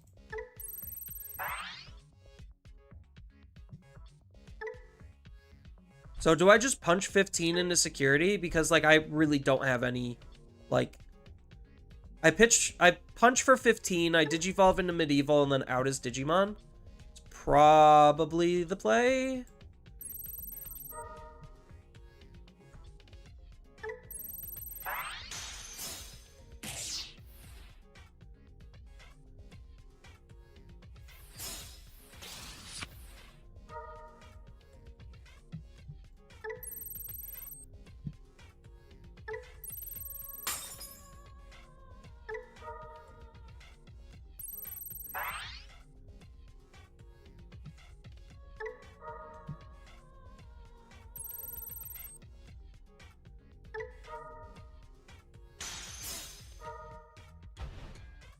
Oh, man.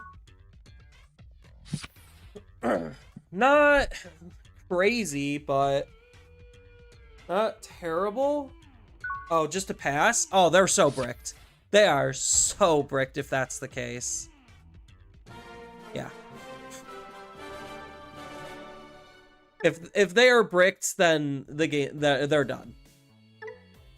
I'm already breathing down their throat with a medieval Gallantmon. Sometimes that's just how adventures be. At least like Omnimon, you just hard brick and then the game is done.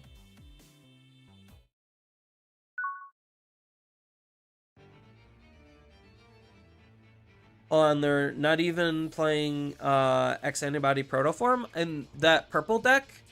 No, it didn't seem like they were, and it didn't seem like they had any reason to. This is not entirely great.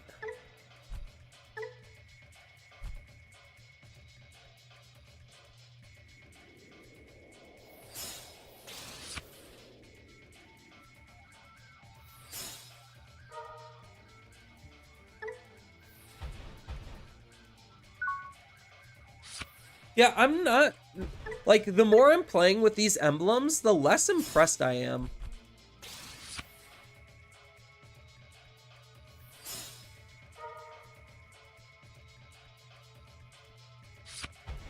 Okay, they're still digging.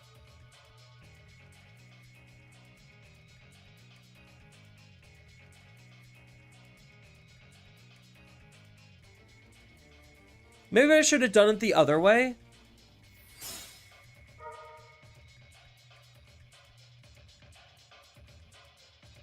Ooh, Magidramon.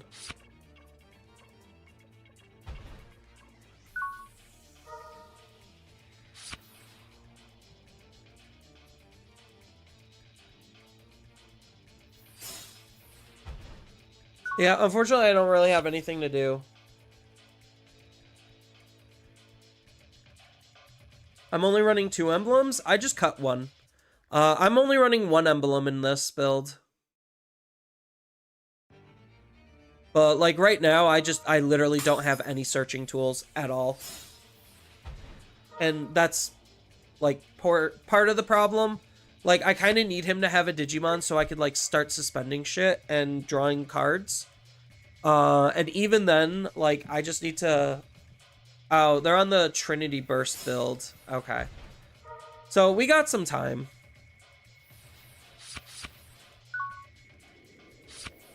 Mucho?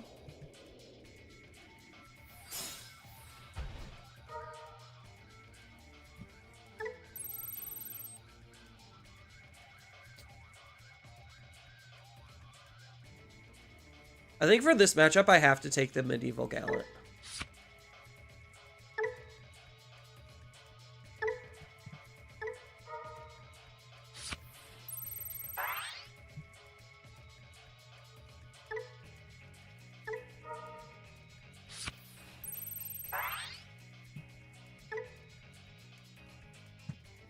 Do I just hard play Medieval Gallant here? Or do I just, like, hold off one more turn? Just play this, try to choke a little bit. Probably this. Not exactly what I wanted to do, but that's fine. The fact that my Muchomon is, like, 7k is, like, actually kind of hilarious. So it means a lot of his, like, removal that he would want to consider using just sometimes might not work. I highly doubt that they're going to waste this offense training just to try to develop a board state.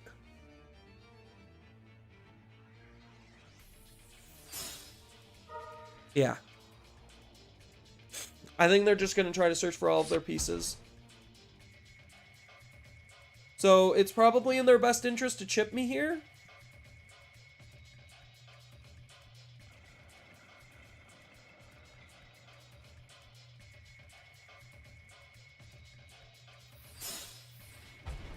Oh, set up the tamer? Okay.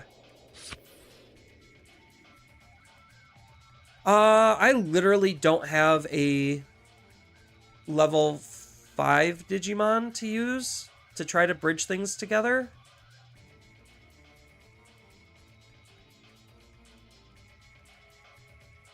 But this is like, I know I'm on a clock.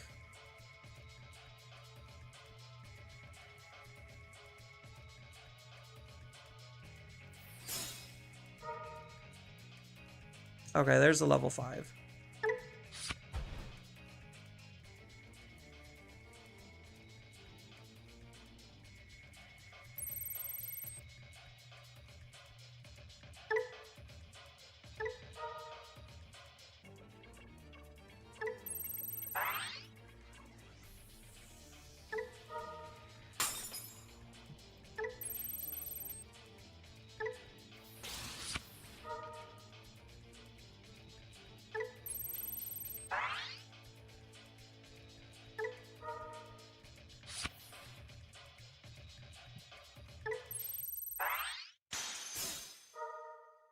Another offense?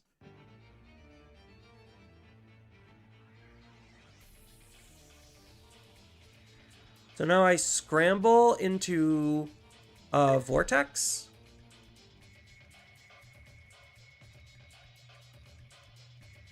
Yeah, this is scramble into Vortex.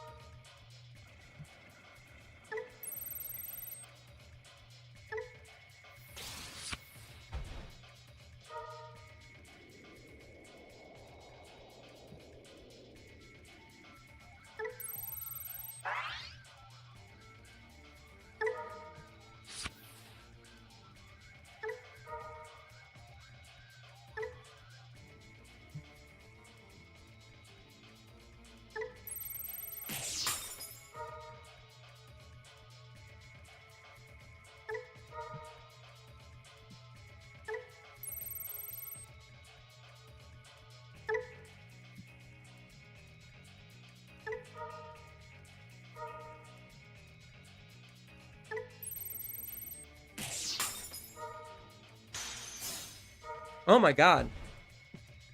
All of the trainings. Shit.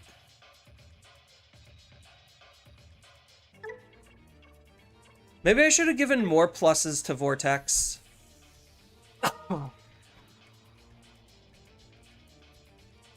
But I don't think their deck can beat Vortex anyway. I literally don't think that their deck can beat Vortex. Oh, especially since they didn't, they don't get the X effect off this. That's huge. That's legitimately huge.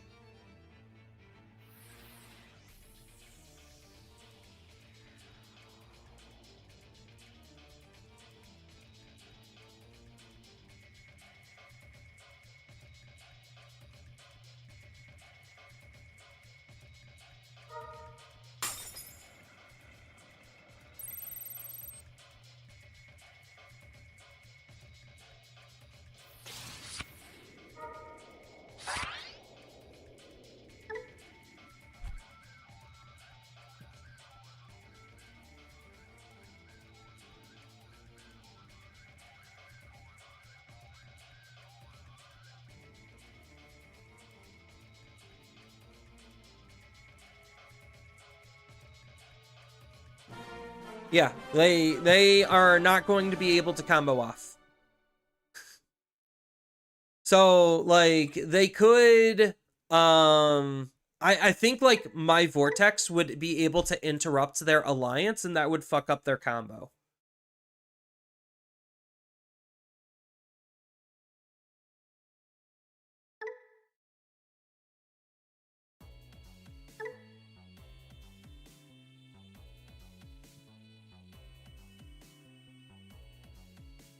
Yeah, like, I still think Vortex is fine. Like, he's still a very serviceable and solid deck. He does feel a little bit better since I made those changes. Like, he does feel a little bit better. I think maybe I should still take out the Zeph Ace. Because, like, this card's kind of still just, It's very,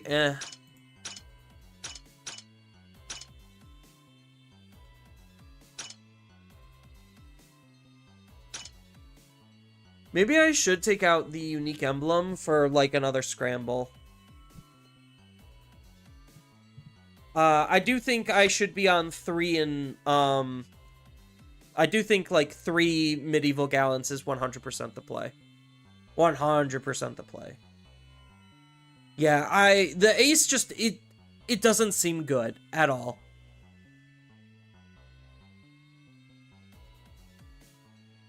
Use EX11 and EX7. So, like, my only thing why I'm not running EX7 is because it can't unsuspend itself, and, like, it just makes things a little bit clunky when it comes to how it works. But, like, theoretically, the idea of removing 2 bodies with it is, like, very nice, but you have to have that setup, and that's, like, arguably more setup than what you're reasonably gonna have. So it's just easier to use Medieval Gallantmon to just straight up delete the opponent's Digimon, rather than try to jump through some hoops to bottom deck it.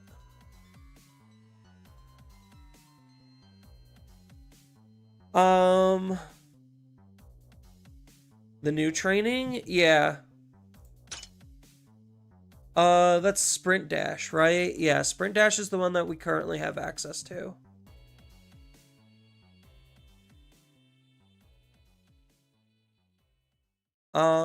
So take out 1, put this in.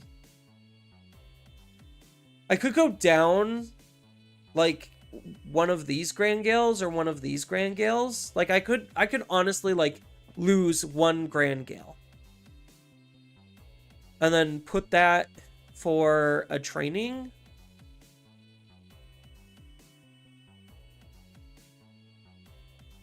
But, like, both of these Grand Gales are, like, actually somewhat solid. Like, because you want to make sure you have enough Vortexes, but you also want to make sure that you have the Warp. Because the Warps are just so important.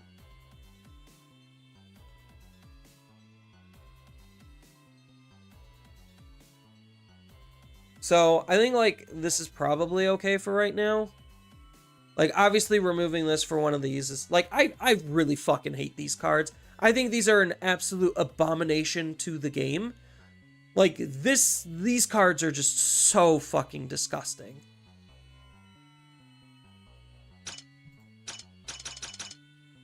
I'm almost thinking maybe going, like, losing the unique emblem for this, but there's value in the emblem, so I'll keep it as a 1/1, and then I'll just run the Shoto that plays out the Digimon. Yeah, play a level 3 bird or avian from our trash. When suspending, suspend... Yeah, and then end of your turn, being able to suspend the opponent's Digimon down is actually pretty huge. So, like, kind of just stealing ideas from, like, what Medusa is doing is, like, kind of just what you're wanting to do here. So maybe the correct answer is to take down a Grand Gale and play an additional training or something. You're also using Immune Grand Gale. I'm not... I would, but I feel like 9 out of 10 times I'm just trying to get into Vortex anyway. So, like, if I'm doing that and I'm doing it correctly, I shouldn't need the immunity Grand Gale. I feel like the big thing is just getting up into Vortex is like the most important thing in the entire deck. And like the idea of running the EX11 Grand Gale is not for, like, it's in part for the Swarm strat, but like it's in part because of the fact that we need to rebuild as quickly as possible. So that's like the gimmick of it is like, hey, the way the current state of the game is, if my Digimon were to like be deleted or whatnot, I need to rebuild and get back up into the game as quickly as possible. And like, that's what this card is allowing you to do. Yeah, I think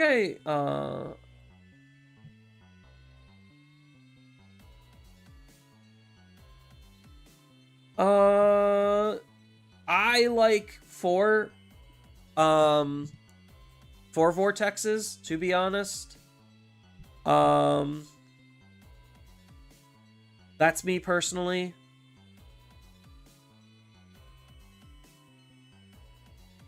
One scramble, two. Yeah, so you're down. Yeah, you're not playing this showdown. You're just playing a different option instead.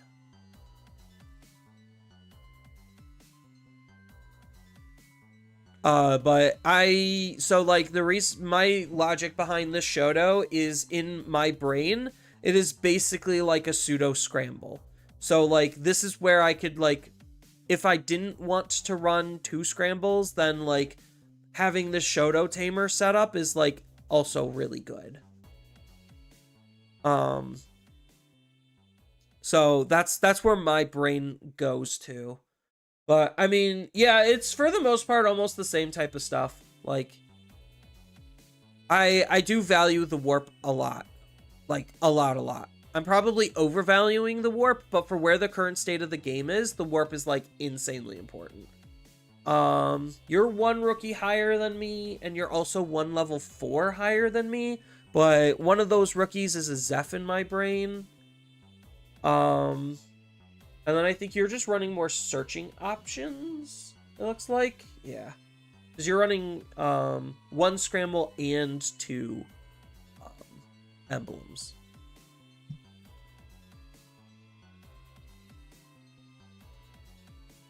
No HPD? No.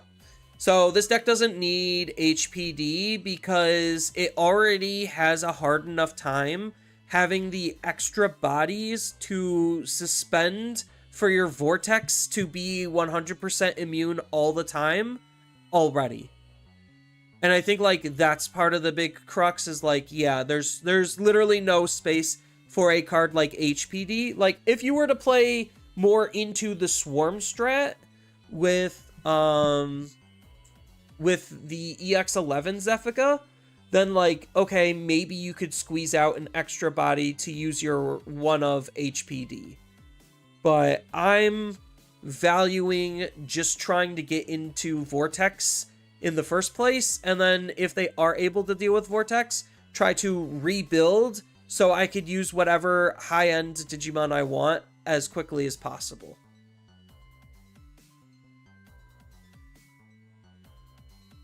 You don't know why your deck order is messed up? Probably, like, in some kind of a setting. Because, like, the big thing with, like...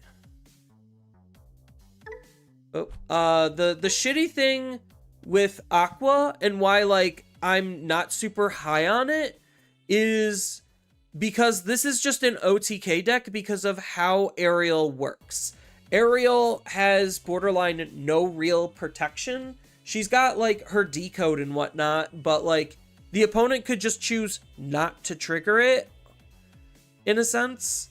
Or, like, try to remove anything that's, like, threatening out of the inheritables if they're playing, like, Imperial or something. But, like, I think Aerial's big problem is, one, her warp is arguably the worst warp out of all of them. Like, literally, her warp is just that bad. And then the other big factor is, if you do, like, let's just say, scramble into a warp into a level 7, like, make those types of plays, you won't be able to attack or make use of your Digimon, and you're just praying that removing the opponent's Digimon or spawning a wide board is, like, good enough. So I think, like, she's just more inundated with trying to be this hardcore OTK deck. Similarly to Sendril, rather than, like, do anything reasonable. Like, you could probably... So, like, if anyone wanted to probably play, like, a Puppets deck, like, using the formula from, what's-its-face? Oh, God, I'm blanking on its name.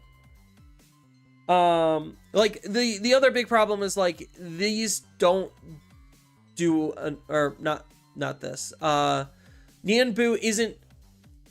Nyan Boot is arguably one of the weaker of the level 7s. So, like, getting up into Nyan Boot is not that much more beneficial than going into the level 6s. Like, that's kind of, like, where my mindset is coming from. Is just, like, going up into a Nyan Boot isn't going to be winning you the game. And then, like, the warp play off of the Ship Hero is also not very good because, like, again, this card was designed as, like, the first initial templating of this, so it's obviously going to be the weakest stuff. Because if you look at Rocks functionally does more. You look at I guess who's the emblem wielders? Emblem. So, like, you look at all of the emblems. This is pretty bad. Because, again, the level 5, like, it helps you climb, but the deck doesn't need that. So like, that's the big problem with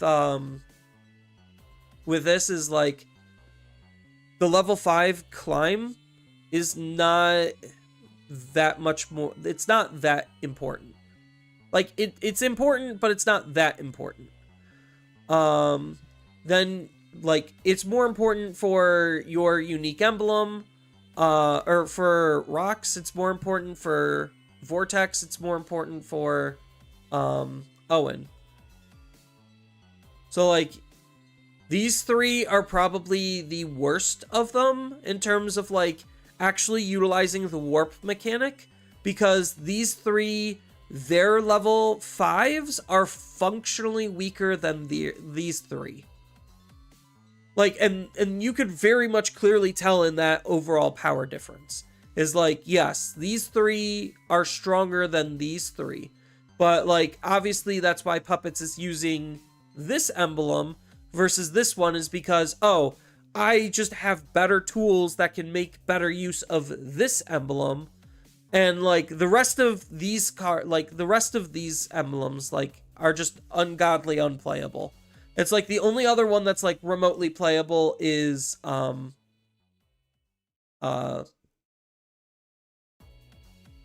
Heavy Metals.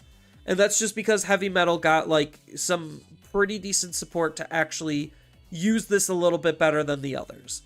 So, like, this emblem is just awful. It is just legitimately terrible. Borderline worthless. Outside of the fact that it's obviously a searcher, but the deck is so underpowered, it's, like, not even funny. It's, like, not even worth playing. Bees just has functionally better things to do than run Winner. So, like, Bees uses this as, like, a 1 or 2 of search at best, and that's kind of it.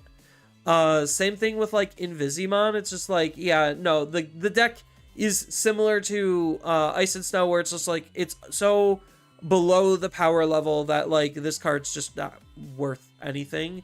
And, like, this one's kind of complicated because half the time you're digivolving mid-attack all the way up into your high-level Digimon. So there's like no real actual room to use this one. So like just from the way the decks are designed, they don't complement the emblems. Yeah, and even then, like, so I'm using the emblems as like an example or placeholder of their level 5 Digimon because I couldn't remember all of them. So like when it comes to like when I was talking about the emblems, I was more so talking about their level 5s, because if we look at like the level 5s, Liberator level 5. So like I know there's not that many. There it is.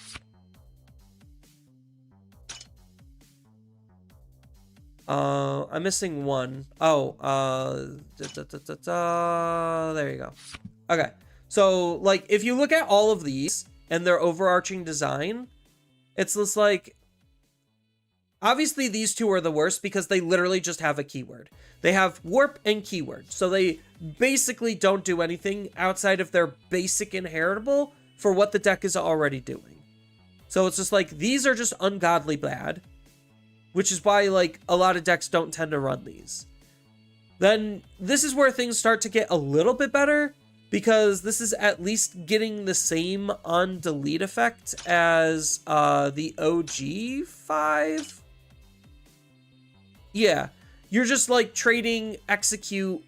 You're trading the execute ability for the warp ability, which is like fine. It's not fantastic, but it's fine. It's a way to try to get back up and catch back up. But because this is still just a better level 5, it makes running the warp less reasonable in a sense. Then you look at the other three where it's just like you have these, and all of these are doing something like actually incredibly strong. Like on play, when Digivolve, when attack, not limited to once per turn. Absolutely insane. Like, very powerful card. Then you look at this. When Digivolving, when attack, it is once per turn. But it's just such an easy card to use. Like, these two cards are just so easy to use. Grand Gale is a little bit weaker, but it's still not, like, terrible. Because of the fact that, you could use it with, is it literally just Terra? Yeah, it's literally just the Terra stuff. So it doesn't work with Mucho. So like it's from like all of the supplementary support that makes Grand Gale awkward. But like comparatively what it's doing versus what some of the other stuff is doing, it's not. It's very reasonable. Because the idea is it's setting up your secondary body to then use that secondary body to suspend 4 effects. You don't want to always just suspend your main body if you don't have some other play lines instead. Because of just how Vortex works. So that's kind of like my overall philosophy on these, and why like you could kind of like copy the deck formatting of Lamia for or like the deck formatting that Prague and Lamia are doing for Grand Gale at the very least. I do think like this is probably reasonably okay still, just because of how Ghosts works. It's just Execute is probably still just better, so that way you could like do other cute plays. Play rocks? Want me to play rocks? Oh, why? Oh, I need to delete this. There we go.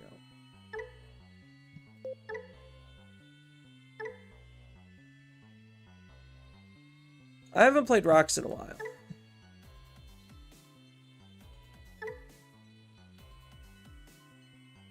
I need to know if Ukamon is still worth using in your deck. Ukamon 100% is worth using. I would not cut Ukamon out. So the reason why I wouldn't cut Ukamon out is because the way that rocks OTKs is off of 4 memory. Or not 4 memory, 4 security. So you need a way to turbo your egg and deal chip damage, and Ukamon is the only card in the entire game that lets you do it.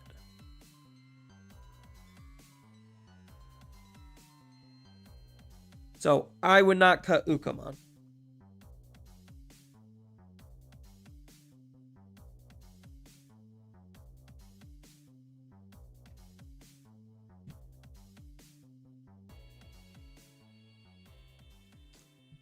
Is my DCGO old? It shouldn't be. Like, I'll do a quick refresh. Just to show you what version I'm on. But it shouldn't be old. 1.56, is that new? Like, is that a new official build? Or is that a test build?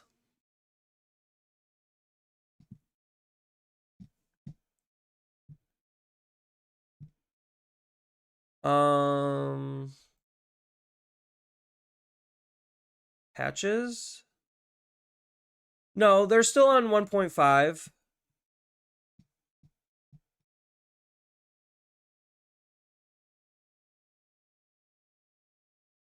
So like 1.56 I believe is like the beta build.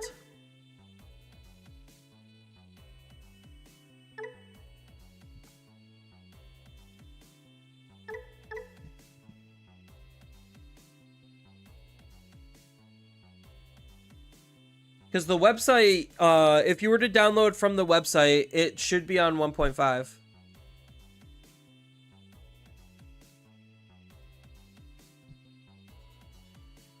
Yeah, I think you're on, like, the beta build. Because if I hop into the beta server real quick...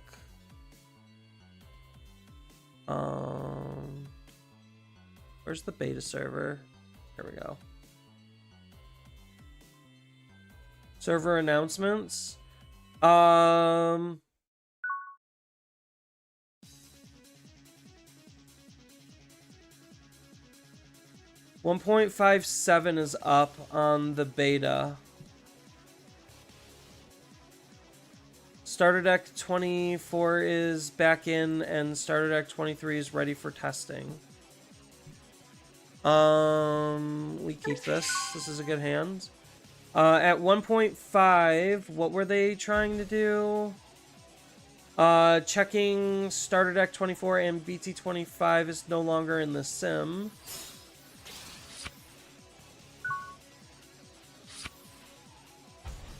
You're not in the beta? Okay. Well, I mean, I'll, after this game, I'll, take a look.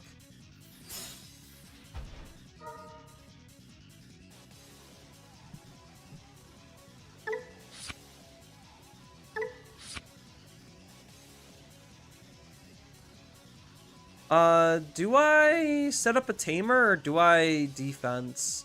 I think I defense. I think I just try to choke a little bit. I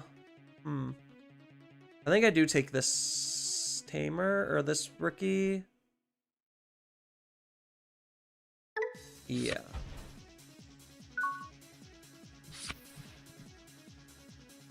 I could start downloading it though, at the very least.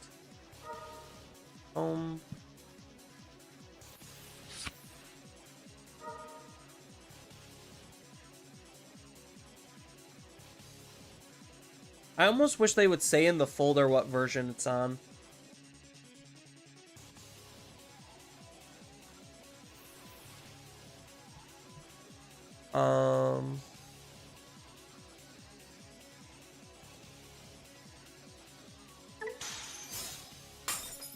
Yeah, that's fine. I don't care.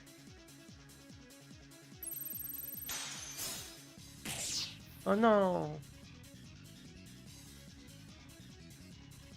So this is a matchup where I have to not give them security. So that's not that big of a deal.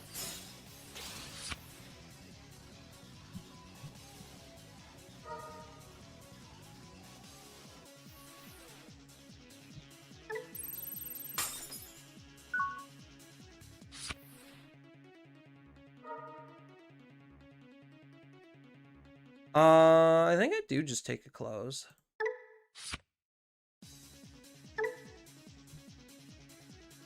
Hatch. I think I use this, right?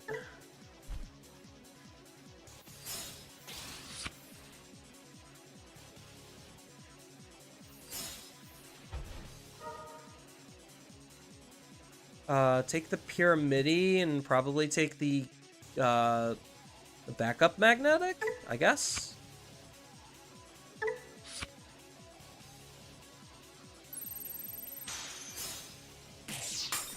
That's wild. All right.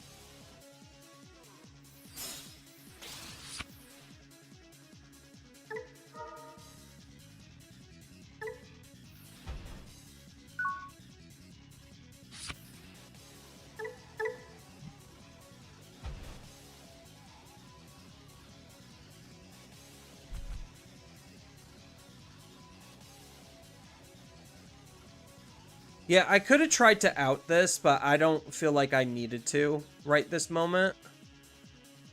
I might not be able to straight up OTK them in this position.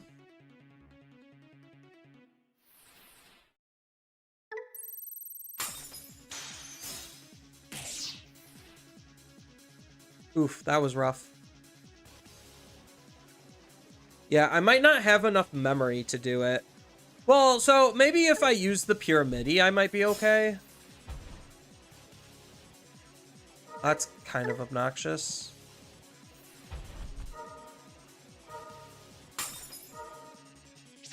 Okay, now I just actually can't OTK them. They did give me a lot of extra memory to work with.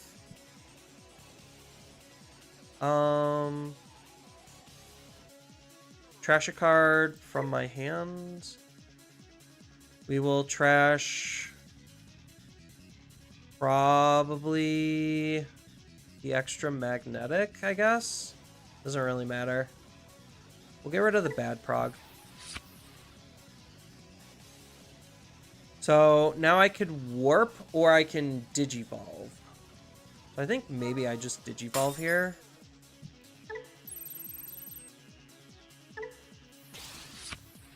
Should have discarded the prog.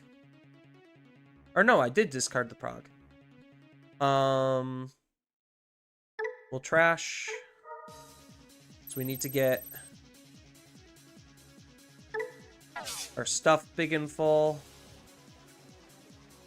Add the Icemon to the Digivolution sources. We'll bottom deck these because I don't need them.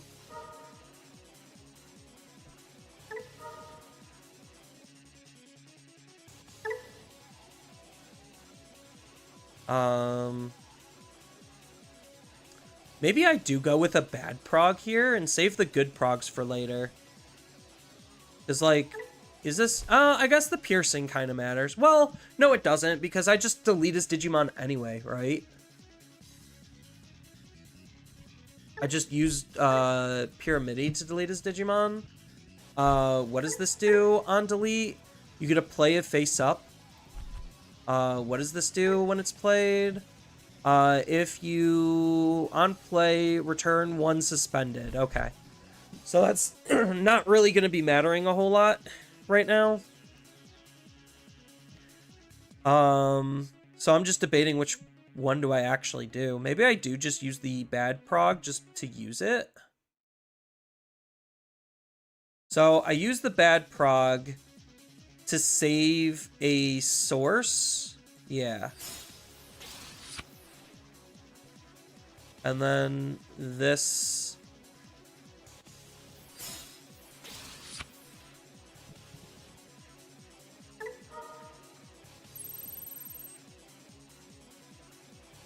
One, two, three.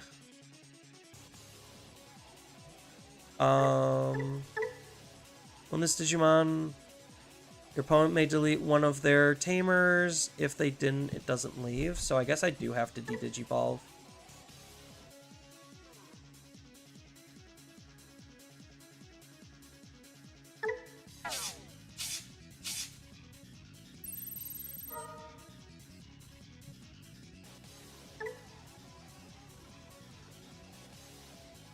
We'll de-digivolve it just because that was kind of annoying.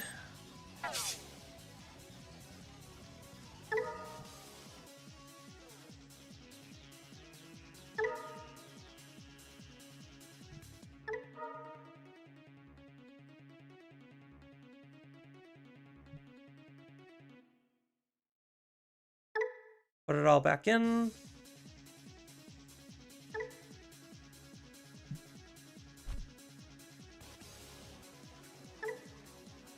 Yeah, so I'm not going to be able to OTK them, which is unfortunate. Because I won't have enough memory to do it. So I can't swing because then he just bottom decks my Digimon. So I think I do just have to magnetic here.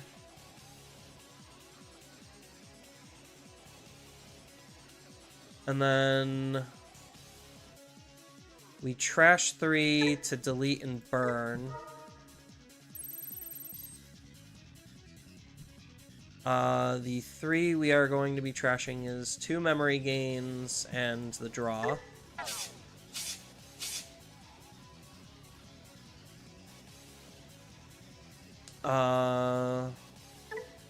Is this to the bottom of the security or to the top when it gets deleted? Place it at the bottom. Okay. So I don't particularly think I care about this one right now. So let's just kill the Lucimon, I guess.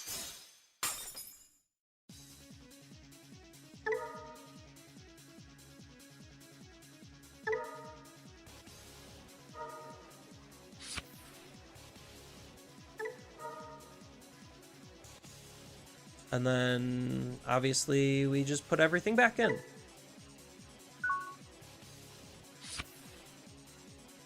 So we just have to play this matchup a little bit slower, but it's not, like, the end of the world. He's got 3 cards in his hand, so, like, reasonably, what are they going to be able to do?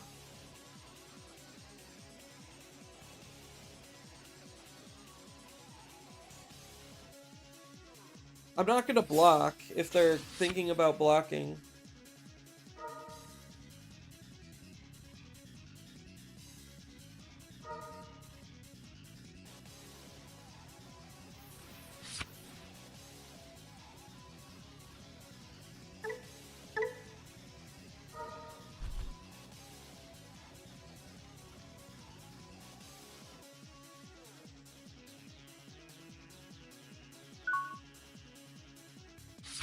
Oh, are they just playing the Lucimon engine just to be annoying shits?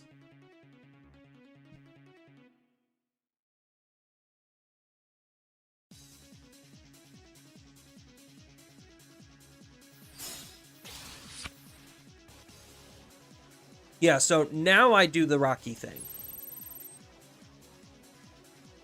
So, now we get to trash 3 and unsuspend.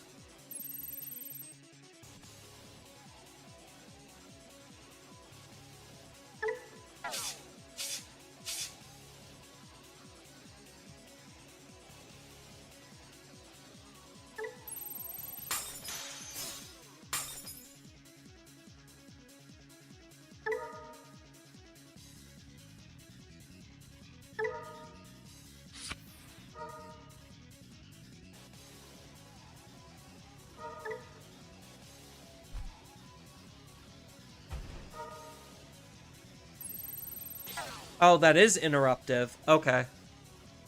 Then I should have done it the other way then. Okay. Not a big deal.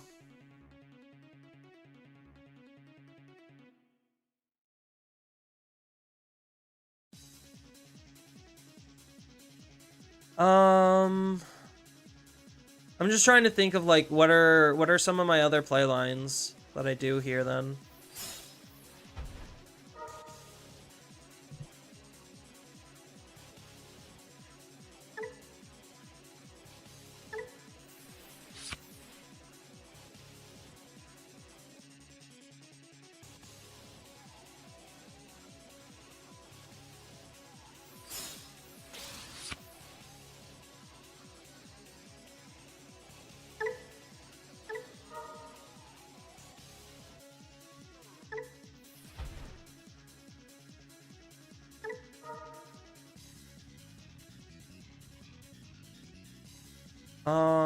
Since I'm probably...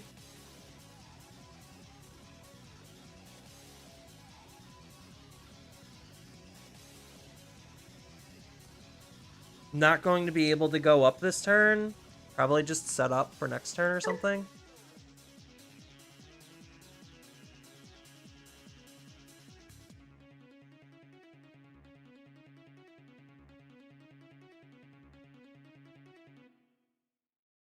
So I just have to hope they don't have the Lucimon option.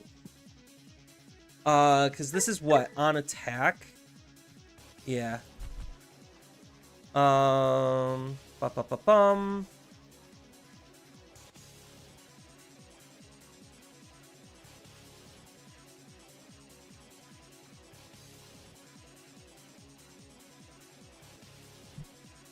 Yeah, I think it is just do this. As much as I want to do something else.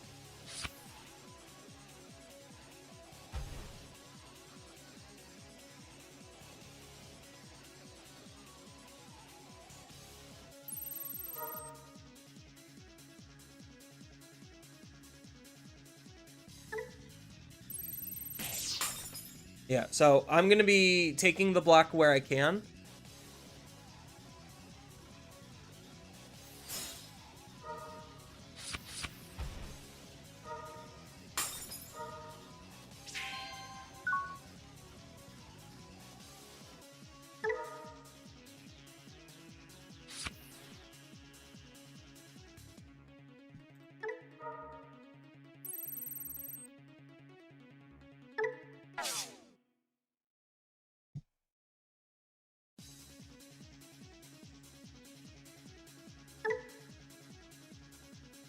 Add to Digivolution source. We'll keep these at the top of the deck, so that way I can draw into another magnetic if I really need to. Now I have 3 tumbles to use. So the game should basically be over from here. So let's go tumble, tumble.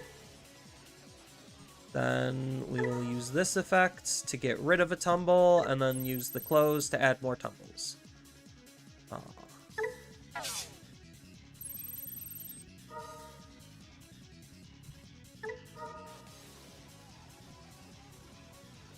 Tumble, tumble. So now we just go into battery.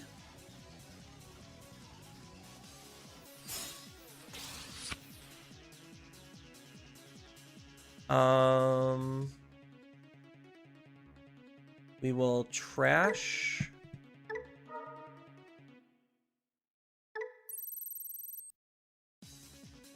One, two, three. To basically make this a free evolution. 1, 2, and 3.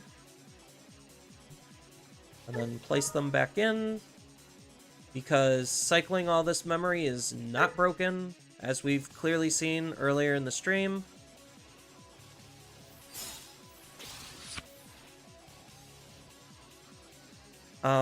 We will trash to delete.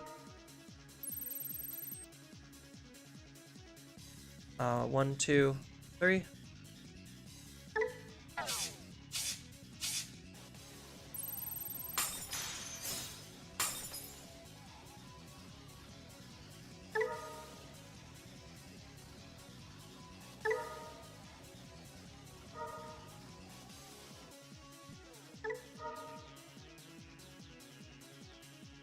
Oh, shoot. I messed up. I wasn't supposed to do that.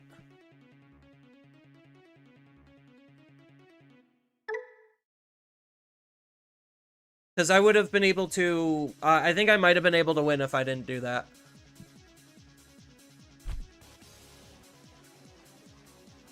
Yeah, so now I have to literally hold on to this play. Ugh. Gross. I have to hold on to it.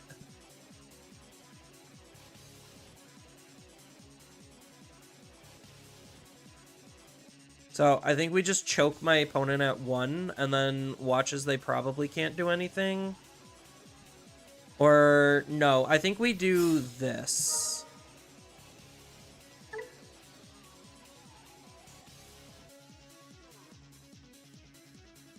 And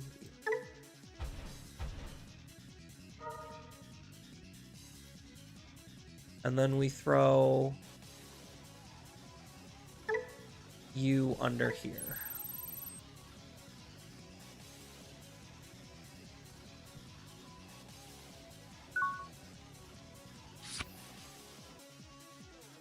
So, little does my opponent know I'm trying to play around as many things as possible by playing out this Digimon, because then I could start, like, warping and using this in some various other ways.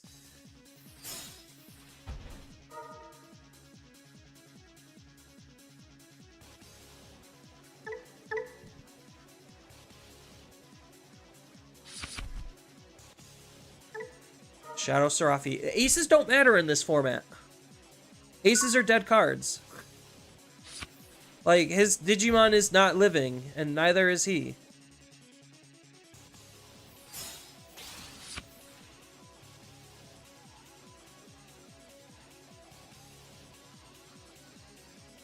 So, now I swing, trash, burn, unsuspend. Because this isn't playing anything out, right? Yeah, it literally is just a blanket vanilla card that's not doing jack shit.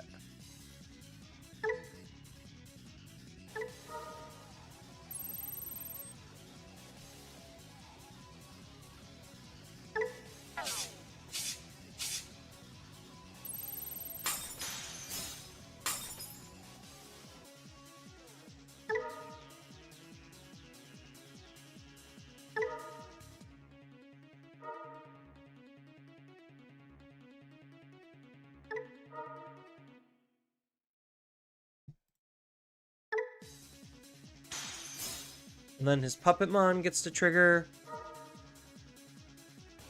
He gets to play a level 5.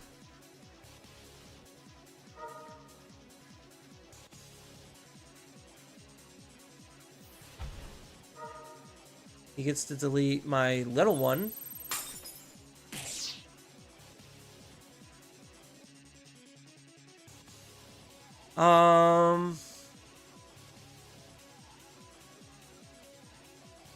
Yeah, I shouldn't have done this in the raising.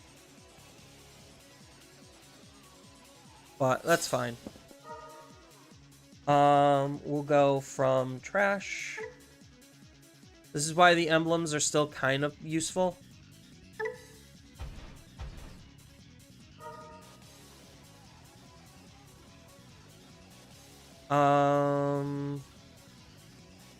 We'll go 1, 2.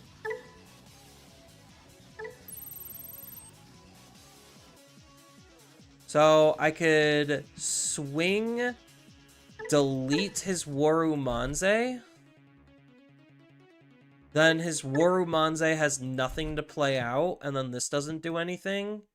Because by trashing 3, we get to burn 1 and delete one of their Digimon. Yeah, so...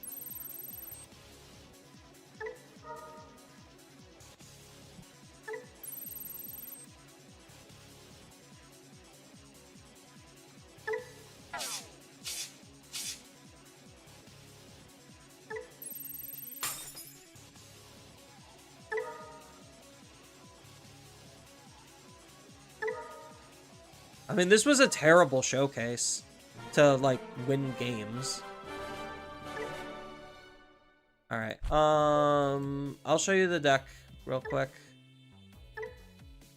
So, I haven't really changed much about this at all. And again, it's taking that, like, core philosophy of just, like, having this to be able to rebuild, but, like, most of the time, we're not trying to rebuild. We're just trying to go into magnetic. I'm running 4 magnetics in this? Wild. Oh, I also,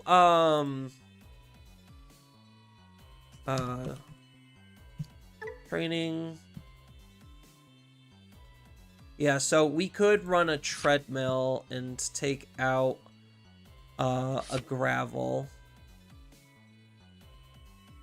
And then what else? Because this is 6, 5.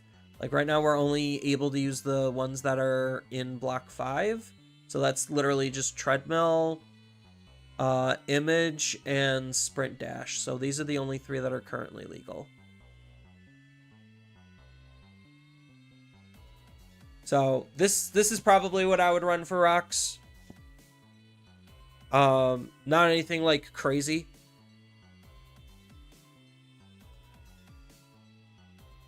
Yeah, literally not even anything crazy. This is like as standard, bog standard as it can be. I would consider maybe running an extra level 5, but like at least like with Medusa, she has other level 5s that are halfway decent, whereas like Rocks really doesn't have any like other halfway decent level 5s, and we're not obviously trying to go into a level 6, so like it can be a little bit awkward.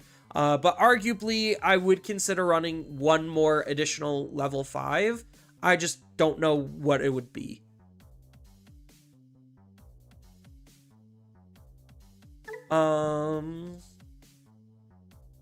Like what our off rocker mineral would be, because we have these. When the opponent's Digimon attacks, we get to change the attack target. So if we literally don't have Icemon, that's not doing anything. Plus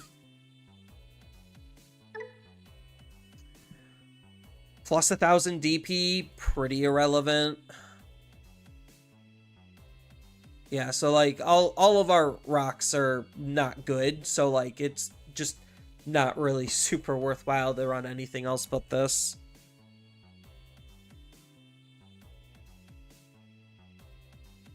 You're also running 4-mag? 4-mag is probably correct. Like this is how you win games.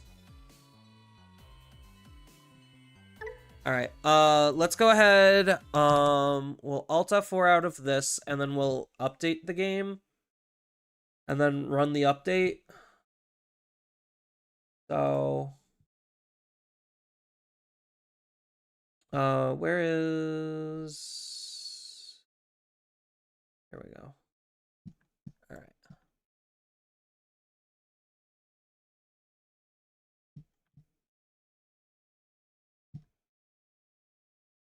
All right. Group. Find and replace.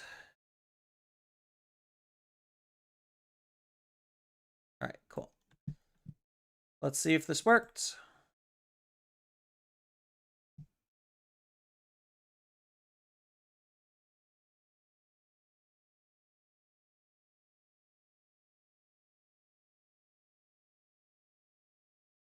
Okay. So, I guess they just don't advertise like when they do half releases. So what new stuff was even added? Is the real question. Or was this just more bug fixes?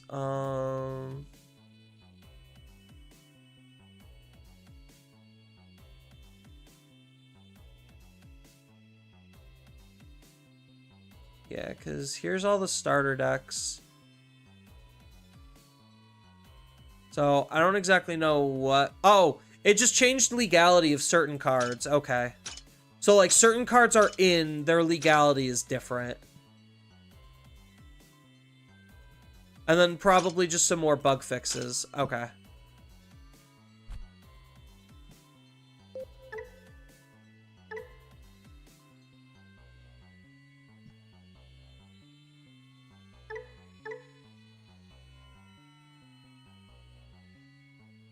You're not using Mem Reducer?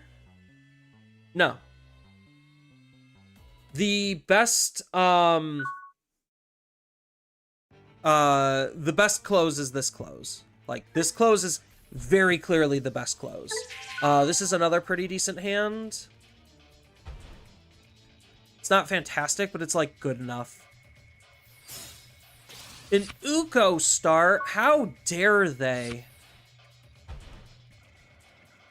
That's what I wanted to do. I might as well just close.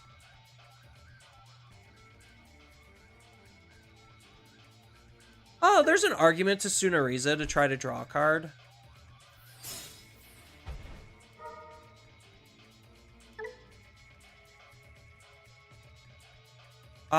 Do I actually want to get rid of one of those, or do I want to get rid of a Pyramidi? I'll get rid of a Pyramidi. So there is an argument to get rid of a Landramon to try to do something else. BT21 Suna? Why would I do that? Half the time I Digivolve in the raising area anyway. So, like, I don't really see a reason to run the cost reducer if I'm already Digivolving in my raising area for free.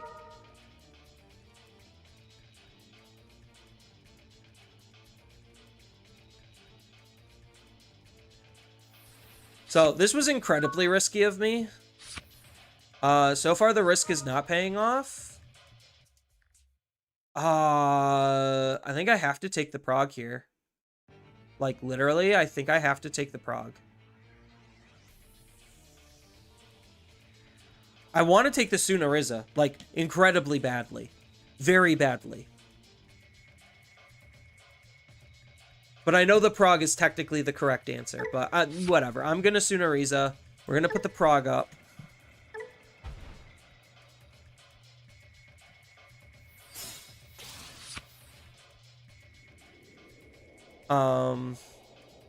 Then we just Digivolve here. Use you to set up the tamer. Punch with you.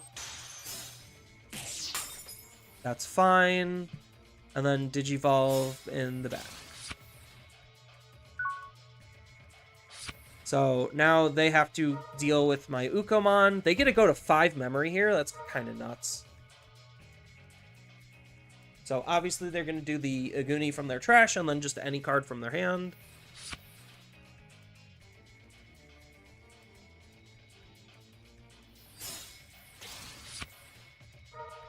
Yeah, I probably should have swung with this, but I don't particularly think it matters. If I combo, I combo.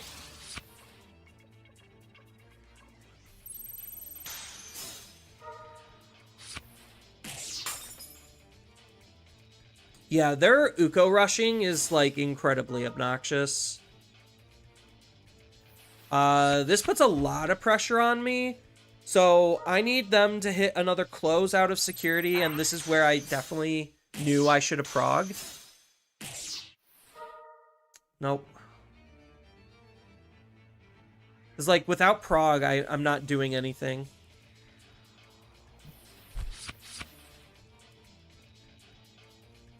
And I needed a second close in order to make sure I had enough to do whatever I needed to do.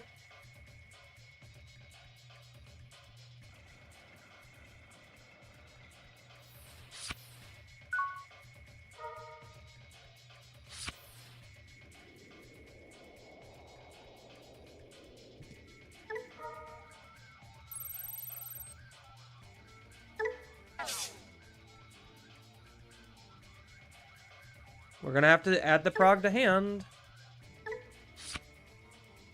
And then I'll bottom deck those. I don't think I care enough.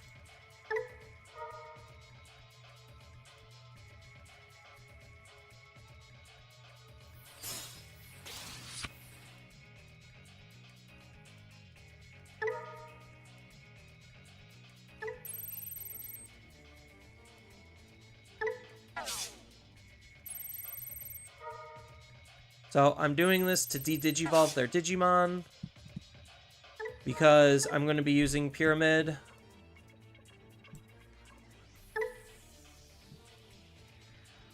To delete their Tamer.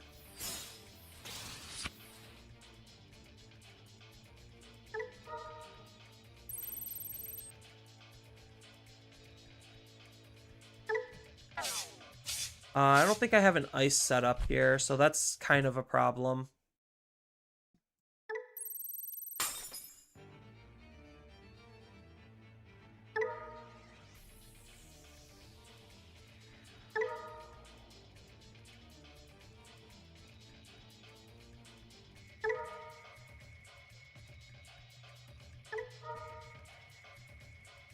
Yeah, I would have loved to have an Icemon here.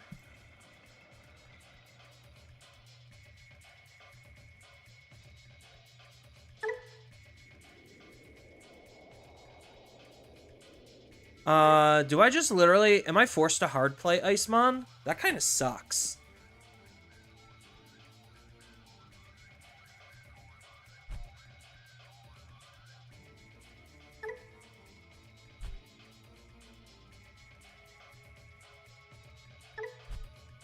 Yeah, I literally just needed the Icemon because I just die because of the hybrid.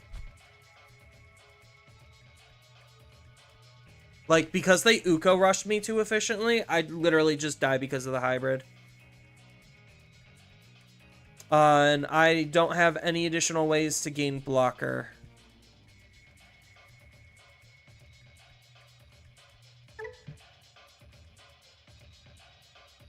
So I could... Because they're going to gain the memory anyway off of this to be able to basically get a free Evo. And then when a Tamer is played, so they get at least chip with the Uko, search out probably their Aguni, and then just try to Aguni. So I need to make sure I try to leave them at 1 memory, which is like arguably like way too hard at this point.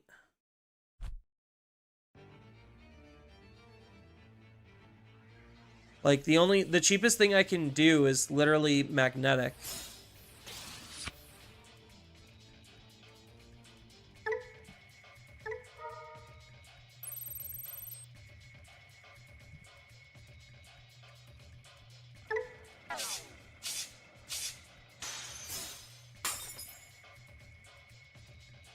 Yeah, I just didn't have the Icemon blocker set up. If I had Icemon blocker, then I would be in way better of a position.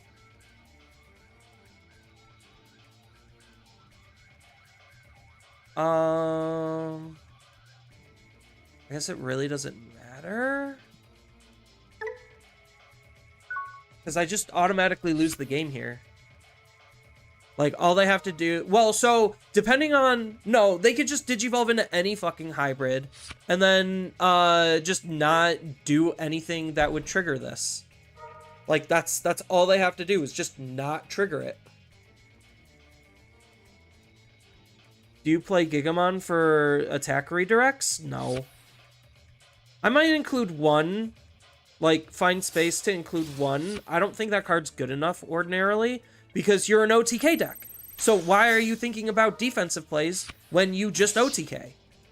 So that's the thing that a lot of people don't, like, quite understand. Is, like, you are an OTK deck. You're not trying to play for any kind of defense. You have one goal, and that's to win the game. So, not losing and winning are two different things. Playing to not lose is fundamentally different than playing to win. Yeah, GOG is kind of just ass as well. Like, the card in 99.9% situations is just not a good card. So, like, why am I playing bad cards for niche situations, you know? It just doesn't make any sense. This hand is, like, actually ass, though.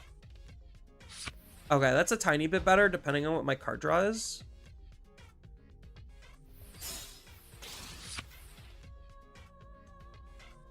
Yeah, I literally just didn't have any plays. No plays!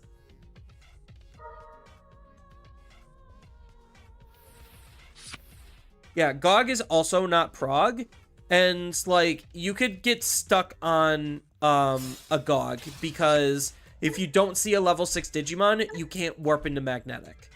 So GOG is like fundamentally worse than prog in 99.9% situations. It is just those like, oh, but what about the 0.1 situation?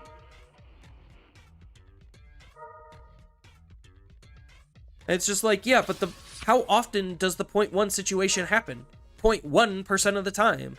Like, yeah, you'll remember that 0.1 loss, but, like, if you're winning most of the time because your deck is doing the thing, then why are you wasting your time doing other things? It does suck that they are walling me out here.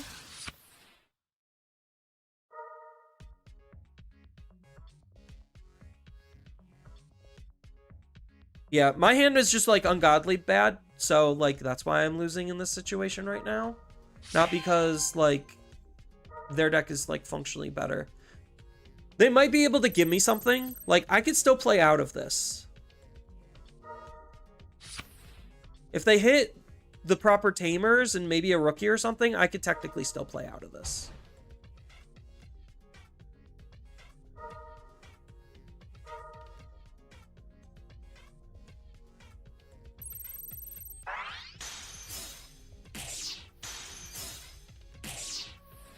Okay.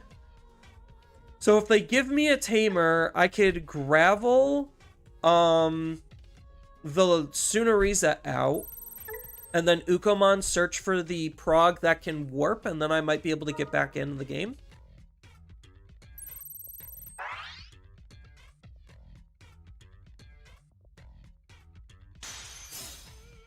Tamer. Scramble. Scramble's really good.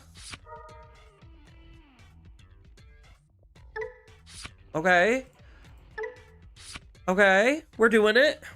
We're doing it. We might be able to make a comeback. Depending on how much memory they give me.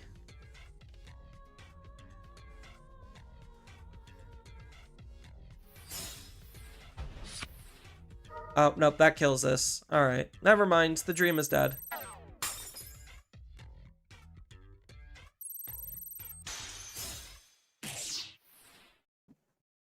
Yep, I needed that to be a tamer or something.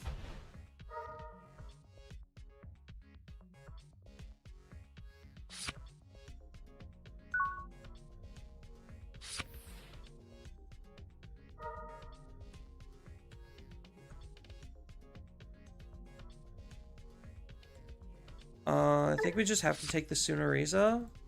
I mean, the game is basically over as soon as, like, literally turn 2.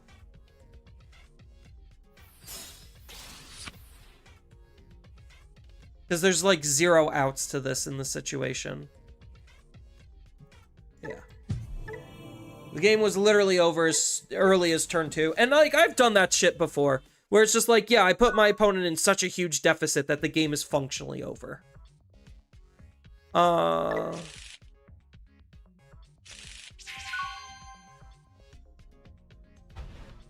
you look at your Medusa ratios? Are you running Uko in Medusa or something? Oh, only one card to take. Would have loved to see that Uko. Yeah, I could look at the ratios.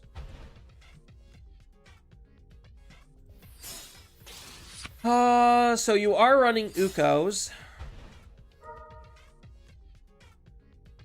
4 Ukos is a bit ambitious. Like, Uko for Medusa is not a needed card at all.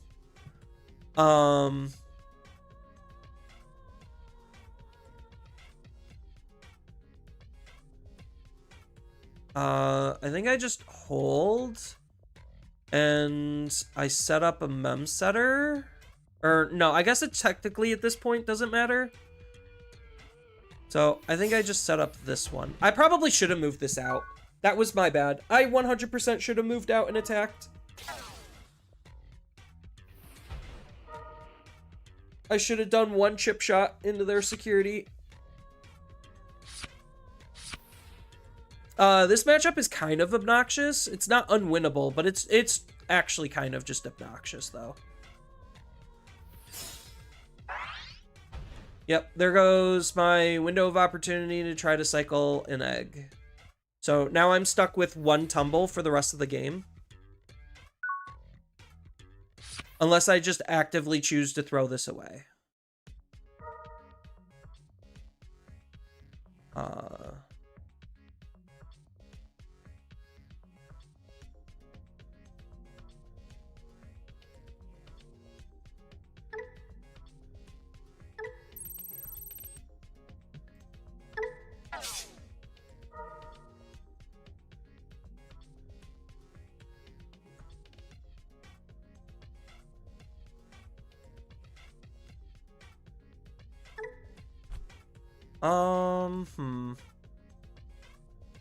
So in this matchup,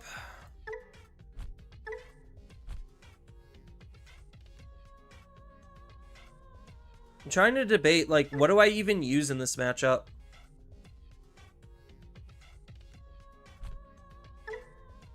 I think I have to, like, I don't even know what I use.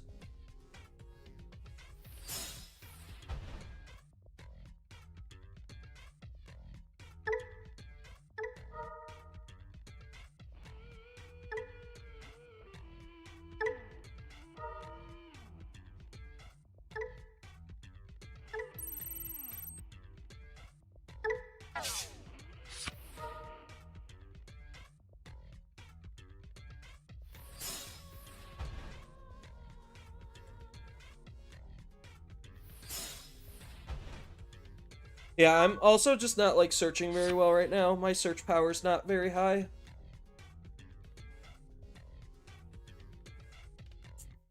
Yeah, this card is just kind of actually obnoxious. I hate Merva so much.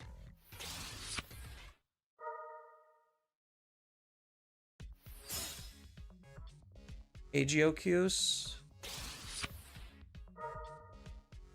Yeah, I think I just kind of die here. Like, to be honest. Because he what? Minuses 5 and then deletes 1? Oh, that's if he has 3 or fewer. Okay, so he didn't. But I mean, he could just, like, Digivolve into Jupiter or something and just kill my Digimon anyway. He could attack with Security Attack Plus. He's got Barrier. He could then minus 2k on the Sunoriza to kill it. And I have to wait, like, literally one more whole turn based on raising cycles. So next turn, I'm basically dead.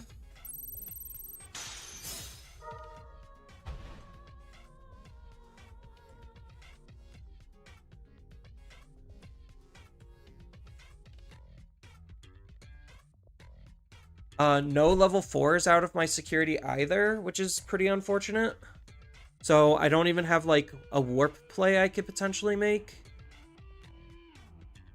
Like, and this is kind of just an example of, like, sometimes, like, this is where just this deck specifically is starting to fall behind. Is because, like, you have to kind of just see the perfect line in order to, like, reasonably play under, like, this bullshit type of conditions of where the game is.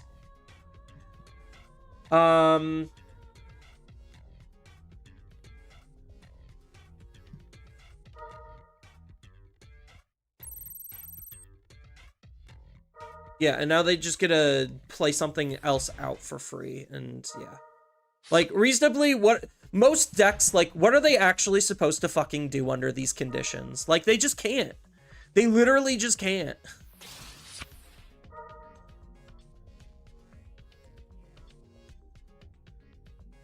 So, like, I have to draw into a level 4 Digimon in order to do something here? Nope. Alright. So, the game is just kind of over. I have yet to OTK once with Rocks, which is pretty sad. And it just kind of shows, like, how much Rocks is kind of falling off, because, like, if they have any kind of defense, like, you just functionally can't do your thing the way you want to. Gaia Reactor? What's Gaia Reactor even doing? What even is Gaia Reactor? Never heard of that card. If it's an option, I'm gonna be brutally honest, I do not know what 99.9% of the options in this game do anymore, because if it doesn't say training, scramble, memory boost, or anything similar to those, they're borderline unplayable.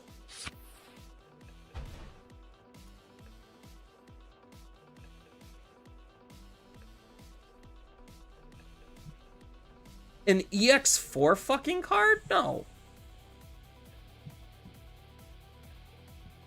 One, the card is bad, and two, it's only used in niche situations. So why are you using bad cards for niche situations?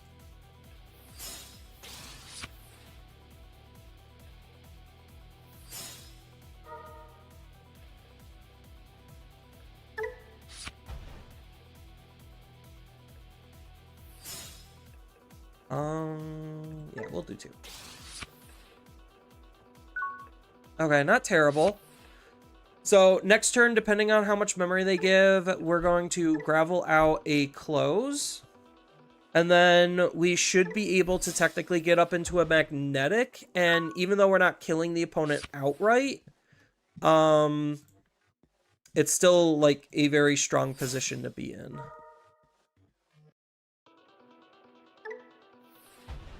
I was almost debating literally about just throwing out an Ukamon. I might Ukamon next turn. I don't know.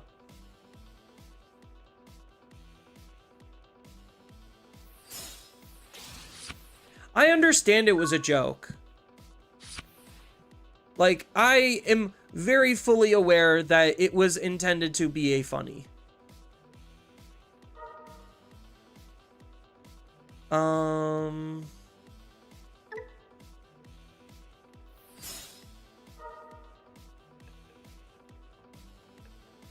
Oh, the good close. Okay. So we could probably like maybe wait one more turn, set up an Ukamon. I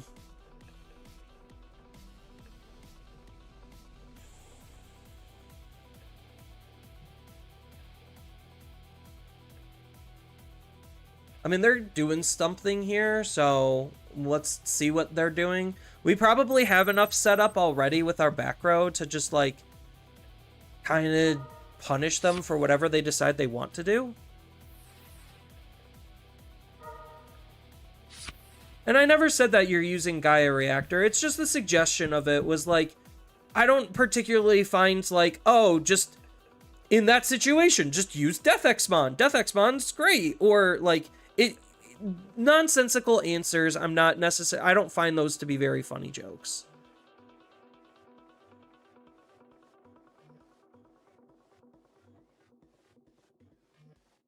Like, I don't mean to be mean. It's just I personally don't find them to be funny. I kind of wanted them to attack because, like, right now I don't have anything to do.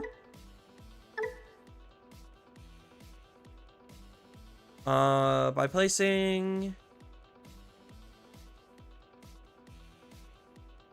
I mean, like, I think I just go up. Like, I just do the thing anyway.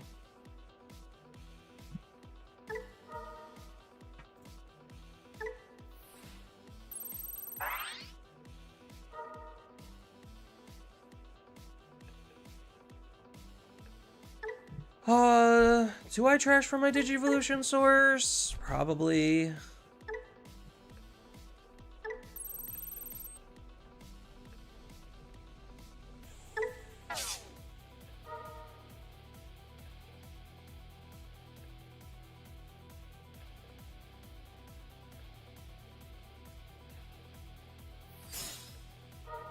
I'll just use this now. I don't particularly think it matters when I'm going to be using it.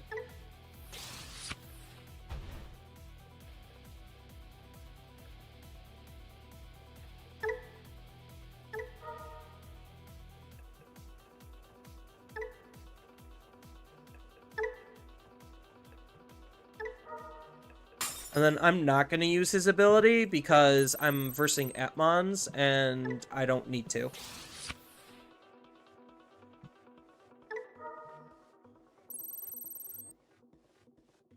One, two, three? Sure. I mean, I'm just going to be adding them back in.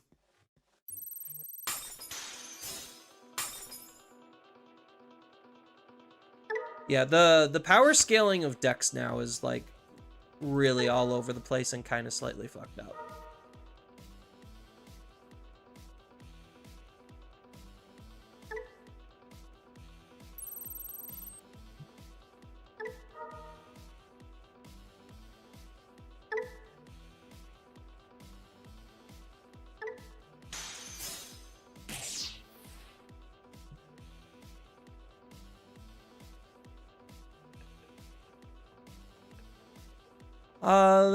Does this deck have Rush? I don't think it does.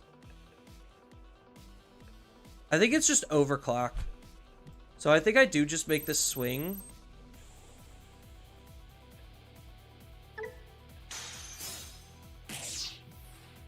And then I just play this out.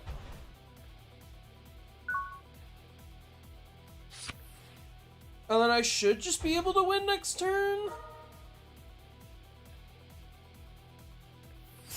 If they out me, I have almost everything that I need to rebuild.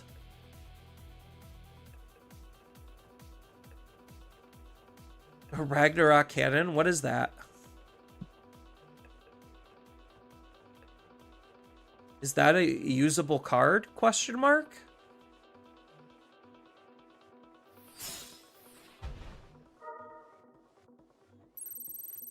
Oh, man.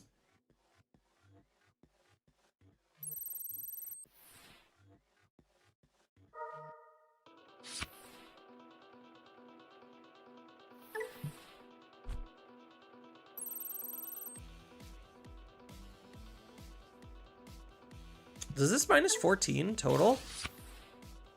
Oh, if he links with another one, it does. Otherwise, it doesn't. Yeah, he won't. I don't think he'll be able to reach me.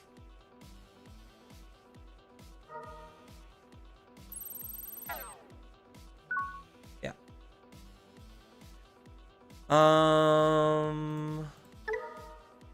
There's literally nothing in my trash, so.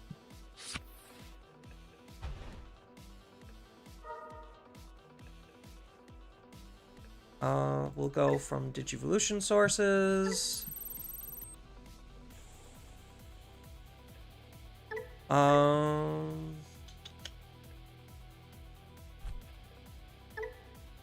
Maybe I just de-digivolve them.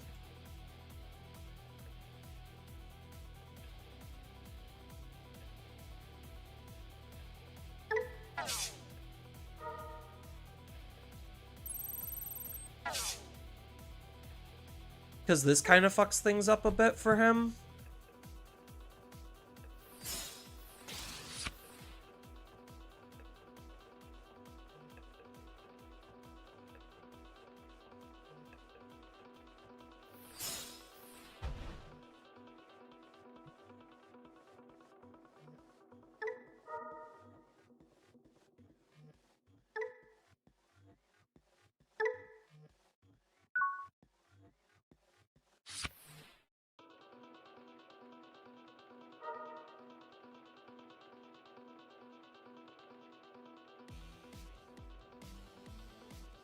It's a less viable card with more must-have for Galacti. No, I mean...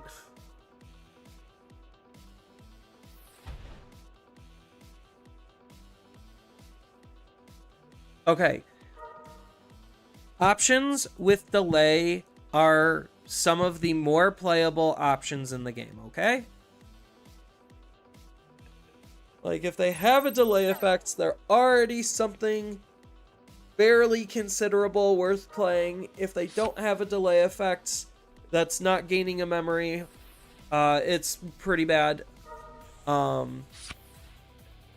Digimon just has a lot of really bad design decisions that have just built up over the years.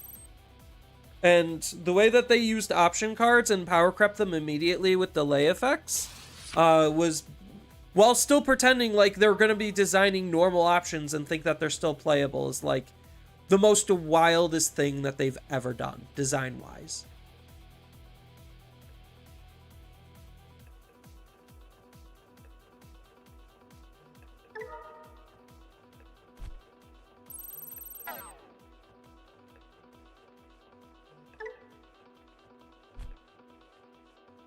Oh, I guess he did have another life. I wasn't anticipating him having another life to just do it right away.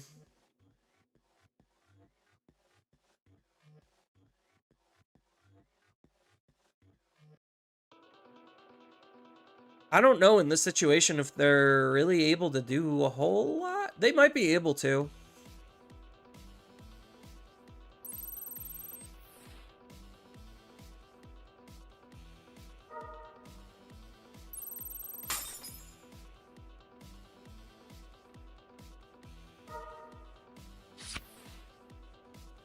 So my big problem right now is, I mean, I do have reactability. Never mind. I have the Black Scramble set up. I do have reactability. I'm like, yeah, that's partially why I needed to play this, is so that way I have the Warper Prog.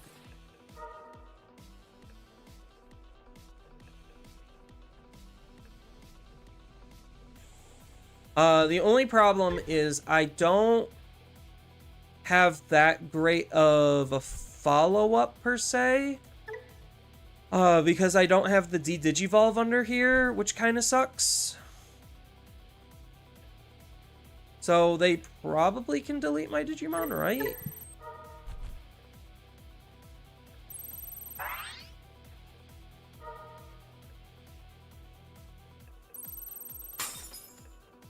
What's his on delete? Level 3?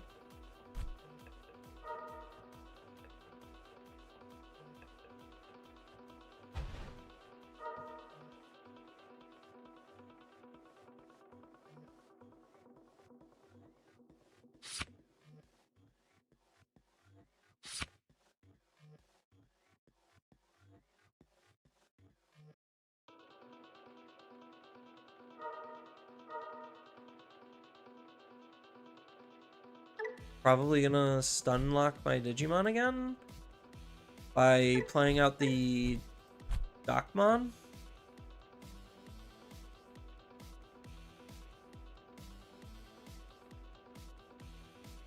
No, no Docmon. Okay.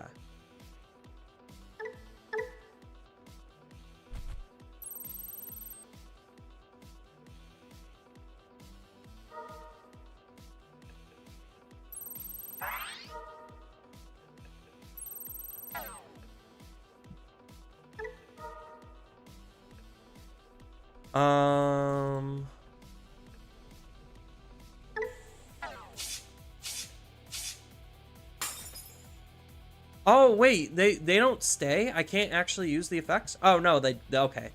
I do get to use their effects. Got it.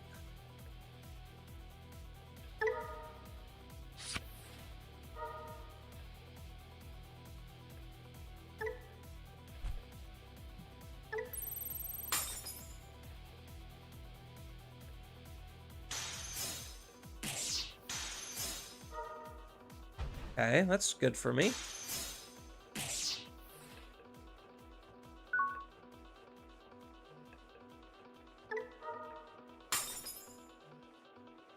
So we're going to put Magnetic on the top. And then we're going to play out Sunariza.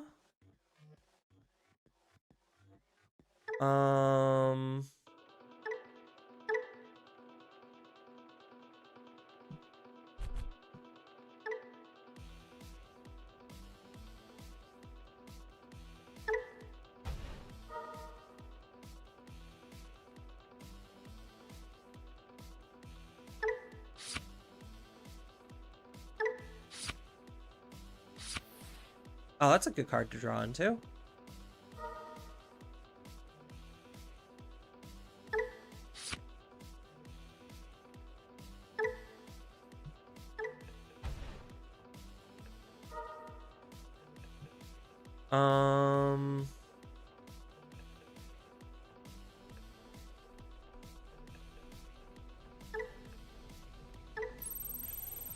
I won't be able to gain the memory, but I still gain a memory.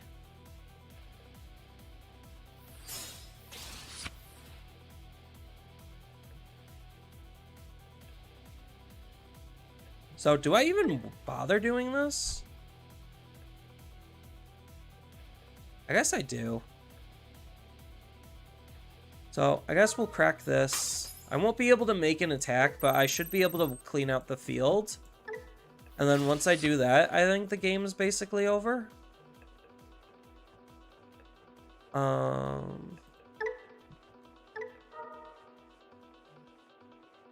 From trash. Does I have, what, blocker? Yes, okay.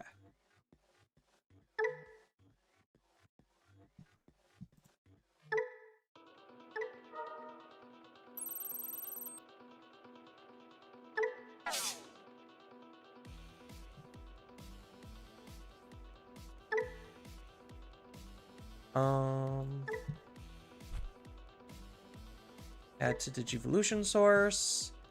We will put those to the bottom of the deck because they don't matter at this point.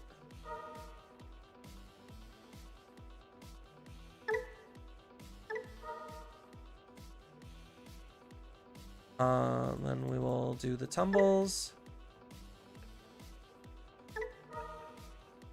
I know I'm technically supposed to do the tumbles, but I want to make sure that I have blocker because my Digimon's not able to make an attack.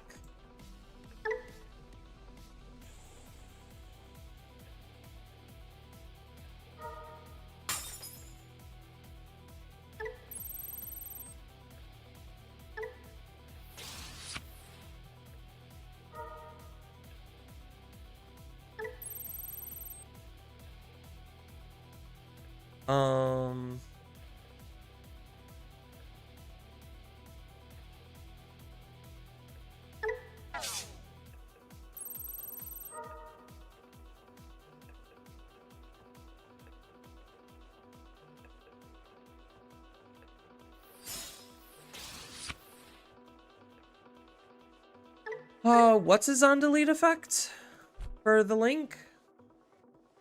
Oh, just minus 5,000 DP to something?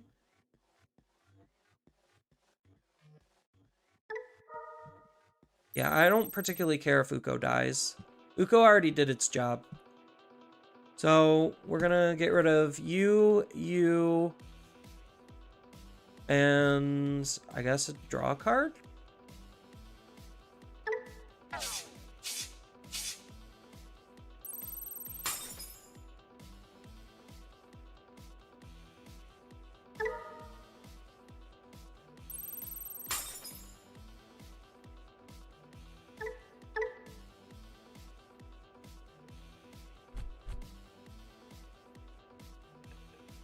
There's no point on him linking. I mean, he could link just to get another, inheritable. Like, another, like, on-delete de-digivolve. That would be kind of annoying. I mean, that's why I grabbed the 2 magnetics, is, like, in case he does do that, it literally doesn't hurt me. I mean, the Uko was gonna die anyway, so that is literally inconsequential.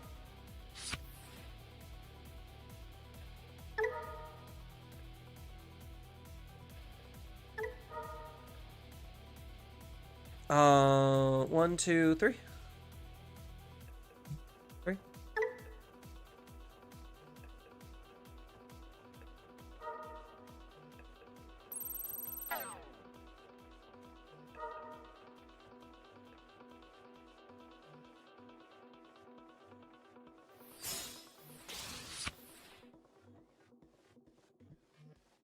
And then by trashing.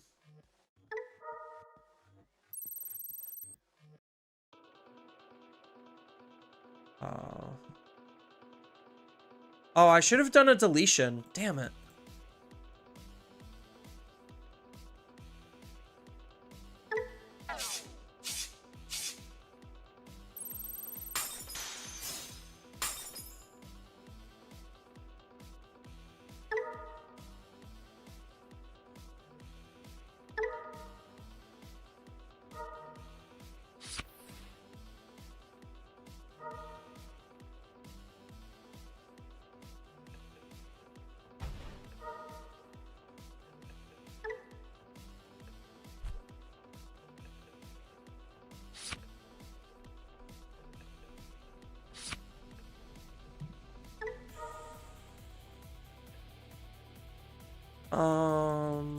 There we go. Oh, I wish I had the Sunarizamon that lets me remove a source, so that way I could, like, on play just kill this thing. Because him keeping a Digimon around is not exactly my most ideal situation. And I don't have any recourse to do any other plays.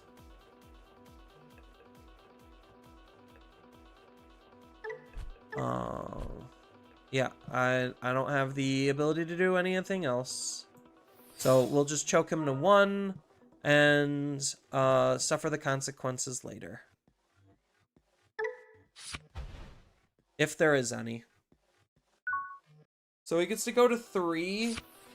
I know the deck isn't that tempo efficient, so reasonably the game should be over here.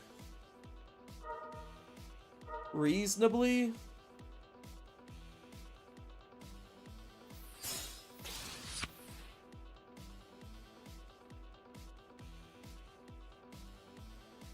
Like, the only thing that would be annoying is Dakmon, and that's kind of it. Because he could link for 1, link for 2, and then he has to link for 3, and then he could do a whole bunch of stuff, so he could technically.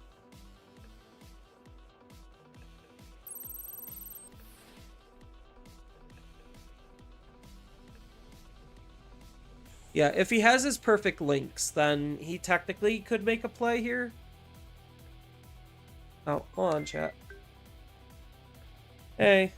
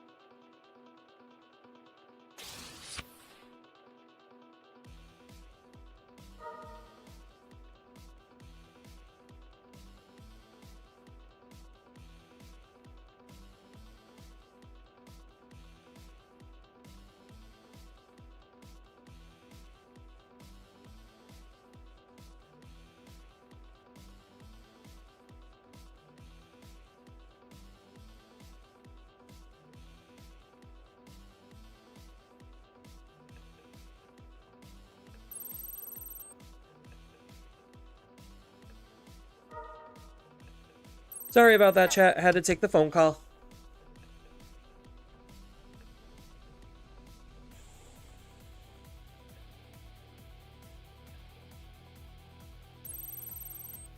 Okay, so he does have it all. Alright. I'm impressed.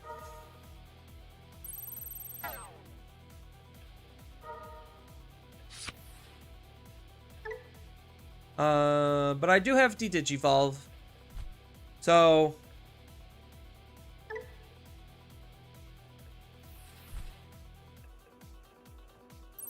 Their combo is probably going to come to a ceremonious end.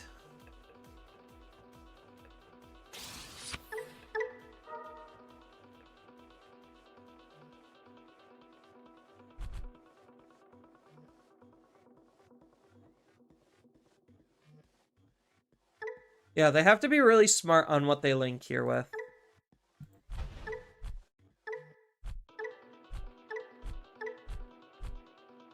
Like, if this game looks closer than what it is, then, like, I'm sorry to give people that impression.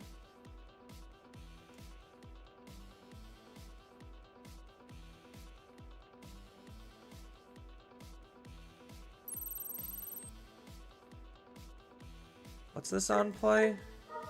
Minus 3k? Doesn't... Oh, he's just gonna... Okay, he's trying to do this whole thing again.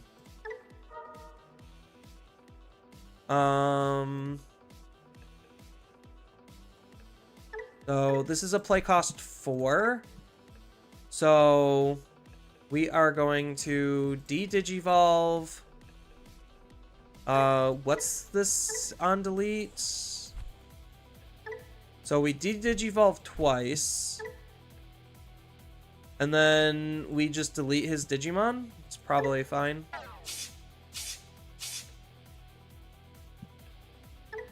I mean, I could actually just use everything. My bad, I'm stupid.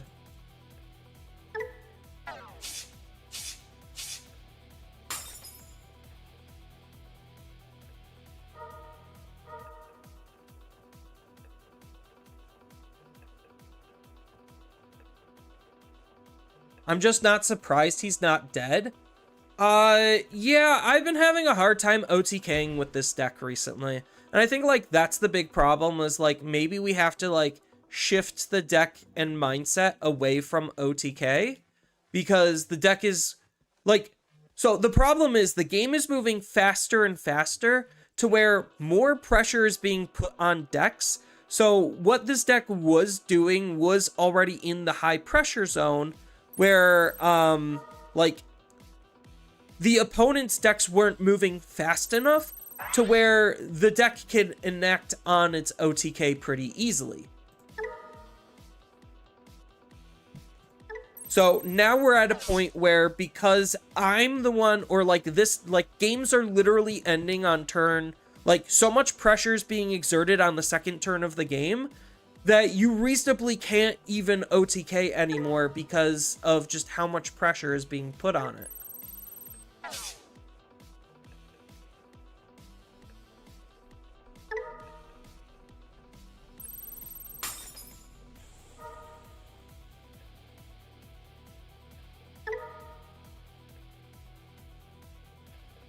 So that's why this deck is doing worse, is because more decks are pressuring earlier on. If that makes any kind of sense.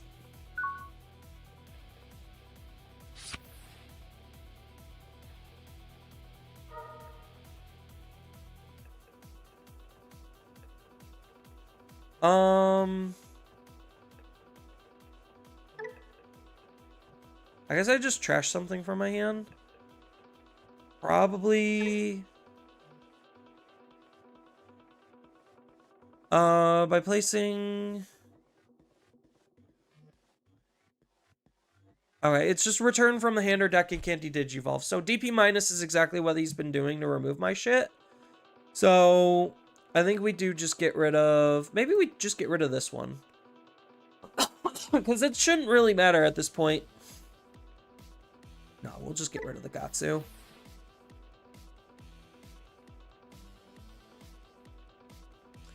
So, because this Landramon is all I really have, we get to use this Landramon, or use this with this to go into here.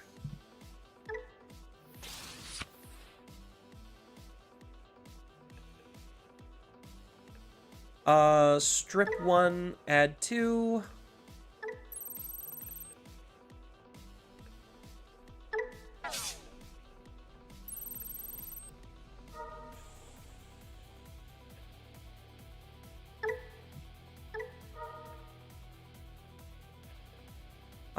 Nope.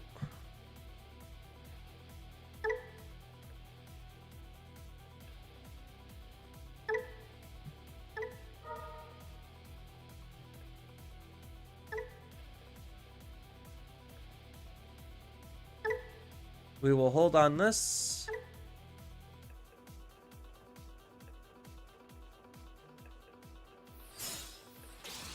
Oh, I should have scrambled. I'm an idiot.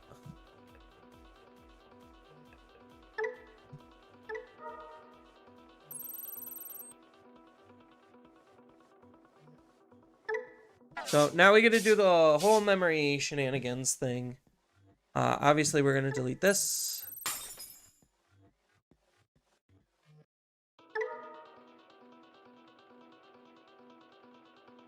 I mean, I guess this is a free Evo, so it really doesn't matter. It's just for memory efficiency. Would have been a good idea to use it that way.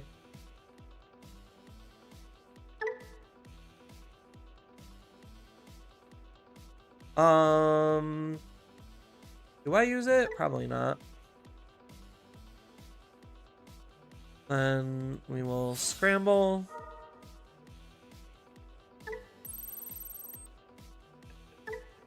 Digivolve here, delete his last Digimon, and then we have game from here. Yeah.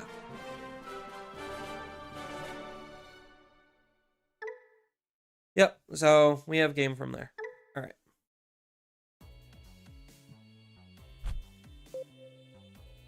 Yeah, so I think, like, the big thing, Sorry about that. Should have had a cough warning.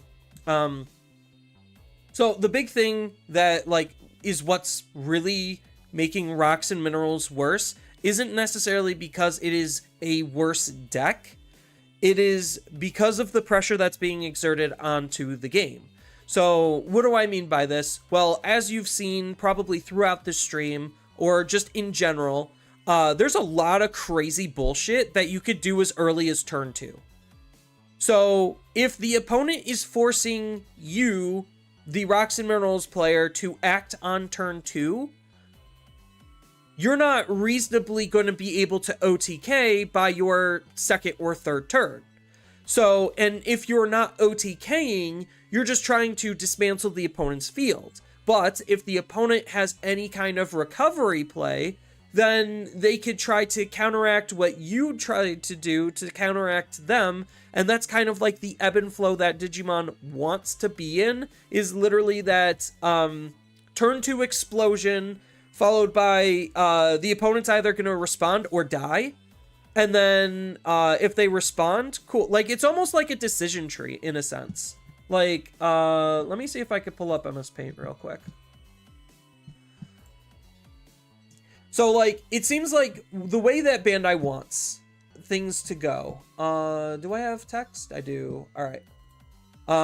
Probably not 72 font. We probably just want 20. Yeah. So this is kind of like the way that Bandai wants the game to work at this point is, oh God, not Digifont. We don't want Digifont. We'll just go here. Okay. So you have turn 1. What are you doing on turn 1? You're going to be setting up. So turn 1 is your setup turn. Then why?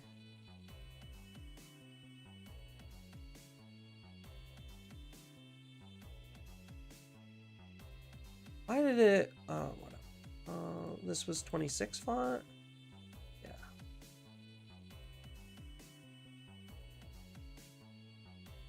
All right. Why is it that? Why is it spaced so poorly? And why did it go back to Digifont? What the fuck? All right. Okay, so turn 1 is going to be your setup turn.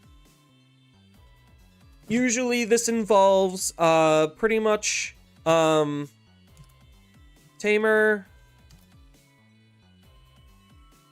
Uko, options. So most of the time your setup turn is literally just going to be, you're obviously going to set up your racing area, and then you're going to be either setting up your options, Tamers, or Ukomon. Then when it comes to the second turn of the game, turn 2, this is probably either Go Part 1 or more setup. So what do I mean by Go Part 1?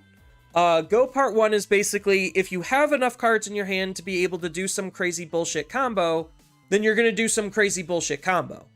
If it ends up winning the game on the spot, then yeah, that happens. If it doesn't win you the game on the spot, it puts enough pressure to where turn 3 is...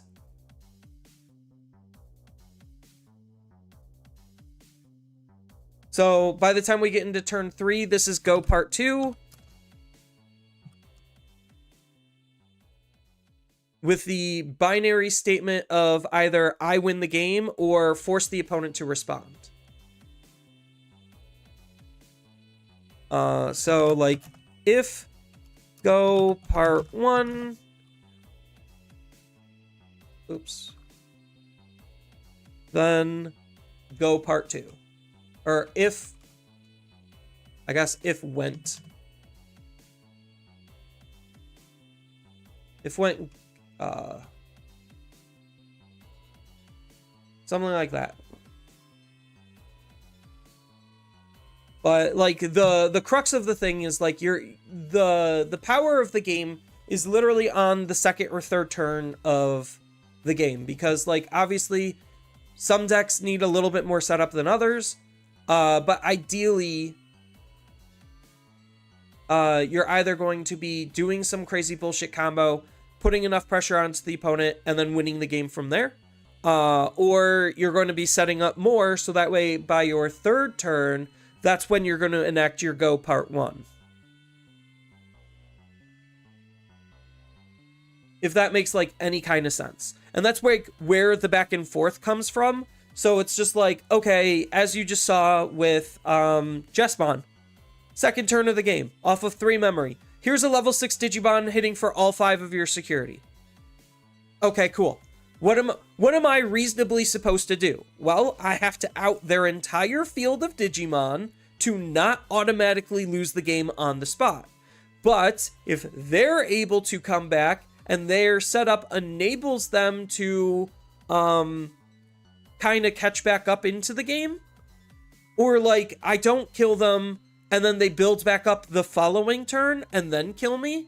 So like that's where the pressure of the game is. It's like, okay, you could have all your high crazy damage bullshit on turn 2 as long as you're not just winning the game. That's Bandai's ideal situation. And then it's just going to be trading board states back and forth, and whoever is able to establish a more board dominance is going to end up winning the game. So in those situations, the board dominance that that Magnetic does, I just realized these are flipped. It might have just been an update thing as far as like why these are flipped, but pretty much like the big difference between why Magnetic is starting to fall off pretty hard is because like he could dominate the board state on turn 2. Like he could try to make a recovery play to out the opponent's field and try to protect themselves as much as they possibly can. And the big difference now is the fact that Magnetic does not have Rush, and Magnetic does not have end of turn, this Digimon can just attack. So now your usability at your recovery plays is significantly lower than what the opponents could be because they have those mechanics. So that's why I really hate anything that just says, and then this Digimon can attack, because it's so ungodly unnecessary.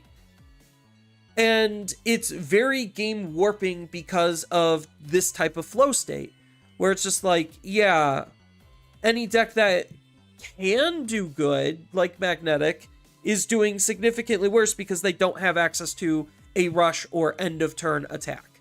So like, you look at Jesmon, it's got Digivolve into this Digimon and then it can attack. You got Medusamon, Digivolve into this Digimon, and then the Tamer says then this Digimon can attack. While Medusamon has Rush. You look at just Marukimon's type of design, and then this Digimon can make an attack. There's just so much pressure being put onto the game that it's absolutely insane. So like that's why this is starting to fall off, is because it has those recovery type plays, but its recovery plays are significantly worse than the opponent's recovery plays. At least for like what people are actually playing in the meta. And then this fucking abomination is just like disgusting because of how much like free value and shit you get off of like Dan and Cannon and Homeros. Like Homeros is like a fairly fucked up card, and this card's just absolutely fucked up. I guess like maybe, yeah, I don't know. I know the TS slop variant is not running this card at all. I gotta fix up my TS slop. But like when it comes to like those recovery type plays that I was mentioning earlier. So like that's why these slop decks are doing so good, is because like, oh, I just hard slam Merva. I can already start to out your field and then build an insane defense on my own without me really needing anything else. And then you pair that up with Homeros if the opponent wasn't able to stun the Homeros, because not every deck is going to be able to do that every single turn.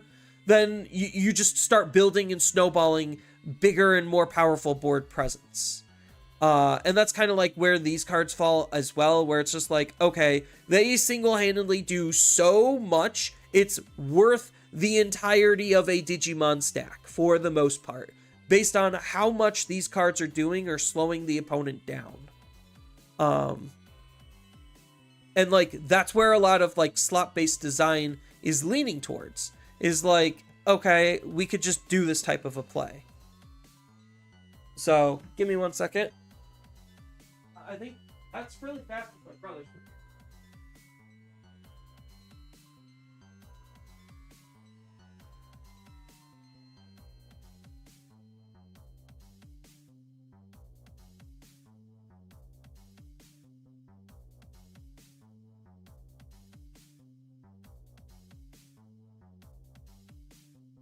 Out dinner.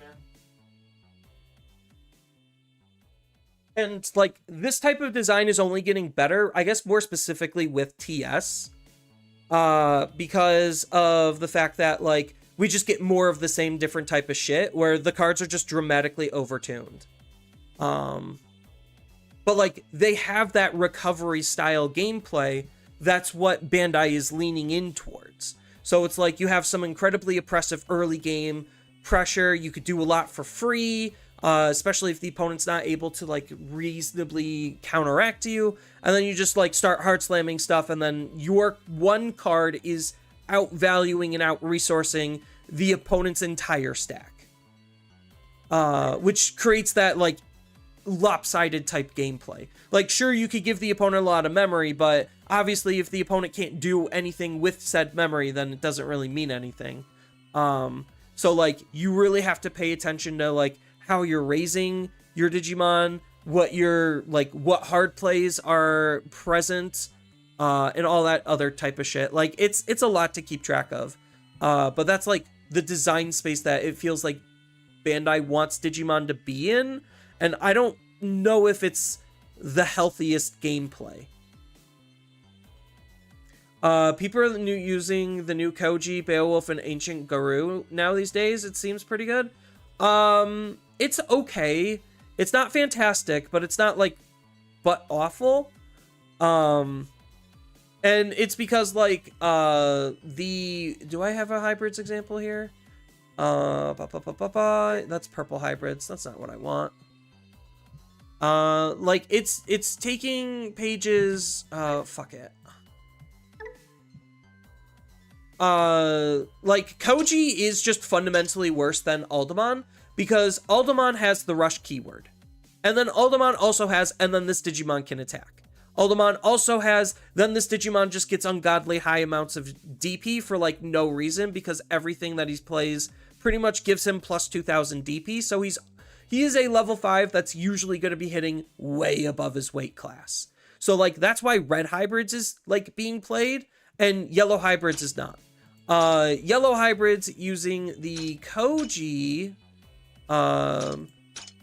So like, red hybrids also get security attack plus, and can then attack at the end of the turn. So you're also just more memory efficient than yellow hybrids ever was.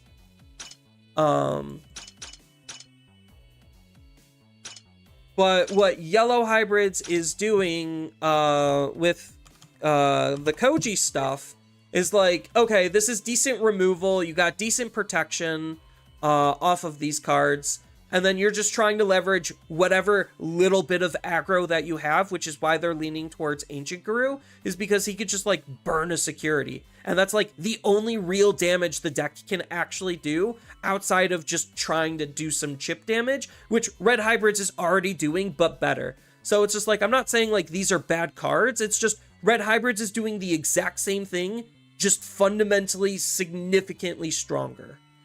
But like, the idea behind these is the fact that, okay, you get a Koji triple tamer out, he's gonna start building up your engine, so that way by the second turn this card is on the field, then you're able to just instantly go into a high level Digimon, which is again exactly where Bandai wants the game to be, it feels like. So it'll be interesting to see if like any other like content creators catches on. I highly doubt that they are. And if they are, it's most likely subconsciously. And I think like a lot of pro players are also in that type of camp where it's just like they might not necessarily acknowledge or realize how the game is developing and how things are shifting and changing.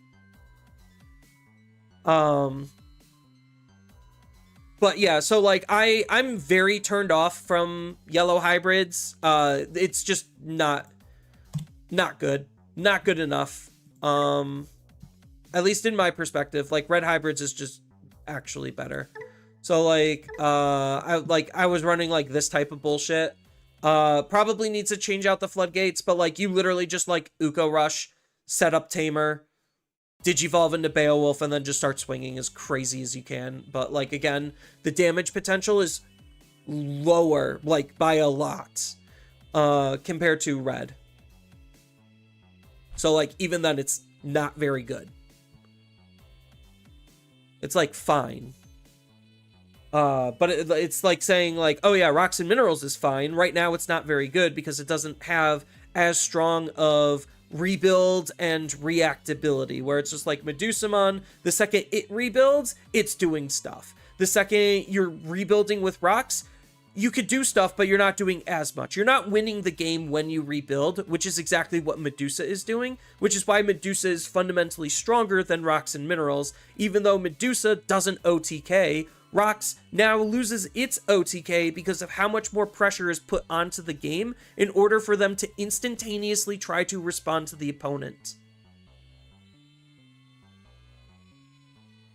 So that's kind of my little end of stream soapbox. So I'm going to be calling it quits here. It is almost 6 o'clock. I've been streaming for almost 6 hours at this point. I got dinner to make, I got shows to watch, and other fun stuff. But yeah, I'm curious like to hear like in the comments if anyone's like watching this as a VOD. I'm really curious to hear what people's like actual thoughts are. I don't know if anyone actually makes it to the end of the VOD, so if you do, please leave a comment, because I'm very curious to know who actually like watches the live streams as post.